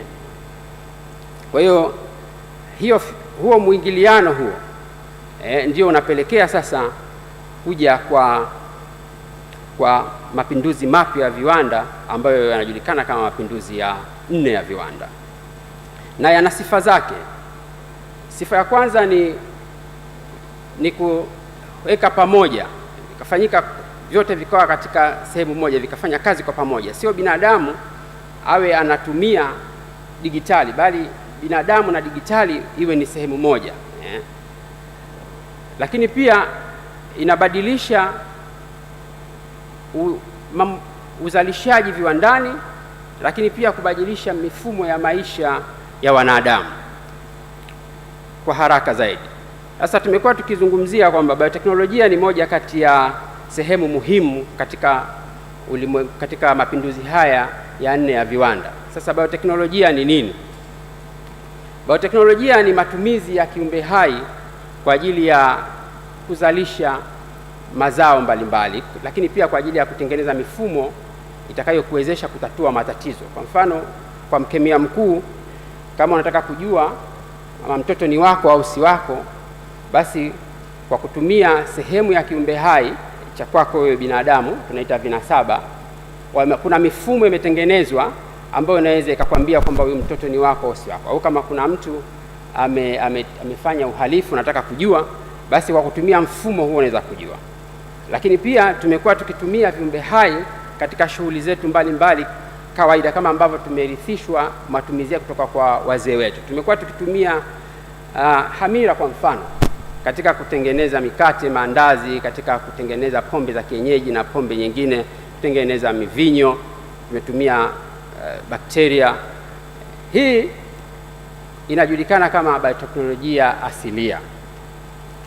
Sasa bioteknolojia nyingine ambayo ni bioteknolojia ya kisasa ni matumizi ya hao viumbe hai, lakini baada ya kuwasanifu, yani huwaachi wenyewe katika mazingira yake ya asili, badala yake binadamu naye anafanya utundu katika kumbadilisha ili aweze kuwa anatoa au ana sifa ambayo yeye anaitaka. Na moja kati ya bioteknolojia maarufu asili, lakini sio peke yake, ni bioteknolojia ya uhandisi jeni, ambao kwa lugha ya kukopa genetic engineering. Lakini wanasema avumaye baharini papa, ila na wengine wapo. Ziko teknolojia nyingi za kina cloning, za kina genome editing na nyingine nyingi. Kama tunavyojua biolojia yetu ya siku hizi wanafundishwa mpaka darasa la 5 kwamba kiumbe hai yoyote yule ni lazima awe na angalau seli moja. Sasa hiyo knowledge ilikuwepo kwa muda wa karne nyingi, tangu karne ya 17. Lakini ilipofika mwaka 1953 wanasayansi hawa Watson and Crick na wengine ambao walikuwa katika mchakato wakagundua kwamba ndani ya ile seli ambayo ndiyo msingi wa kiumbe hai, awe ni kiumbe hai mwenye seli moja kama vidubini maarufu kwa lugha ya Kiingereza microorganisms, au wale ambao wana seli nyingi kama sisi binadamu na mimea, ndani yake kuna taarifa, na hiyo taarifa ndio inafanya uwe hivyo ulivyo. Rangi yako, urefu wako, uwezo wako wa kustahamili magonjwa, uwezo wako wa kurespond, ya kuweza kuitika dawa utakayopewa, zote hizo taarifa zimehifadhiwa katika mfumo maalum wa vinasaba. Na wakaweza kujua kwamba kwa lugha ya kawaida hiyo taarifa imekuwa coded. Vijana wanasema una code kwa kutumia herufi 4, hizo bases 4. Na herufi hizo 4 ili kutengeza taarifa sahihi au kutengeneza taarifa mahususi, huwa zinajipanga kwa kujirudia mpaka unapata taarifa ya rangi, taarifa yako ya kuweza kustahimili magonjwa, taarifa yako kama ni mmea unaishi kwenye sehemu ya ukame. Kwa hiyo hizo taarifa zinakuwa zinahifadhiwa katika sehemu maalum ambazo tunaziita jeni. Kwa lugha ya kuazima tunasema gene. Sasa kama utakuwa na uwezo wa kujua hiyo taarifa ipo wapi, kwa kutumia utundu huo wa bioteknolojia ya kisasa, unaweza ukahamisha hiyo taarifa ukaiweka kwa kiumbe ambaye hana hiyo taarifa. Sato ambaye anaishi kwenye maji ya baridi, ukijua taarifa hiyo ipo wapi, unaweza ukaihamisha taarifa hiyo ukamwekea samaki changu anayeishi kwenye maji chumvi, naye akaweza kuishi kwenye maji baridi. Sasa ugunduzi huu wa ni vipi hiyo kinasaba kipo na kina taarifa gani, kilibadilisha kabisa jinsi gani tunavyozielewa seli, na ndio ikawa mwanzo wa kuzaliwa kwa bioteknolojia ya kisasa. Mwaka 2003 kulifanyika project moja kubwa sana ya kuweza kujua hivyo vinasaba kwa binadamu vikoje na vina kazi gani, maarufu Human Genome Project. Projekti hii iliwezesha kufungua milango mipya ya kuweza kujua ni jinsi gani maradhi mbalimbali ya kijenetiki yanayomkabili binadamu yanatoka kana kwa aina gani ya taarifa na taarifa ipo wapi. Kwa hiyo ikafungua milango mipya ya matibabu, lakini pia ikawezesha sasa kuweza kujua taarifa nyingi za binadamu ambazo mwanzo zilikuwa hazijulikani. Kwa hiyo ni moja kati ya ugunduzi au tuseme ni discovery kubwa zilizofanyika ambazo zikabadilisha mfumo wa maisha ya binadamu. Kwa hiyo modern biotechnology au bioteknolojia ya kisasa, nilisema avumaye ni papa wengi wapo, na hata hawa niliowataja hapa ni wachache sana, lakini hizi ndio aina ya bioteknolojia ya kisasa ambazo zinasemwa kwa wingi na zimezoeleka. Bioteknolojia ya uhandisi jeni na ya uhariri wa jeni, hivi ni vitu vili tofauti. Wataalamu katika discussion wanaweza wakaja kuelezea kwa undani. Moja inahusisha uhamishaji wa taarifa kutoka kiumbe mmoja kwenda kiumbe mwingine. Nyingine inahusisha usahihishaji wa taarifa iliyopo kwa kiumbe husika bila ya kuchukua taarifa kutoka kwa kiumbe mwingine, ya uhariri. Lakini pia tuna teknolojia ya kuweza kujua kusequence, kujua hizo taarifa kwa kiumbe ambaye alikuwa hajulikani taarifa zake. Teknolojia hii imekuwa na sasa inatuwezesha kufanya hiyo sequence kwa viumbe wingi kwa wakati mmoja. Kwa hiyo inaokoa muda wa kujua taarifa za viumbe mbalimbali. Lakini pia mahesabu ya kibiolojia nayo ni moja kati ya teknolojia ambayo inakuwa kwa wingi. Kwa pamoja teknolojia hizi zinatuwezesha kujua taarifa tunazozitaka. Kwa hiyo kuweza kujua ni kansa inasababishwa na taarifa gani katika mwili wa binadamu, kuna mabadiliko gani, nasema mutation. Lakini pia kujua viumbe mbalimbali tunawatumia katika production, kujua kwamba ana taarifa gani inayomwezesha kuishi kwenye sehemu ambayo ni mazingira sema extreme, mazingira ambayo kawaida viumbe wengine hawaishi, joto kali au asidi nyingi. Unaweza ukajua kwa kutumia hizo. Pia kujua structure mbalimbali, kujua ni protini hiyo ikoje. Kwa hiyo hizi zinatusaidia kwa kiasi kikubwa. Sasa niende kwenye matumizi ya bioteknolojia kwenye sekta ya afya. Imekuwa ikitumika na inatumika katika kuzalisha tunasema recombinant vaccine, chanjo ambazo zimezalishwa kufanya mabadiliko ya vinasaba. Mfano virus hawa wamefanywa mabadiliko, kirusi ambacho kiasili tunakichukulia ni salama, tunakiinjinia, tunakiweka vinasaba ili kiweze kuwa na taarifa ya kirusi hatarishi.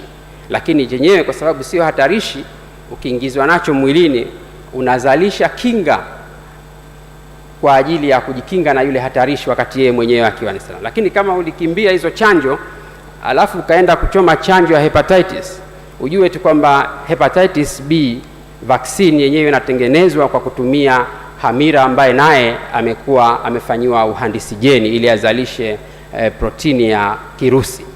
Kwa hiyo ipo katika inatumika na pia vile tunaitumia kwenye kuzalisha insulin ambayo ni maarufu na wala hatuja complain bado mpaka leo.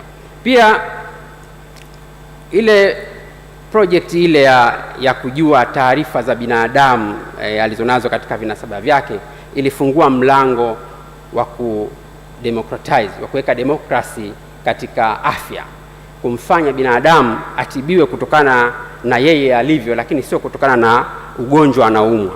Hivi sasa mimi na wewe tukienda hospitali tukaelezea symptoms zile zinazofanana, alafu tukapimwa tukaonekana wote tuna ugonjwa unaofanana, tutapewa dawa hiyo hiyo moja, bila kujali kwamba mimi vinasaba vyangu ni tofauti na vyako.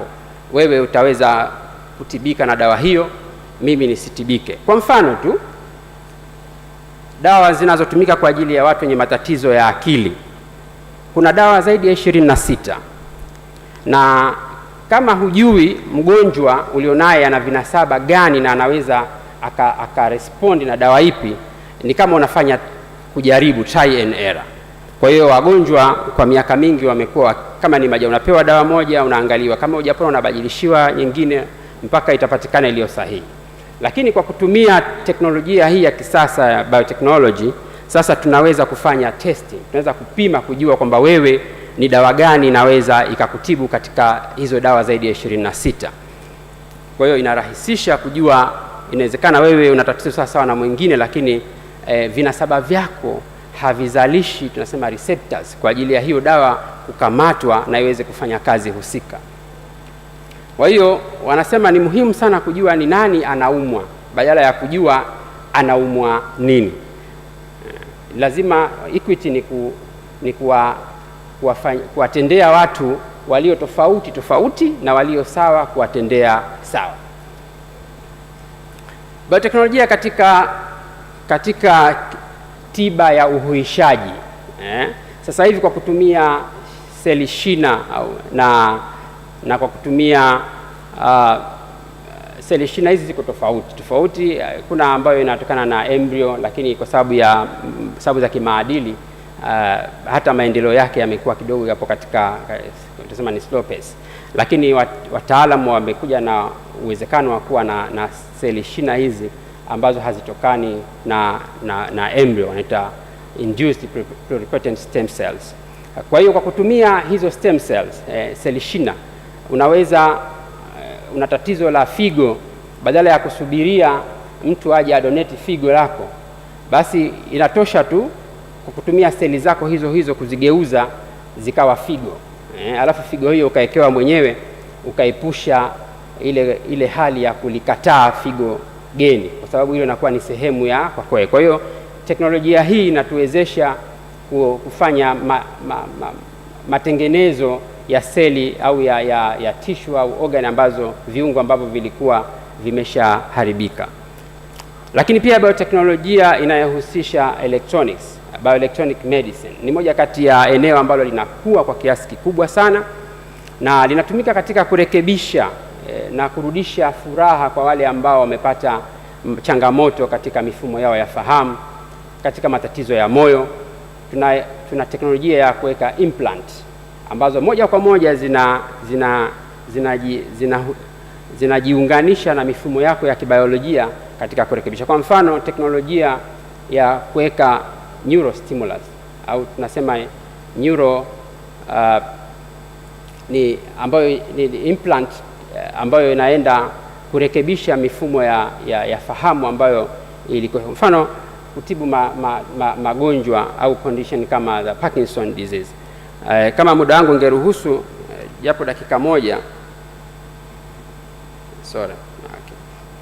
Lakini imekuwa ikitumika katika kutibu magonjwa kama Parkinson na maradhi mengine ya degenerative diseases. Lakini pia matumizi ya betri tunaita kwa ajili ya kuzuia moyo usipoteze umeme wake wa asili. Unapofika wakati kama moyo sasa unapoteza yenyewe, tunawekewa betri kwa ajili ya, ni kama generator kwa ajili ya kuacha. Lakini pia kuna watu na changamoto za mapigo ya moyo kwa juu ya kawaida wa binadamu. Pia kuna implant ambazo zinawekwa kwa ajili ya kuhakikisha kwamba moyo unarudi katika mapigo ya kawaida.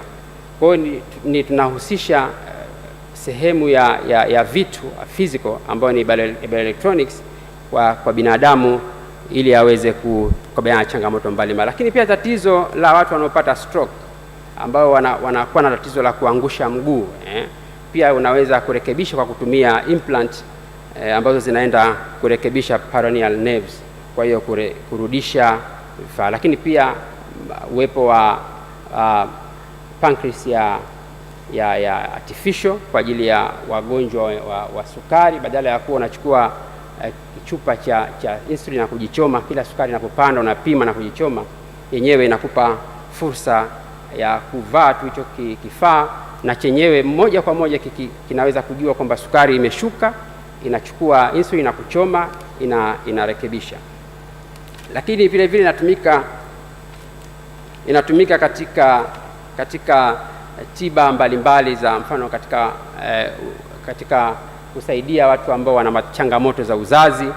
Sasa hivi tuna kliniki hata hapa Tanzania za IVF, lakini pia kuhifadhi embryos ambazo baadaye unaweza ukaja ukahitaji, zikana sasa hivi kwenye matibabu ya kansa. Kwa hiyo katika matibabu unaweza ukapoteza, hasa kwa wanawake, ukapoteza uwezo wako wa kuzaa, unaweza ukahifadhi yai lako, baadaye ukishamaliza treatment akapatikana mtu wa kuweza kusaidia katika kupata ujauzito. Lakini pia katika organ transplantation na kutibu maradhi mengine. Na hii ilitokea mwaka jana, iliripotiwa hapa. Umeunganisha teknolojia mbili, teknolojia ya organ transplant, lakini teknolojia pia ya uhandisi jeni. Nguruwe alifanyiwa uhandisi jeni, akawa na moyo ambao ni kama wa binadamu, akahamishiwa huyo mzee hapo, akaweza kuishi kwa karibu miezi mitatu badala ya kufa hapo hapo. Kwa hiyo ikawa ni moja kati ya imefungua njia, kwa sababu kama tukiendelea kuboresha teknolojia tunaweza tukaongeza uhai wa mtu kwa refu zaidi.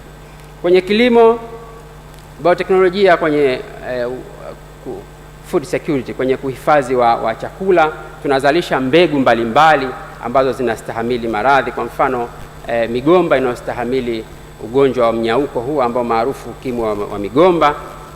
Huyo bakteria anashambulia migomba yote. Kwa hiyo hata ile alternative approach ya kwamba utafanya breeding hakuna, kwa sababu ni migomba yote inashambuliwa. Kwa hiyo wataalam wanasayansi biotechnology wakagundua kwamba pilipili hoho hii haishambuliwi na yule bakteria. Kwa hiyo wakahamisha taarifa wakaweka kwenye mgomba, na mgomba nao ukawa na uwezo wa kustahimili hayo magonjwa. Hii imefanyika Uganda, wamefanya kwenye confined field trials, na sasa hivi nadhani sheria zao zikikaa vizuri watakuwa wanagawa miche kwa wakulima wao wawe na waweze kuondokana na tatizo. Lakini pia mimea ambayo inajikinga na wadudu waharibifu, kwa mfano maarufu ni mahindi ambayo yanastahimili hawa boars ambao huwa wanashambulia.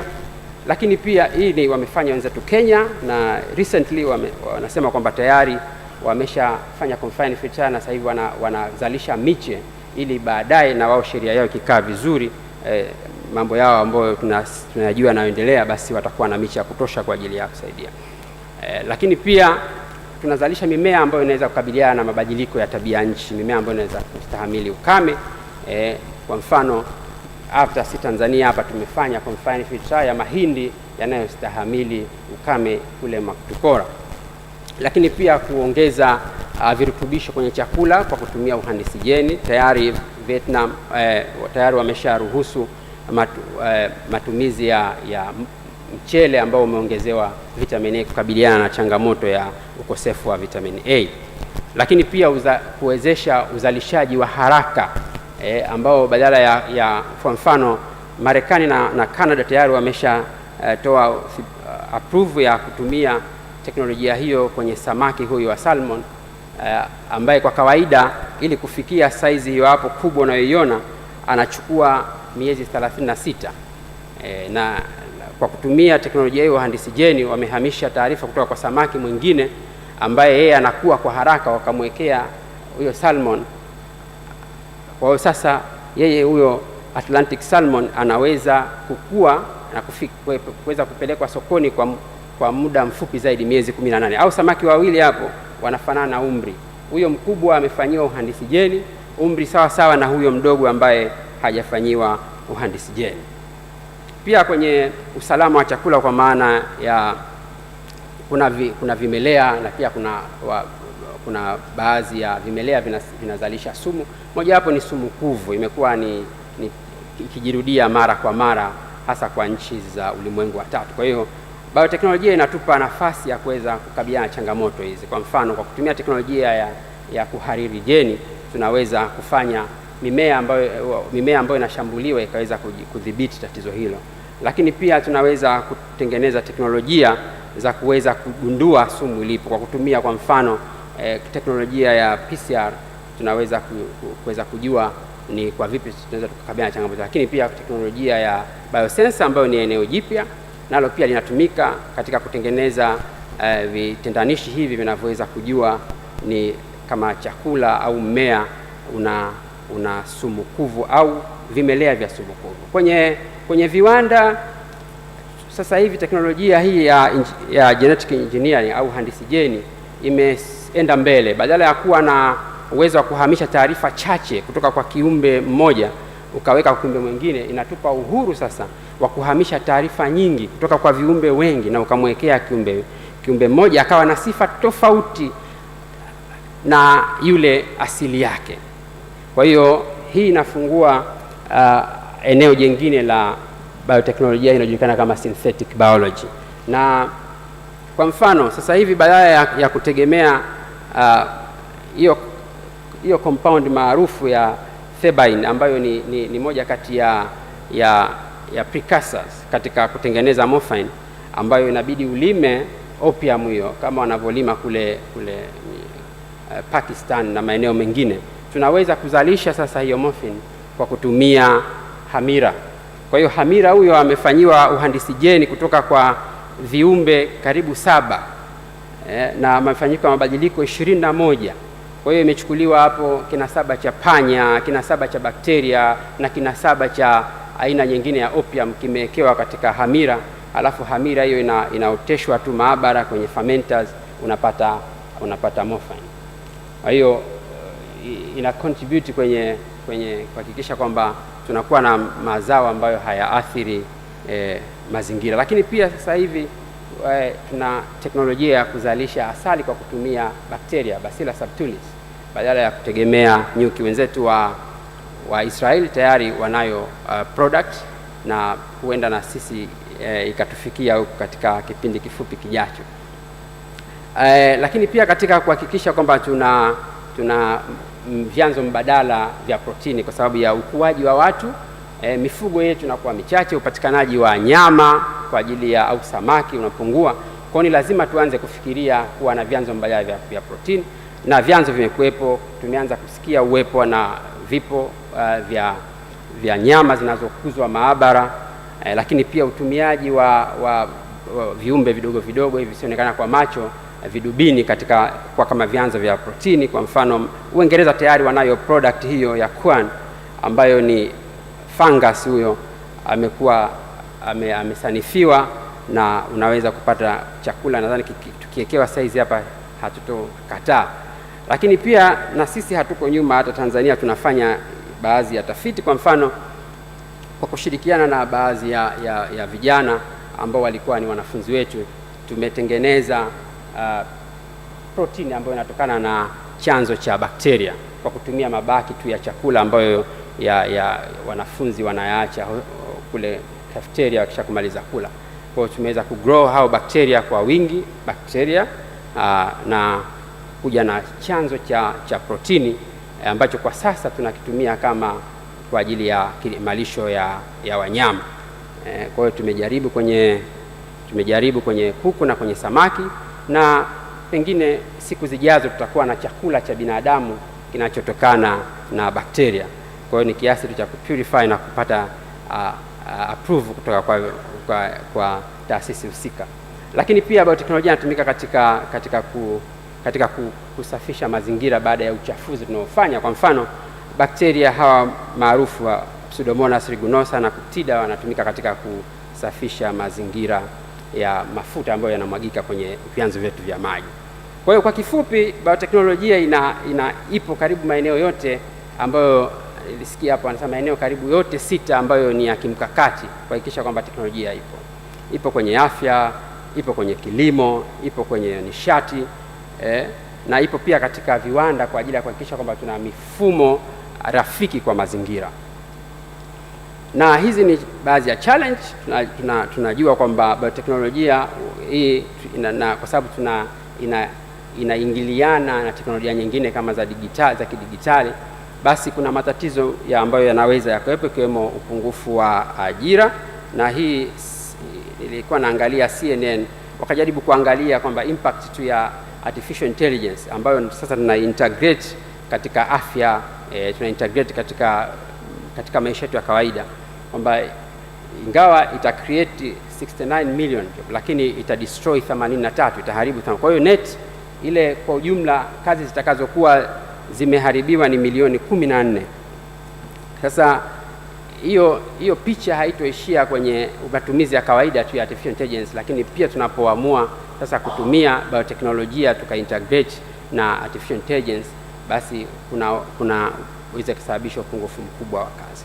Lakini pia bioteknolojia ina changamoto inaweza ikawa na changamoto, na naona sasa hivi GMO imekuwa tunatengeza regulation kuhakikisha kwamba inakuwa salama. Kwa hiyo inaweza ikawa na changamoto kwenye mazingira, lakini pia katika usiri wa mtu, kwa sababu kama tuna interact na device ambazo zenyewe kwenye internet na nini, inaweza tukajikuta taarifa zetu zinakuwa wazi. Lakini access, mtu anayeweza kupata vinasaba vyako kwa ajili ya kupersonalize medicine treatment, maana yake anakuwa tayari ana taarifa zako zote, kwa sababu kama nilivyowaambia vinasaba hivyo vina sifa zetu zote. Kwa hiyo mtu kama anaweza kuwa na access navyo, basi anaweza kujua hata ambavyo wewe hutaki mtu ajue.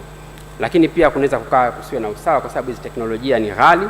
Kuna ambao wanaweza wakapata faida yake kutokana na kwamba wana uwezo wa kuzi access, na kuna ambao wataachwa nyuma. Kwa hiyo unaweza baadaye ukawa na ulimwengu uliogawanyika, watu ambao wanafanya vizuri na wanafanikiwa kwa sababu wana access, na wale ambao wanakosa.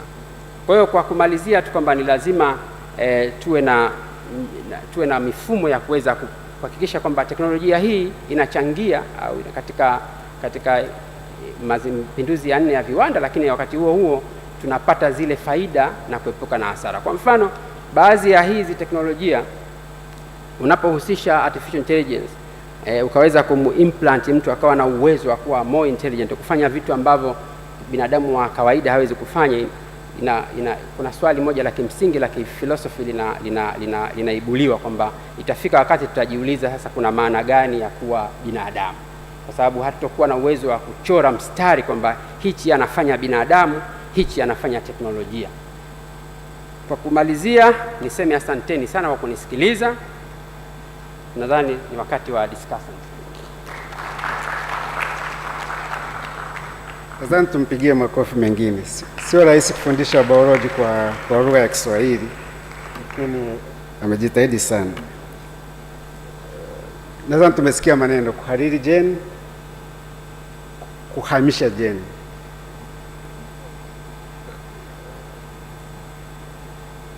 Na nadhani kuna watu wengi sasa hivi wanawaza hivi, kumbe mtu anaweza akawa na DNA zangu akaamua kutengeneza kitu kingine kabisa. Labda tumpe nafasi Dr. Daniel Maeda atuambie bioteknolojia hii anayoiona aliyopresent ndugu yetu Mahadhi, miaka 50 ijayo, miaka 30 ijayo, Tanzania itakuwa wapi na ni kwa kiasi gani tunaiangalia bioteknolojia hapa nchini. Karibu daktari.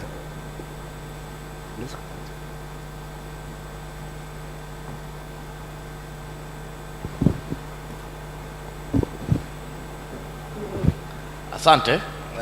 Kwanza asante kwa COSTECH na kumratibu. Naomba nimshukuru Dr. Mahadhi kwa kutoa wasili mzuri wa overview kuhusu bioteknolojia haswa ya kisasa. Kuhusu kuangalia miaka 50 mbele, kuna mambo ambayo Dr. Mahadhi amegusia, labda niendeleze hapo. Kwa upande wa tukiangalia upande wa afya kwa mfano, tunaongelea uwezo wa kuwa na Kiswahili kizuri hapo tutakopa lugha kusema precision medicine. Dr. Mahadhi alionyesha kwamba sasa hivi mfumo wetu wa kiafya ulivyo unaangalia watu kwa ujumla, kwamba kila mtu yuko sawa, lakini uwezo wa bioteknolojia kilichoonyesha sasa hivi kutoka ile Human Genome Project na project zingine zinazoendelea ni kwamba tuna tofauti nyingi, sio tu kwenye jinsi ambavyo tuna uitiko kwenye matibabu hasa za dawa na kadhalika, lakini hata tuna magonjwa yetu yanavyokuwa. Yaani kwenye watu 100 kila unaweza kukuta kuna ambao malaria akipata kimelea kile cha malaria Plasmodium falciparum, lakini jinsi ambavyo mwili wake unaweza kushughulika na hicho kimelea kuna tofauti ukilinganisha na watu wengine. Kwa hiyo kuna 20 wana tofauti zao, 20 wengine wana tofauti nyingine.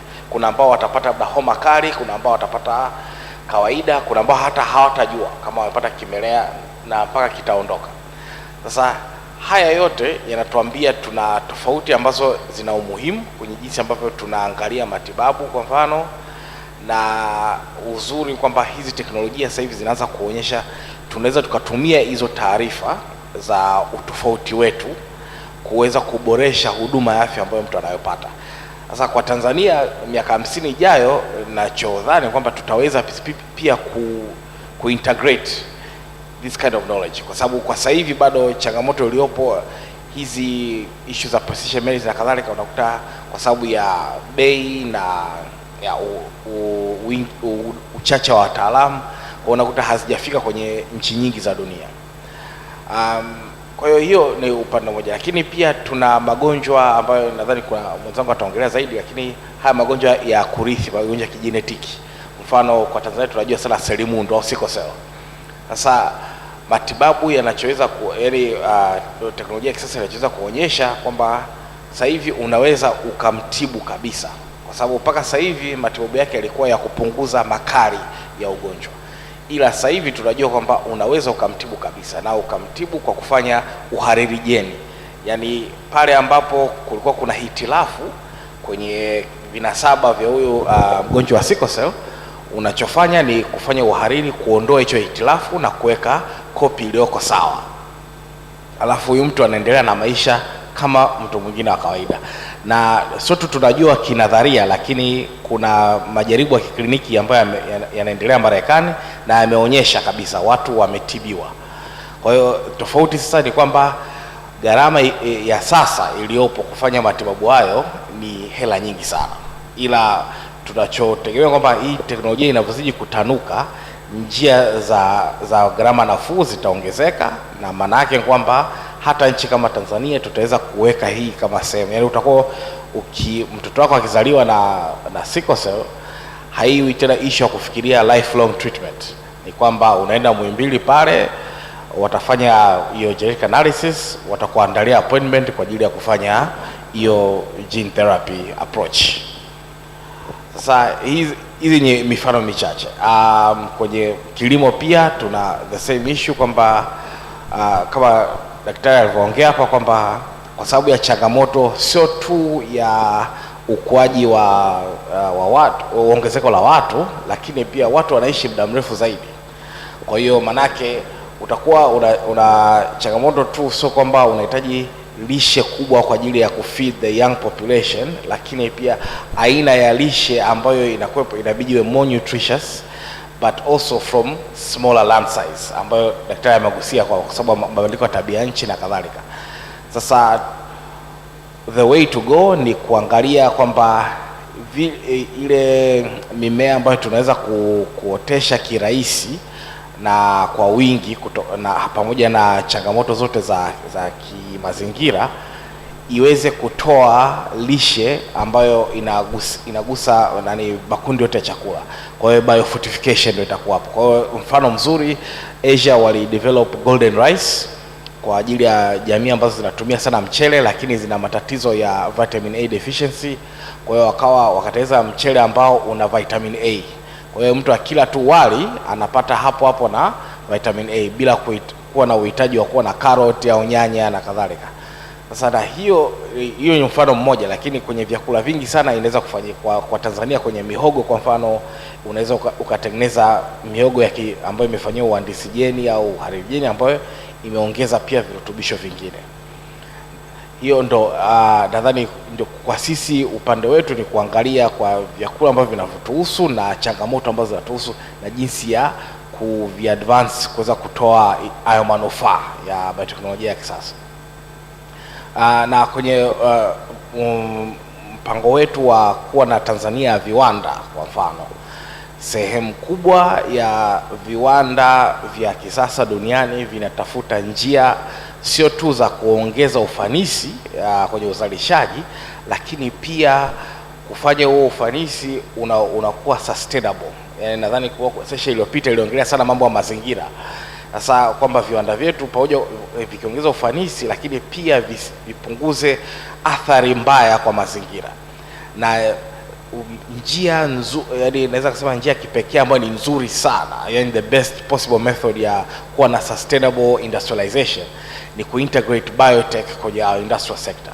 Kwa hiyo sehemu zote ambazo ungekuwa unatumia hizi kemikali kali ambazo zinaweza kuleta athari kwa mazingira, ni kujaribu kutafuta a biological solution whether ni kutafuta bakteria ambao wanafanya process hiyo hiyo au amira zinazofanya process hiyo hiyo, au kama hazipo naturally then kuapply synthetic biology aliongelea Dr. Mahadhi hapa kwamba utengeneze a synthetic microorganism ambaye ana hizo process unazozihitaji.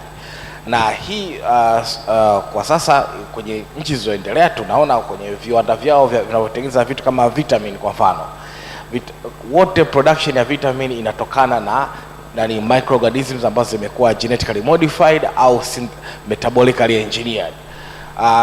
Dawa nani ya malaria ambayo ile inatokana na artemisinin, ile ambayo inatumika kwenye dawa ya mseto, ile precursor compound ambayo ndio inahitajika kwa ajili ya kutengeneza ile dawa, badala ya kutumia ile miti ya Artemisia annua ambayo ina maana inabidi umepanda miti mingi sana ili kupata gram kadhaa, sasa walichofanya ni kuhamisha ule mfumo wote wa utengenezaji wa ile base compound kutoka kwenye miti kuhamishia kwenye vidubini vya amira. Na ndio sababu mojawapo kwa nini hata bei ya dawa ikashuka kutoka $20 kwa ajili ya dozi moja mpaka $1. Kwa sababu hiyo, kwa sababu uliweza kutengeneza kama vile unavyotengeneza nani bia kwenye kiwanda cha tibia unavyotengeneza bia na kadhalika. Hiyo nani nyingine. Lakini pia kwenye upande wa madawa ambayo tunayafahamu kwa wagonjwa wa kisukari, wanafahamu tiba ya insulin ambayo inatumika dunia nzima. Insulin yote inayotumika dunia nzima sasa hivi imetokana na bioteknolojia ya kisasa, yani genetic engineering, kwa sababu haitoki miaka ya 1930 huko mwanzo wa matibabu kwa kutumia insulin ilikuwa inatoka kwa mbwa. Kwa hiyo ilikuwa wanakusanya pancreas, nadhani kongosho kama sikosei, za mbwa, wanasaga, wanachuja ile insulin, wanawapa watu.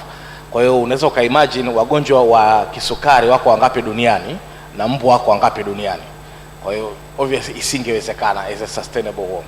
Waka move kutoka mbwa wakaja kwa ng'ombe mpaka kwa nguruwe, lakini baada ya miaka 70 katikati hapo walivyoweza kufanya hizi kuhamisha jeni kutoka kiumbe kimoja kuja kiumbe kingine, moja ya nani cha kwanza kilichofanyika ni kuhamisha ile gene inayohusika na kutengeneza insulin kuhamishiwa kwa bakteria na kutengeneza insulin kama unavyotengeneza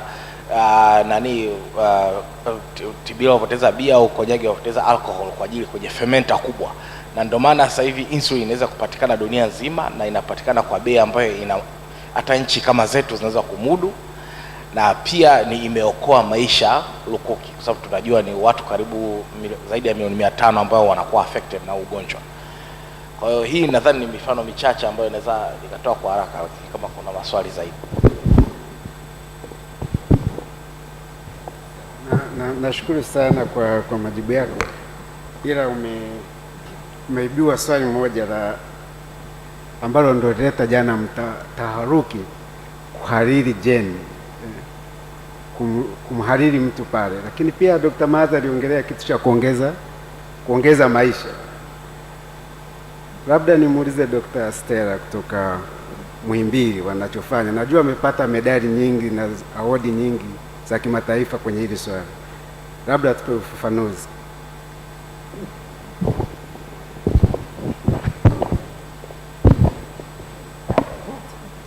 Asante sana moderator, na mimi napenda kuwashukuru COSTECH kwa kunipa nafasi ya kushiriki katika kongamano hili, na napenda kumshukuru sana Dr. Mahadhi kwa kusummarize presentation ya kila mmoja atakayeongea hapa. Tayari summary imeshatolewa ni kitu gani tunatakiwa kuongea, na kama alivyosema Dr. Mahadhi kwamba teknolojia ikikua kwa upande wa viwanda na kuongezeka kwa mapinduzi ya viwanda yanabadilisha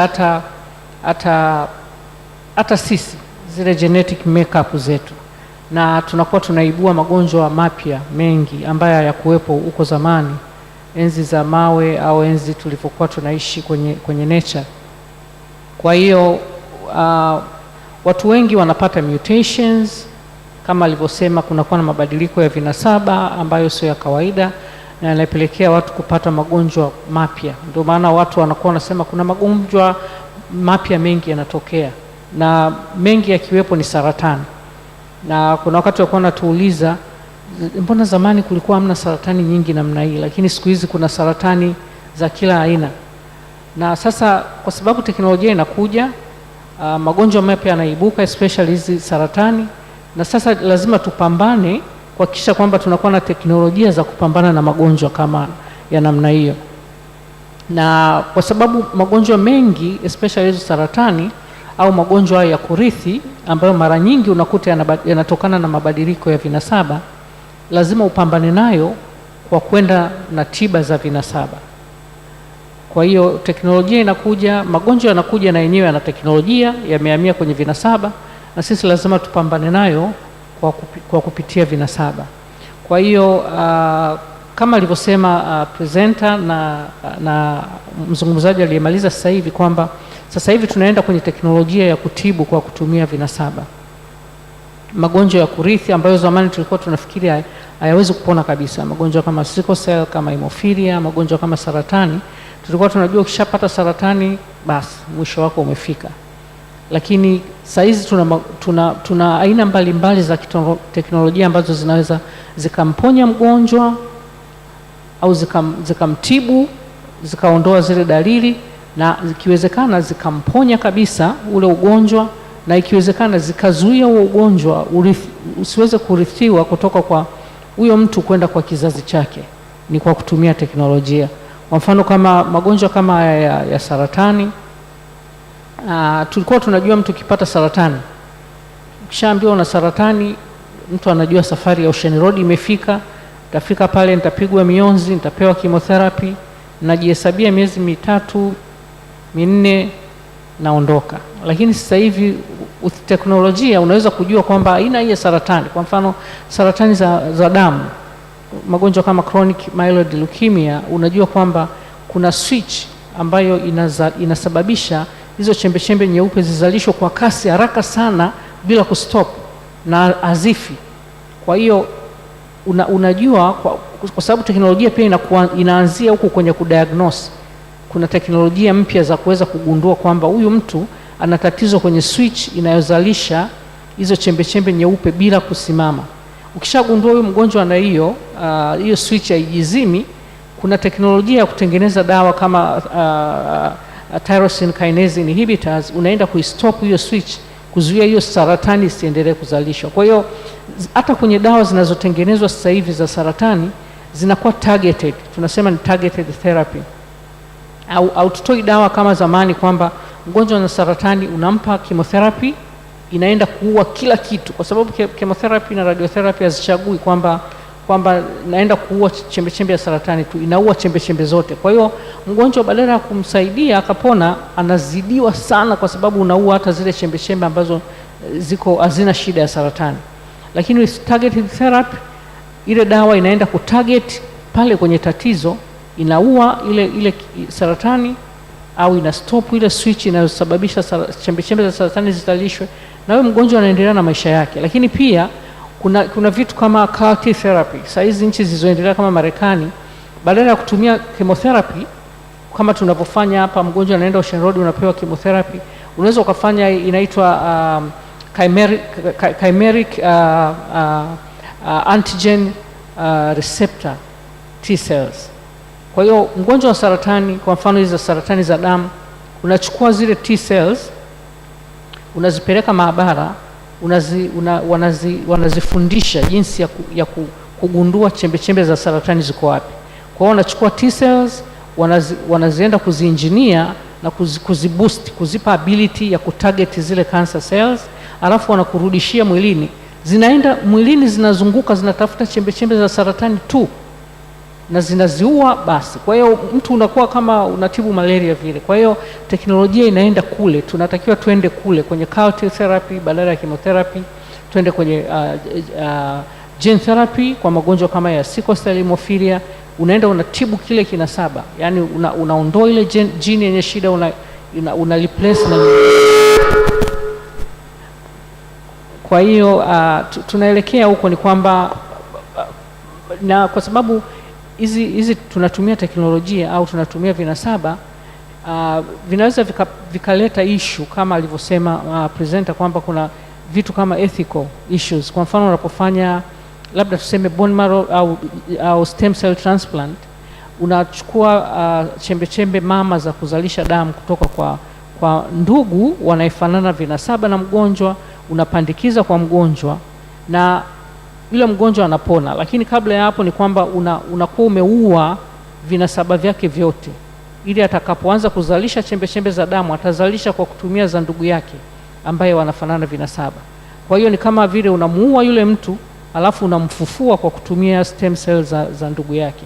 Na ikiwezekana baada ya miezi kama 3 ukija kupima, kwa mfano mgonjwa uliyemfanyia stem cell transplant atakuwa ni blood group A kwa sababu tuangalie blood group kwenye stem cell transplant, na dona yule ndugu yake ni blood group B. Baada ya miezi 3 huyu mgonjwa anakuwa ni blood group B.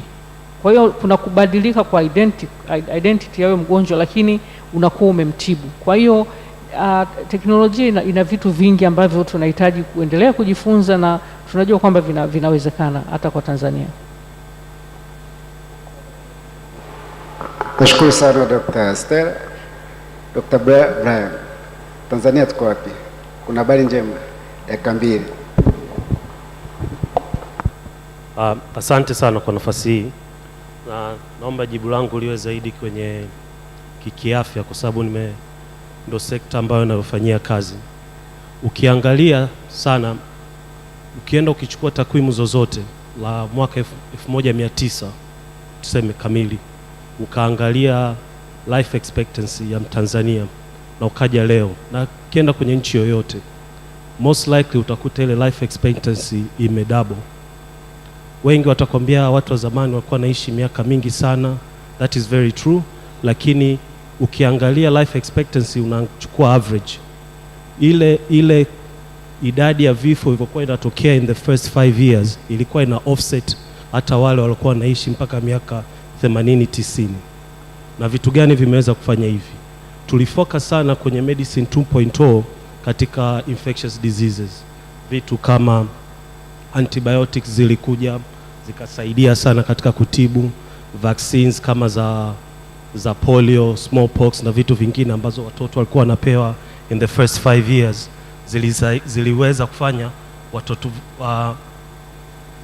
births nyingi zinaweza kupita ile miaka 5 ya kwanza. Nikiangalia kwa sisi kama kule taasisi ya afya Ifakara tunachofanya, kwa mimi tunashughulika sana na mradi wa malaria, na sisi tulichoweza kufanya ni kwamba malaria kwa takwimu za mwaka jana unaua karibu watu 620,000 kwa mwaka. Ukicompute hiyo, it's about 2,000 kids per day wanakufa from malaria, na hiyo ni average. Kuna higher limit na kuna lower limit. What causes malaria? We know. Mbu wa kike Anopheles ana transmit malaria. Tunajua jinsi ya kumtibu. We've had this knowledge for the past 100-200 years. Lakini still kuna certain gaps ambazo tunaziona ambazo inafanya tunashindwa kukabiliana na ugonjwa kama inavyotakiwa. So what we have managed kufanya na modern biotechnology is kwamba tumeweza kutumia gene editing tukamtransform mbu akawa hana uwezo wa kutransmit malaria, na tumeweza kuprove maabara yule mbu akiwa ameshafanyiwa hii transformation, akichukua damu ya mtu mwenye malaria, alafu kikaa baada ya muda ukimwangalia yule mbu unakuta hana vile vimelea vya malaria. This is what we've done. We've managed to prove it in the lab. Na ni diagnosis, ni screening kama hizi au vitu kama hivi ambavyo kwenye modern biotechnology tunaona vinaweza vikasaidia katika sekta afya. Ukienda tena kuna vaccines ambazo zinaitwa monoclonal antibodies. Tuseme monoclonal antibodies, nikichukulia mfano, for example, una timu juzi, kwa wale wanaopenda mpira, Man City imechukua Champions League. Their best player alikuwa huyu Haaland. Tuseme wewe na timu kila mchezaji ni Haaland. Una keeper Haaland, una beki Haaland, your full team ni Haaland. So hizi monoclonal antibodies unakuwa ni antibodies zile umezifanyia screening, zinakuwa the best screening. So when una uhakika ukimpa mtu ile vaccine ile yenye hizi antibodies kwamba these vaccines zinaweza kufanya kazi at the maximum efficiency as possible. Kwa hivyo vichache naomba niishie hapo. Kuambukiza malaria, lakini kwenye takwimu tumeambiwa karibia by 2050 mwaka 2050 Watanzania watakuwa zaidi ya milioni 120. Leo tuko milioni 61.7. Dr. Deus Mbanzibu atawadisha nini wa Tanzania? Biotechnology na mchango gani? Asante. Kwanza naitwa Deus Mbanzibu kutoka Taasisi ya Utafiti wa Kilimo Tanzania. Na bila shaka swali linalenga mahali penyewe, kwa sababu sisi ndo tunahusika na utafiti kwa ajili ya kuongeza tija katika kilimo. Na moja ya vitu ambavyo tunatumia sana katika kuongeza ufanisi katika kuzalisha kwa mfano mbegu zinazozaa zaidi ni teknolojia. Lakini pia tunaitumia teknolojia hiyo kwenye kuzalisha mbegu kwa wingi. Na pengine kuna kitu ambacho tunakuongea ni pamoja na kuhakikisha kwamba mazingira yetu yapo sawa kwa kutumia bioteknolojia, ambapo tutaanza precision agriculture kwa mfano kwenye miaka hiyo ijayo, ambapo kitu ambacho tunaweza kukwepa na ambacho naona wenzangu kidogo nafikiri haina tofauti sana kati ya bioteknolojia na nanotechnology.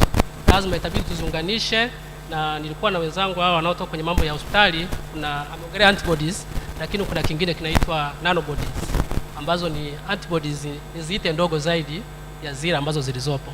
Kwa ufupi tumeanza na natumaini miaka sio mingi tutakuwa tunaendelea, kwa sababu nilisikiliza vizuri ile session ya kwanza preliminary, ambao walikuwa kuna mtaalamu mmoja ameongelea habari za kuwa na talent, kuwa na mambo ya human skills, lakini akaongezea infrastructure. Madam serikali yetu imekuwa ikiwekeza sasa kwenye mambo ya biotech, na naishukuru COSTECH pia imekuwa ikisupport science kwa upande wa biotech. Natumaini ili tatizo la chakula, usalama wa chakula, maana ni usalama wa chakula, na usalama wa chakula tunamaanisha nini? Tunamaanisha access to sufficient, access to safe and access to nutritious food. Kwa hiyo vyote hivyo biotechnology inaweza kufanya. Already tuna infrastructure. Mwaka 2021 nilipata bahati ya kutembelea labs zaidi ya 14 nchini Tanzania, ikiwemo veterinary hapo lab, ikiwemo Mbeya Referral Hospital. Niliweza kwenda Kilimanjaro Clinical Research Center nafikiri naitwa.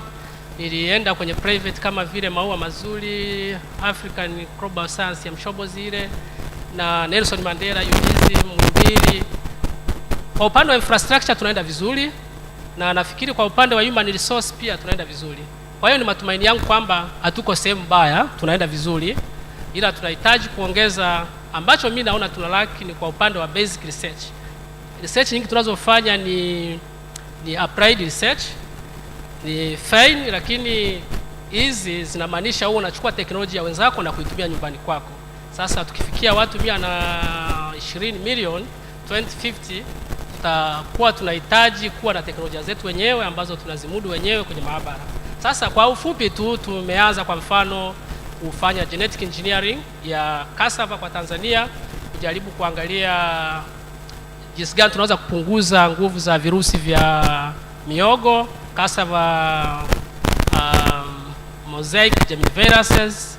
Tumejaribu ugonjwa wa michirizi ya kahawia, lakini pia tulishafanya evaluation na Dr. Madha amepresent vizuri sana akimuonyesha yule mdudu akitamani kuula ule muhindi. Tulifanya trial Dodoma, ambapo tulikuwa tunajaribu kuangalia GMO inavyoweza kutusaidia kwa upande wa wadudu, ambapo stock bora alikuwa ni chanzo chetu, na mambo mengine mengi. Na kitu ambacho pengine hatuja venture sana ni hiyo nanotechnology niliyosema, na pia hatujafanya kitu kinaitwa molecular farming.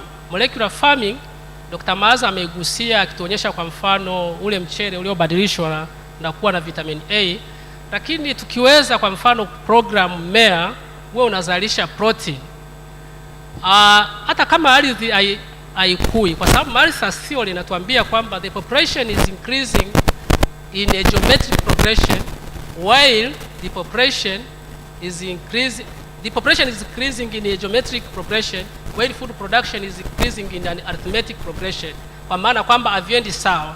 Kwa hiyo tukiweza kufanya hii molecular farming, unaweza ukawa na ardhi kidogo ukazalisha kitu ambacho ni nutritious, unakula kidogo kinakutosha. Kwa hiyo what I see 2050 population ikikua, lakini biotech yetu ikiwa inakuwa, tukiwa na human skills, tukiwa na talents kwenye mambo ya innovations, tukawa na infrastructure ambazo serikali kwa kweli imewekeza, ukijaribu kutembea, natumai hatutakuwa kwenye hali mbaya.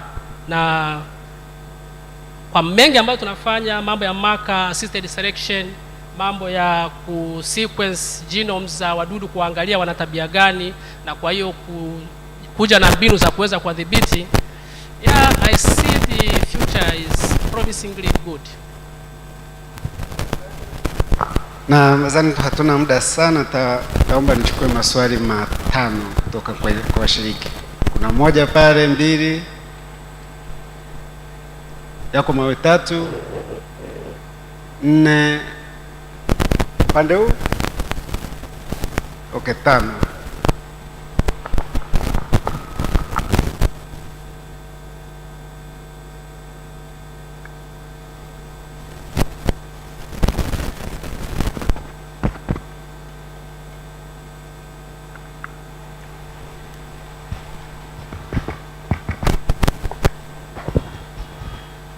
Asante, niko mara nyingine tena. Kama msema, naitwa Ben Ngoi kutoka Tanzania Plant Health and Pesticides Authority Arusha. Nashukuru presenter wa mwisho ameeleza vizuri juu ya involvement ya TARI na taifa kwenye ile screening ya ule mradi wa Wema project ni pale Dodoma, yale mahindi ambayo tulikuwa tunafanyia research ya drought tolerance, tukaweka na jini mingine ile ya resistance against the stalk borer, ile Lepidoptera, na findings zilienda vizuri as far as the research is concerned, na nilikuwa na privilege ya kuwa ni involved wakati wa biosafety inspections kama tulivyoona ni moderator alivyosema. My question au worry ni kwamba from the policy environment ya Tanzania, sijui COSTECH mtaniambiaje sasa hivi, lakini wakati ule tulikuwa unafanya kazi under so much pressure from the public, pressure from the general population, pressure from the activists, especially the Greens, kwa sababu ya ukosefu wa uelewa wa kutosha juu ya what was happening pale Dodoma kama kutupora. Ilifikia hatua hadi ile confined field trial ikawa maisha ya watu pale hayako vizuri, kama hatarini na walinzi wale na vitu kama hivyo. Kile kipengele cha strict liability sijui kama kilitoka au bado kipo, na kwa ujumla wake sijui mazingira sasa hivi yanawezesha kiasi gani juu ya kuembrace hizi modern biotechnology approaches ambazo tunazifanya kwenye taifa ambalo wananchi wako wengi, haswa wale ambao labda ni decision makers. Naomba uulize swali tu, tusitumie sana comment maana hatuna muda. Sawa, nashukuru. Wananchi wake wengi ni decision makers, hawana uelewa wa kutosha. Sasa hao ndio wanapitisha policies ambazo zina obstruct au kudiscourage research kwenye hizi initiatives. Ningeomba ni comment yako hapo. Asante sana. Asante. Naomba ukipata nafasi uulize swali, ama kama ni comment iwe fupi sana.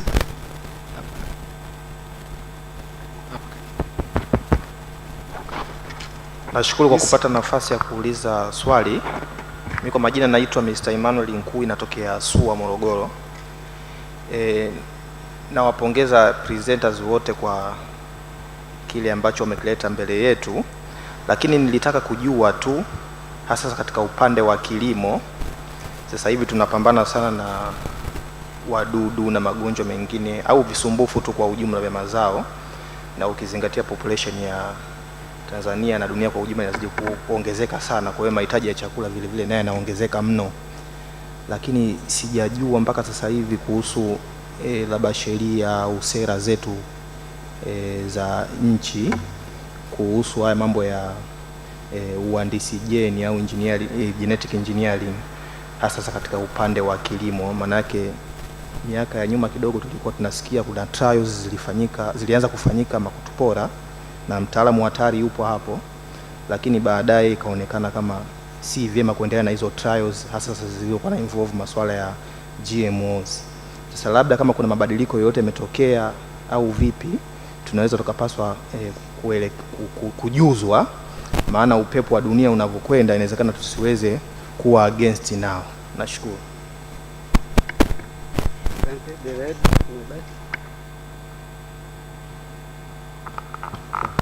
All right, good afternoon, everybody. My name is Professor Olaiton Ruth Asukwo from KIT University. That's the Kampala International University.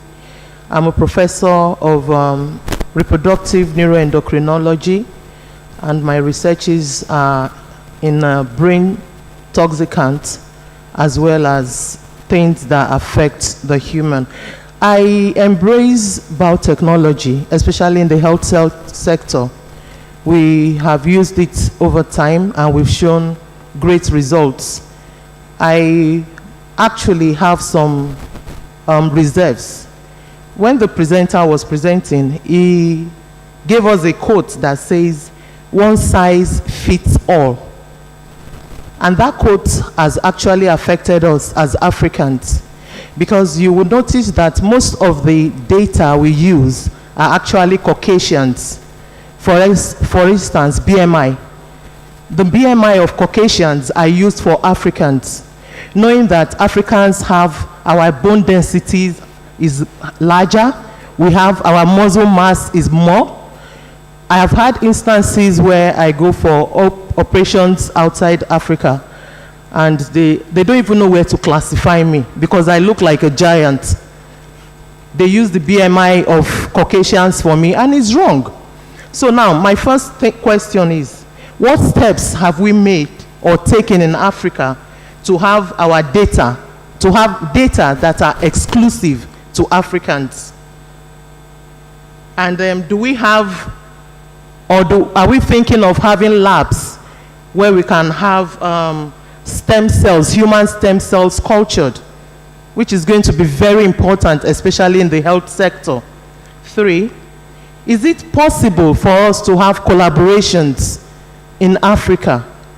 Not really talking about Tanzania, Ghana, Nigeria, knowing the limited funds we have. Can we come together as Africans to do something for ourselves? The only aspect of biotechnology that I have issues with is genetically modified foods. They have a lot of disadvantages. And I think for us to, in fact, the problem is these foods are not labeled. They are not labeled, they are not tested.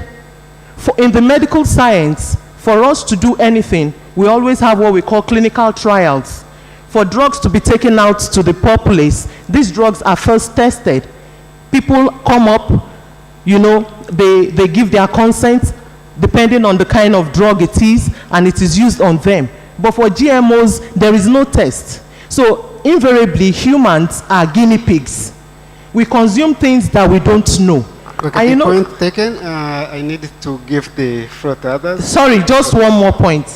Now, I would like to say in conclusion that humans should be allowed to choose what they want to consume. Thank you.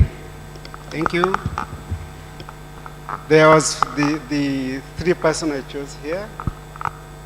The previous one. Okay. Kwa jina naitwa Tuas Gambo, natoka Tari, na swali langu litalenga sana katika kuongeza uelewa hasa kwa jamii, na hili jambo litarahisisha sana matumizi ya hizi teknolojia. sote tumejionea hapo kwamba kuna faida nyingi sana ambazo zinatokana na hizi teknolojia. Hasa nitajikita kwenye uhandisi jeni. Kumekuwa na maswali mengi sana kwa jamii, na ningepata niombe kwamba mtufafanulie ili jamii waweze kuelewa zaidi. Swali la kwanza ambalo limeleta hofu ni kwamba kutumia virus based vaccine hasa ambao ni active. Sasa jamii inajiuliza, je, kuna uwezekano huyu virus akabadilika kwa sababu ana uwezo wa kubadilika? Leo alikuwa ana uwezo wa kusababisha matatizo, kesho akabadilika na akasababisha matatizo makubwa. Je, jamii unaiambiaje juu ya hilo? Lakini pia hiyo gene ambayo imekuwa introduced kwa huyo binadamu, je, haitakuwa na uwezo wa kucontrol mwili na tabia za jumla za huyo kiumbe na kuleta mkanganyiko mkubwa katika jamii? Na la mwisho, hasa kwenye kilimo, kwamba inawezekana kwamba na kuna taarifa mtatupa mrejesho mzuri kwamba baadhi ya mimea ambayo inakuwa imetengenezwa kwa GMO, sifa mojawapo ni kwamba inakuwa haina uwezo wa kuchavusha, ambayo imeweza kuleta hofu kwamba je, kama hii mimea itakuwa introduced kwenye mazingira yetu, haitaweza kubadilisha kabisa uasilia wa mimea yetu, na hatimaye tukawa na mimea ambayo haina uwezo wa kuleta amini wa kuzalisha au kuzaliana yenyewe kwa yenyewe. Kwa hiyo ningeomba kupata ufafanuzi au halisia juu ya haya maswali, na majibu yetu yatatupelekea sasa kuweza kuleta maswali tumeshayapata, nadhani imetosha. Tumpe, kuna mkono pale. Yes.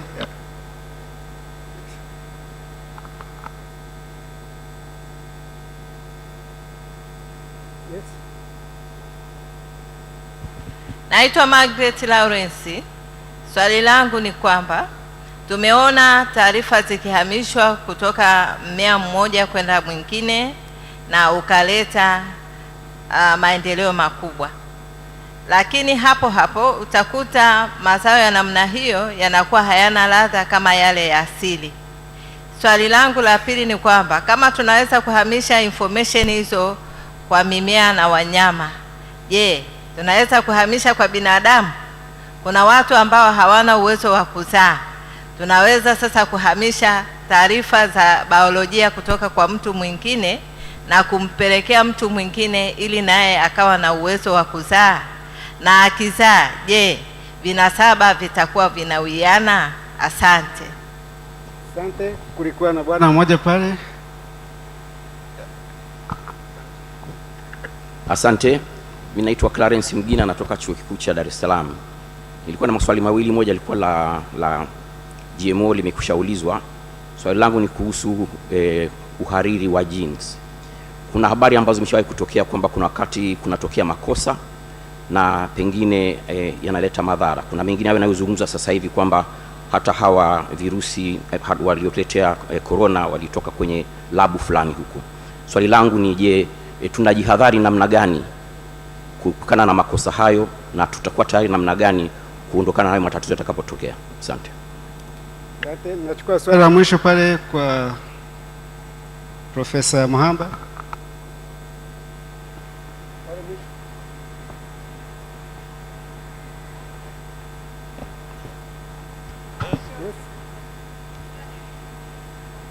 Kule mwishoni kabisa.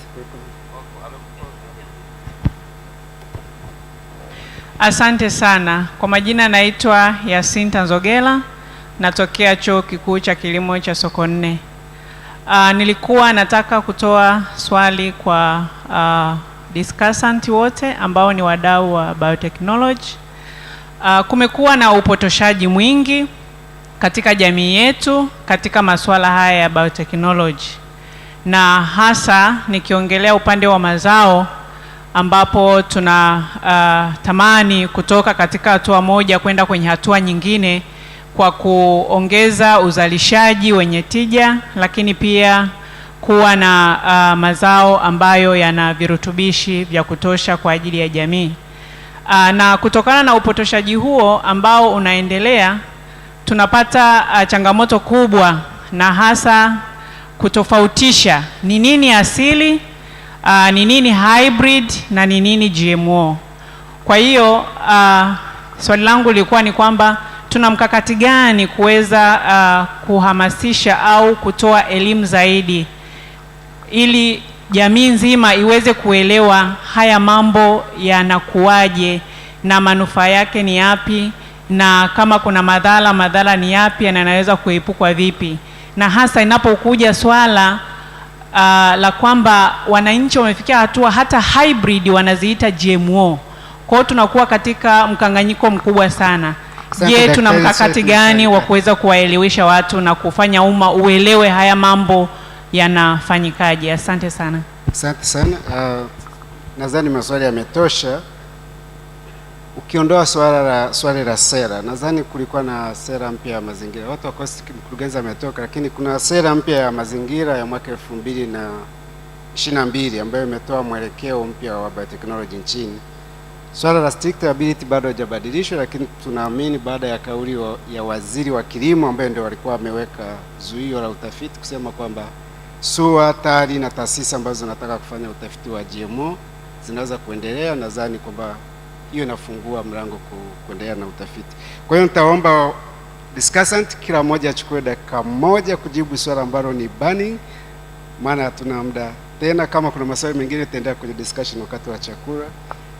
Swali jibu ambalo ni burning kwamba hili ni vizuri lijibiwe, na kama majibu mengine usirudie na utoe message ya mwisho. Kwa hiyo tuanze na Dr. Stella, alafu tunakuja huko.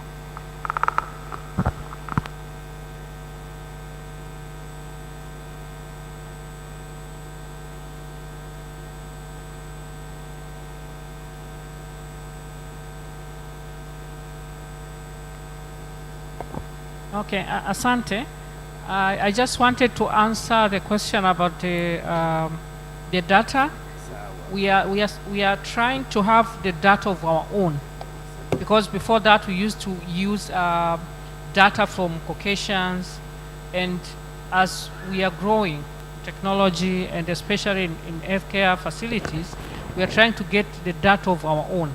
So for example, patients who are preparing for bone marrow transplant, patients who are preparing for gene therapy, we are trying to do the molecular studies, and I'm currently doing my PhD on molecular genetics for hemophilia in Tanzania and other diseases like sickle cell disease. So we're trying to have the data of our own, because we cannot rely on other mutations from other countries for gene therapy.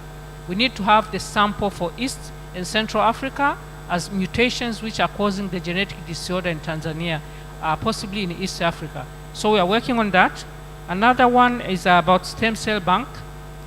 I'm the professional, I'm the hematologist and the head of hematology at Muhimbili National Hospital, but also the lecturer at Muhimbili University.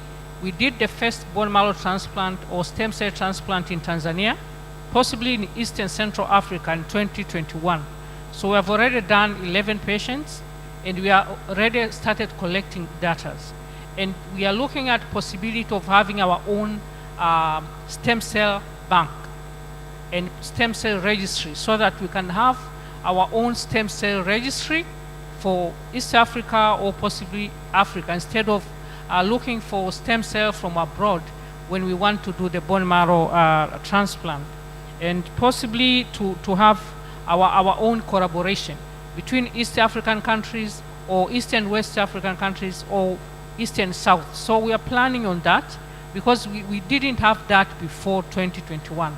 So we are working on that, and possibly maybe in 5 years to come we'll be able to do that.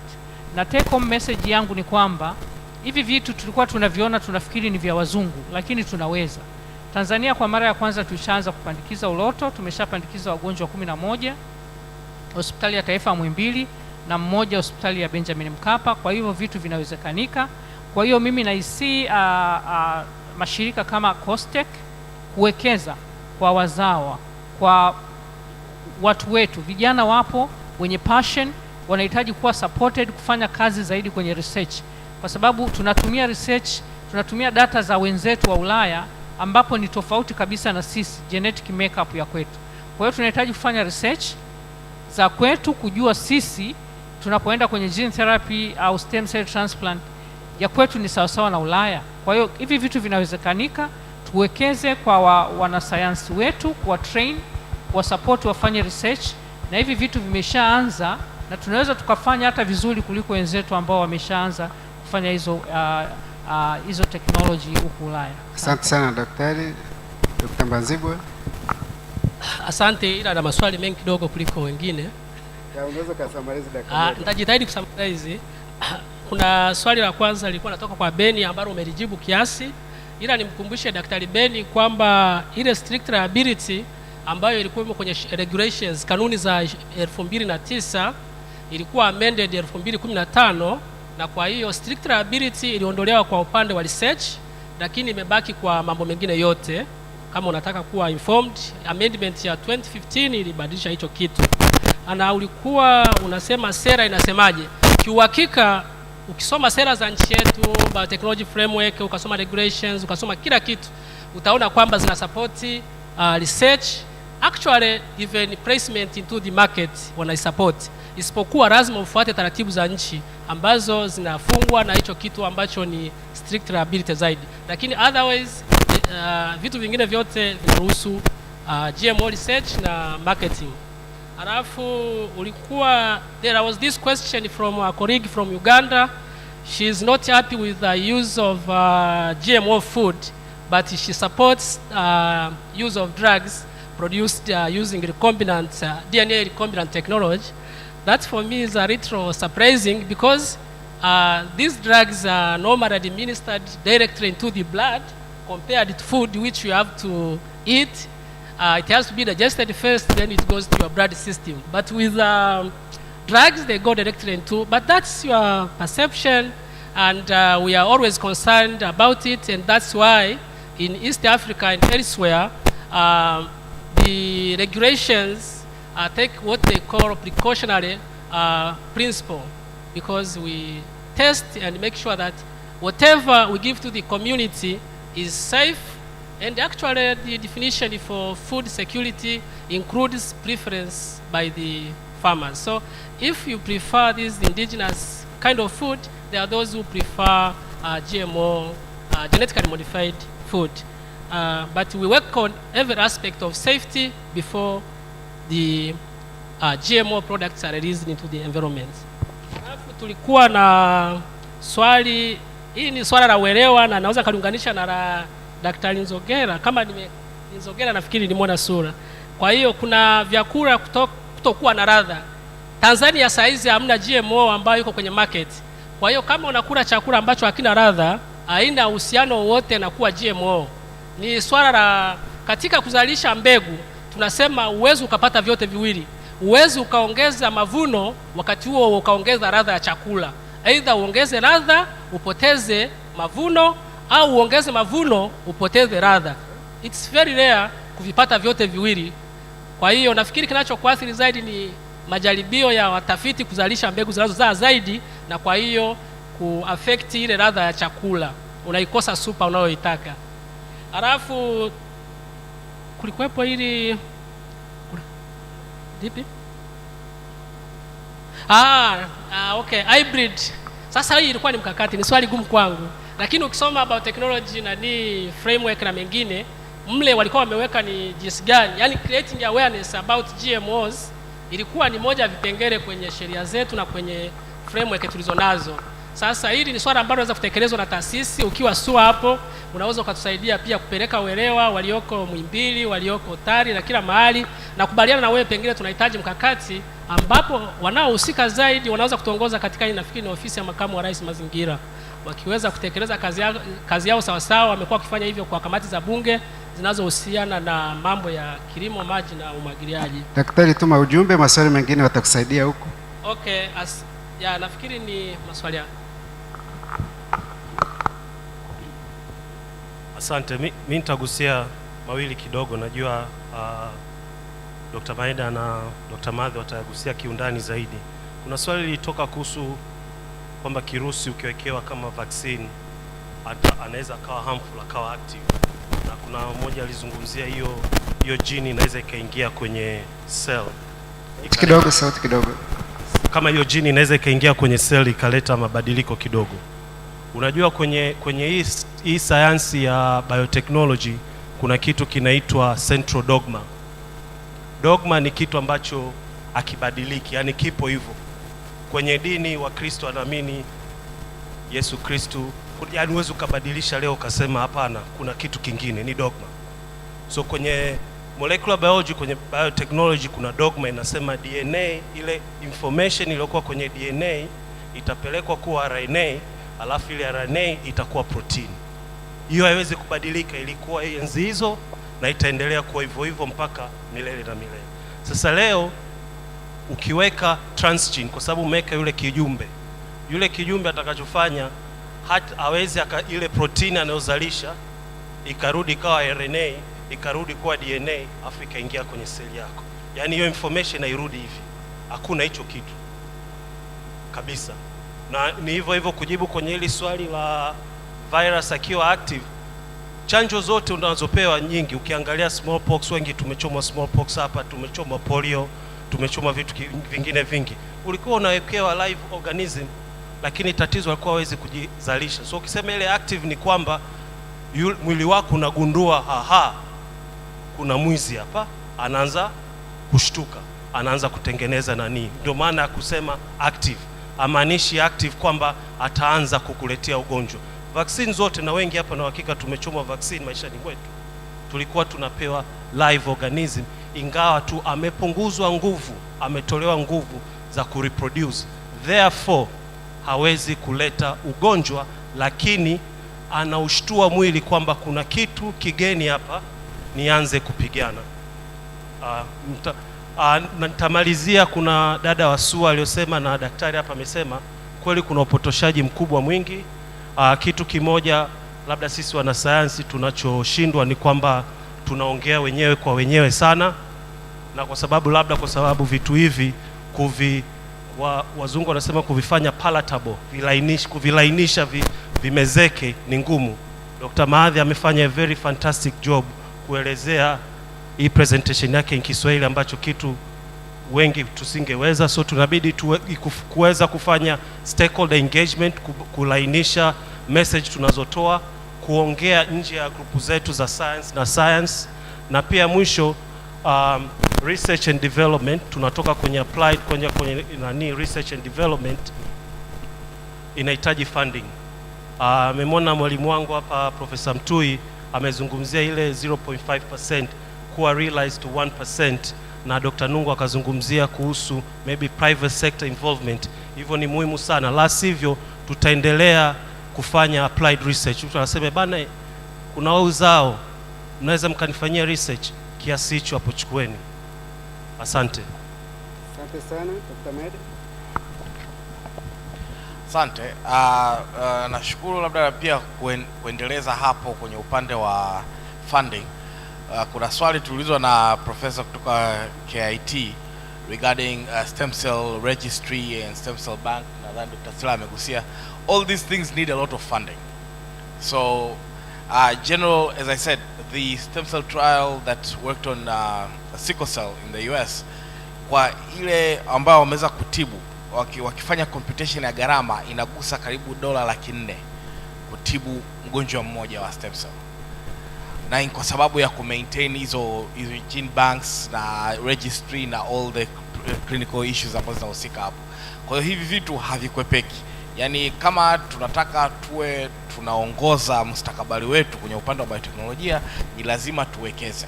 Yani kama tutawekezewa na mtu mwingine, then mustakabali utaongozwa na mtu mwingine. Haina ujanja. Labda mimi nigusie, kuna swali la mtu aliongea kuhusu genome editing na adverse effects, na tumejiandaa vipi. Kwa upande wa the National Biotechnology Framework, National Biosafety Framework ya Tanzania, kwa mpaka sasa hivi ilivyo, haijagusa vizuri kwenye mambo ya genome editing. Na sababu ni kwamba a lot of the advancements in genome editing zimetokea in the last decade or so. Kwa hiyo hata sio Tanzania tu, nchi nyingi duniani hazina, ukifuatilia guidelines zao na policy na kadhalika, unakuta bado ndo zinaanza kuincorporate issues za genome editing. Asa Tanzania, a lot of the framework was built around agriculture by technology, kwa sababu wao ndio walikuwa wamepioneer haya maswali, walikuwa wanataka kufanya hizi trials, na ukiangalia hata zile guidelines zinagusa zaidi issue za agriculture by technology, crop by technology to be more specific. Sasa ukija issue ya genome editing, kwa sababu it's a very not very recent, but lakini the advancements have been very recent kwa sababu ya issue kama CRISPR. Kwa Tanzania hatuna hizo guidelines, na hicho ndo nadhani ndo chachu kwetu sisi kudevelop hizo guidelines kwa ajili ya issue za genome editing. Kuna nchi ambazo Afrika zimeonyesha, kwa Nigeria kwa mfano wamefanya tayari, walitoa mwaka jana au mwaka juzi very simplified guideline, kwa sababu wao hawaangalii genome editing kama genetic engineering, wanaangalia kama a separate entity of modern biotech. Sasa na sisi ni sisi kukaa na kuamua, je, tunaiangalia vipi, na pia tunataka ku regulate the product or the process. Haya ni maswali ya kujiuliza. Upande wa misinformation nadhani wenzangu wamegusia vizuri.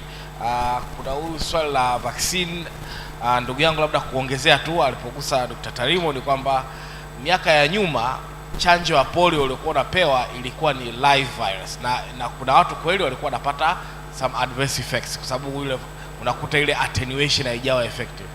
Ili kuongeza usalama wa chanjo, approaches za modern biotechnology zimetumika, kwa sababu kimegundulika ili kuamsha mwili kutengeneza hizo antibodies na kadhalika kuhitaji kirusi, wanatumia tu ile protein yake, na ndio maana sasa hivi zina usalama zaidi.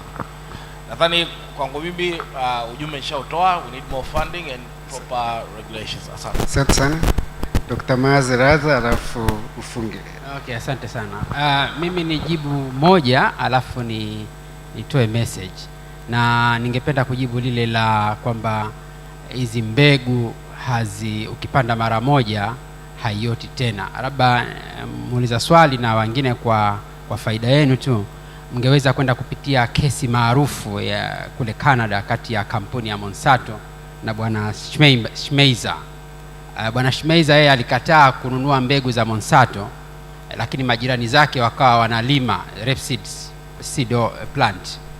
Lakini baadaye kwa namna moja ama nyingine akapata mbegu chache, akaamua akazikuza mpaka akawa na nyingi. Kwa hiyo kama aliweza kuzikuza mpaka akawa na nyingi, manake ilikuwa ni generation to generation, na akabidi apelekwe mahakamani na Monsanto kwa sababu aliweza kuaccess mbegu zao bila ya ruhusa. Kwa hiyo teknolojia ya kuzuia ipo na imetengenezwa teknolojia hiyo kujibu hoja za wanaosema kwamba ukiwa na mimea iliyobadilishwa vinasaba inaweza ikachavusha ambayo haijabadilishwa.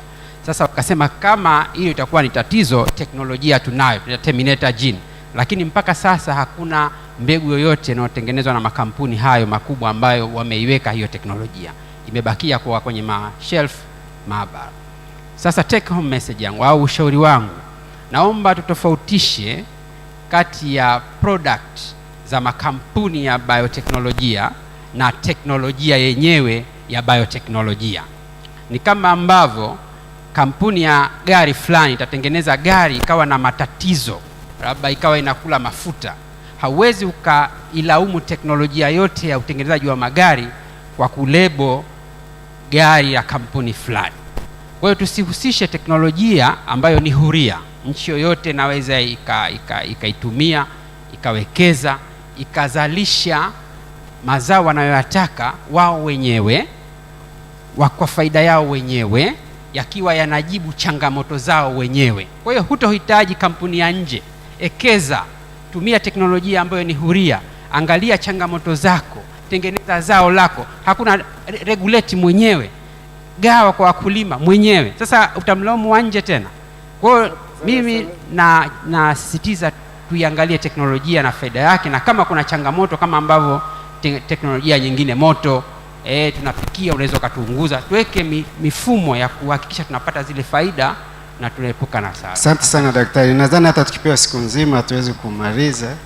Tumezidisha karibia dakika 40 na maswali yalikuwa mengi sana. Kwa hiyo nashukuru sana kwa COSTECH kutuamini, kutupa nafasi hii ya kuweza kujadili swala nyeti la bioteknolojia, na tunashukuru sana wote kwa kusikiliza. Asante sana. Asante sana moderator na discussants, japokuwa mmeniibia muda kweli kweli, karibia 1 hour. Nadhani wengine hawatofanya hivyo. Nawashukuru sana. Sasa hivi tunakwenda kwenye lunch. Itabidi tupunguze kidogo muda, tufanye chap chap jamani. Lakini baada ya lunch kutakuwa kuna breakout sessions zinaendelea. Hapa Selu kuna side event ya University Project inaendelea, kwa hiyo nimeambiwa kwamba wahusika wabaki hapa kwenye venue hii labda kama hawajapata lunch, lakini kwa ambao tayari basi wabaki hapa. Lakini Ruaha Hall pia kutakuwa kuna breakout session ambayo inahusu green resilient and inclusive economy. Vile vile kutakuwa kuna breakout session nyingine Mount Meru ambayo ni innovation for human development. Hizi zitakuwa zinaendelea after lunch. Vile vile kuna side events ambazo pia zinaendelea, Forum on Agriculture and Food Security Saadani, Application of Modern Biotechnology in Health Tanzania Ifakara Health Institute pia itakuwa inaendelea Saadani. Kwa hiyo nawakaribisha, lakini kwenye ratiba program book hayo maelekezo yote yapo. Asanteni kwa kuvumilia mpaka sasa na karibuni chakula cha mchana Kilimanjaro floor ya 3 as usual. Wale panelist naomba wao waende Kituro. Panelist waende Kituro ambayo iko floor ya kwanza ukipanda kwa ngazi za upande wa huku. Karibuni. Kwa kuongeza, kesho ndio siku ya opening session kwa ajili ya hii conference. Kwa hiyo asubuhi tutakuwa na plenary session kama kawaida, lakini baadaye kwenye saa 6:30 tunategemea kupata mgeni rasmi. Karibuni sana kwenye chakula.